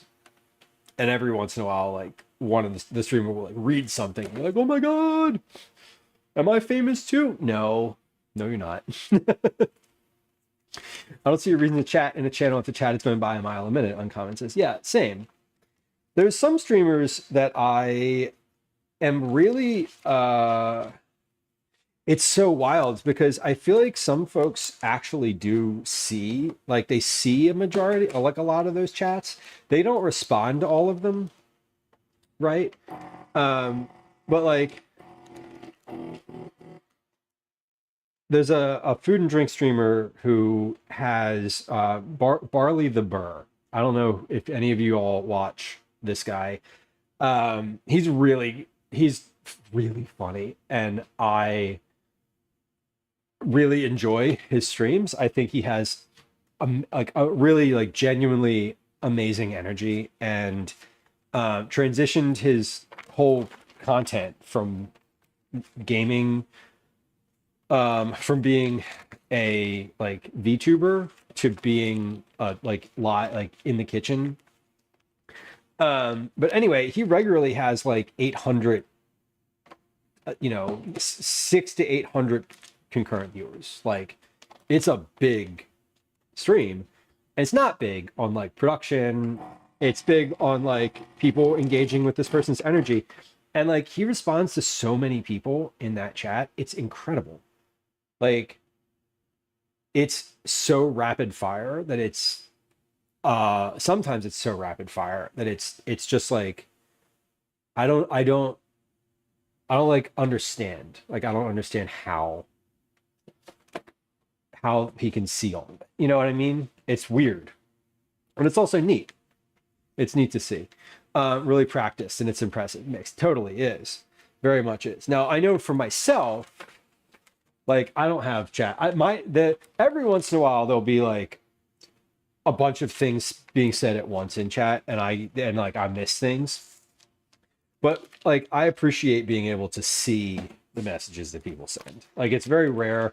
I don't always respond to everything because sometimes I just don't feel like responding to it or belaboring a point or whatever. Sometimes I don't feel like I need to respond. But there's also, I know a lot of folks will use third-party tools to view chat. Like for mine, I'm using StreamerBot to read chat. So I can have it highlight certain messages, like not the ones that are like highlight this message, but I could give it a list. I'm like, hey, highlight anybody who chats who's a subscriber, put like a separate background on their message, or anybody who's like a tier 2 subscriber, or anybody who's on a specific list that I make by hand, you know, like I think a lot of people big streamers use those types of things too.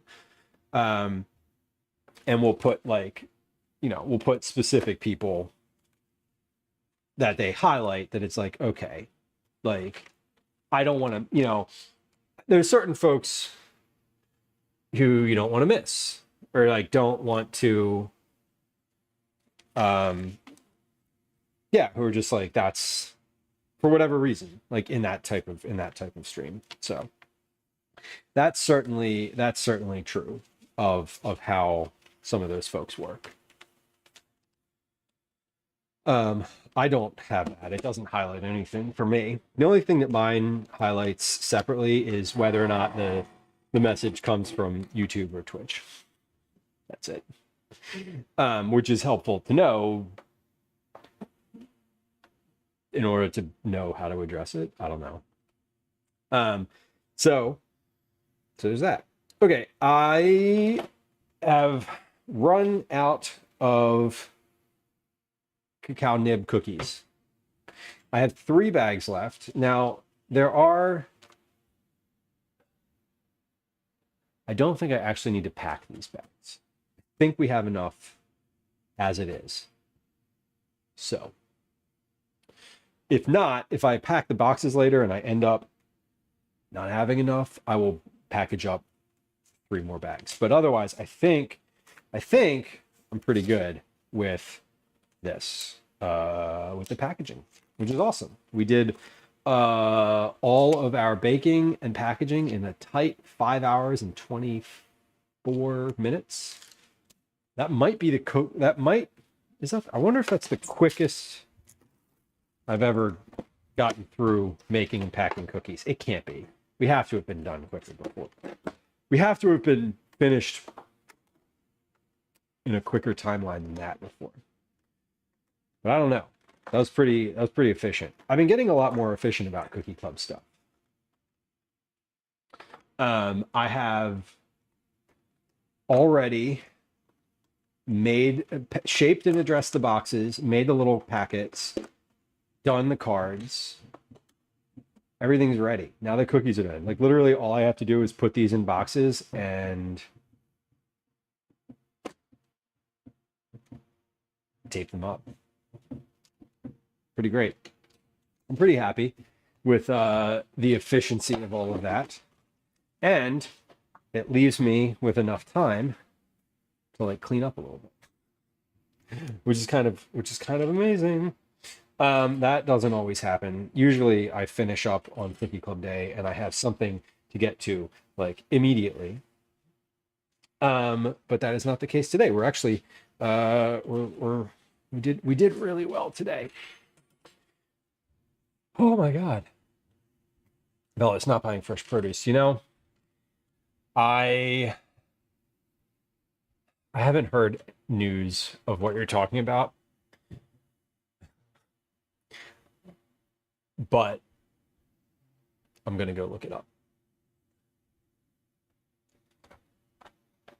These are really good. They're very good. Oh, is this still like the worm? Let me say it this way. Is this the worm thing that could have been prevented, but we now have to pay more for? Is that the thing? The thing that we cut the preventative program for, and now is a problem that we have to have a much more expensive program to do. Is that the one? I feel like that's the one. It's got to be. Yeah. Okay. Cool. That's awesome. We love that. Love that. I would definitely be going to the farmer's market anyway. Generally. So, I'll look into it. It says multiple states. Great. That's awesome. Fantastic. Yeah, that seems like a problem. I'm not I've been sort of following, if we're talking about the same thing, I've been sort of following it, but not enough to like not enough to speak to it with any confidence or authority. Explosive diarrhea. Great. That sounds wonderful. That sounds like that's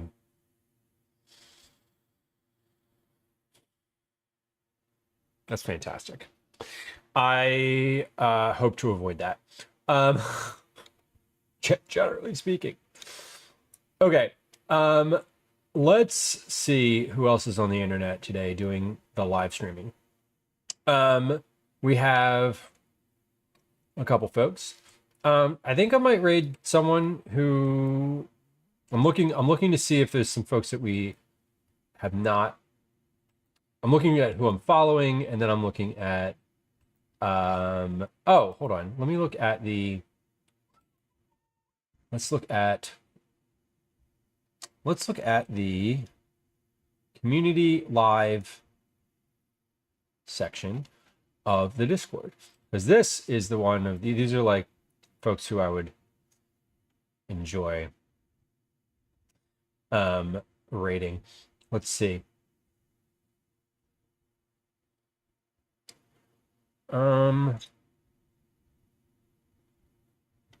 Is this? Oh no, you're definitely not live. Okay, so these folks are not live anymore. Cool. You know what? We haven't rated. Let's see. Do we want to do? I have a question. My store's produce are very cheap right now, right? Yeah. Maybe just cook it. Maybe just cook it really well. Do we want to do music? Instrument? Do we want to do instrument playing? DJ? Or do we want to stick with food? I have 3 folks that I would like to raid. Bag salad. Yeah. Oh my God. Mellis, why is it always bagged salad? Why is it like always bagged spinach? Bagged spinach is like, what did I do? New York, North Carolina, Ohio, Pennsylvania. Yes, we fucking did it. We got it, guys. We're in. We are a part of the problem. Those people don't wash them. Right. They don't wash their hands either. Which is awful, but accurate. Let's see. I don't trust anything that says pre-washed. No. Totally not.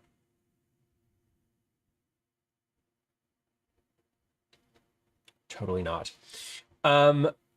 Let's see. I think I would like to rate someone we haven't actually ever rated before. Can we do that? We're going to keep it in the food category today. As much as I love a few, I'm going to, yeah, we'll keep it in food today.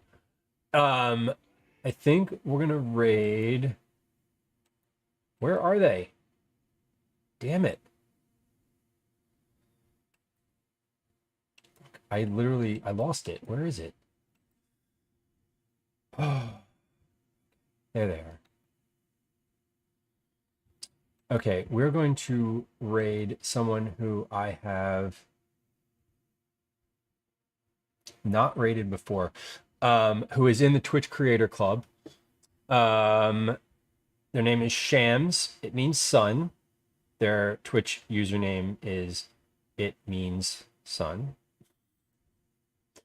And they're making Vietnamese tamarind quail, which sounds phenomenal and kind of delicious.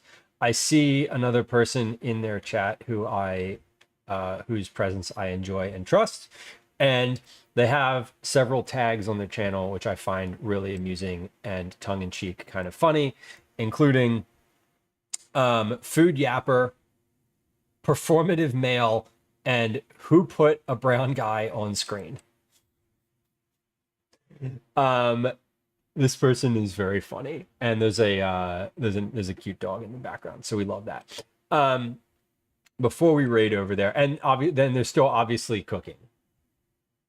So we've definitely not raided this person before, but they're in the food and drink club. I think hung out and lurked on their channel like a time or two, but not super often. And I have a few minutes here where I don't have to like be somewhere, so I can like clean up and actually like listen to the stream, which is kind of nice. So y'all, that is gonna be it for today. If you are a member of our cookie club, or if you've been, yeah, if your name came out of the bowl this time, I'm gonna be sending y'all cookies. We are gonna be live. You know what? I was gonna say we're gonna be live again next week, but I honestly don't know. We have a little family trip coming up next week. That is gonna be not in the city, and I'm not taking any of my IRL stuff with me, because it would be kind of a hassle, and it's like a family thing. And I may be live on Monday or Tuesday next week, but if I am not, I'm sorry. So next week might be an off week for me. I will, if that is the case, I will definitely miss y'all, because I enjoy hanging out and streaming. It's one of my little pleasures in life, because I enjoy the company. It's why I started streaming in the first place, so I could chat with y'all. I didn't know y'all specifically when I started streaming, but now I do appreciate the community and the company, and like hanging out, and the folks that come in, for a little while or hang out for the whole stream. So I appreciate sort of everyone. I appreciate everyone. Anyway, we're gonna raid It Means Sun. We're gonna be live again when we are, which is I don't really know, and it will be in Discord no matter what. So let's start that raid. There we go. Okay, starting that raid. There it is. All right, cool. Here are a few raid message. Maybe where the fuck is it on my thing? There it is. Good night, sweet prince. Aw. Here are a few raid messages in chat. If you want to copy and paste them, great. If you want to say your own thing, that's fine too. And you know what? You don't have to say anything. Kathy, enjoy the rest of your evening. I appreciate you, and I hope that you have a lovely dinner. I'm sure that you're like starting to make dinner right now. We have our social media links in chat. Those are there currently. If you're watching on YouTube, thank you so much for hanging out today. I appreciate you. We're live. We're live when we're live. There's links in chat to find out the calendar, the Discord, and all that. So I hope you have a good one. Thank you for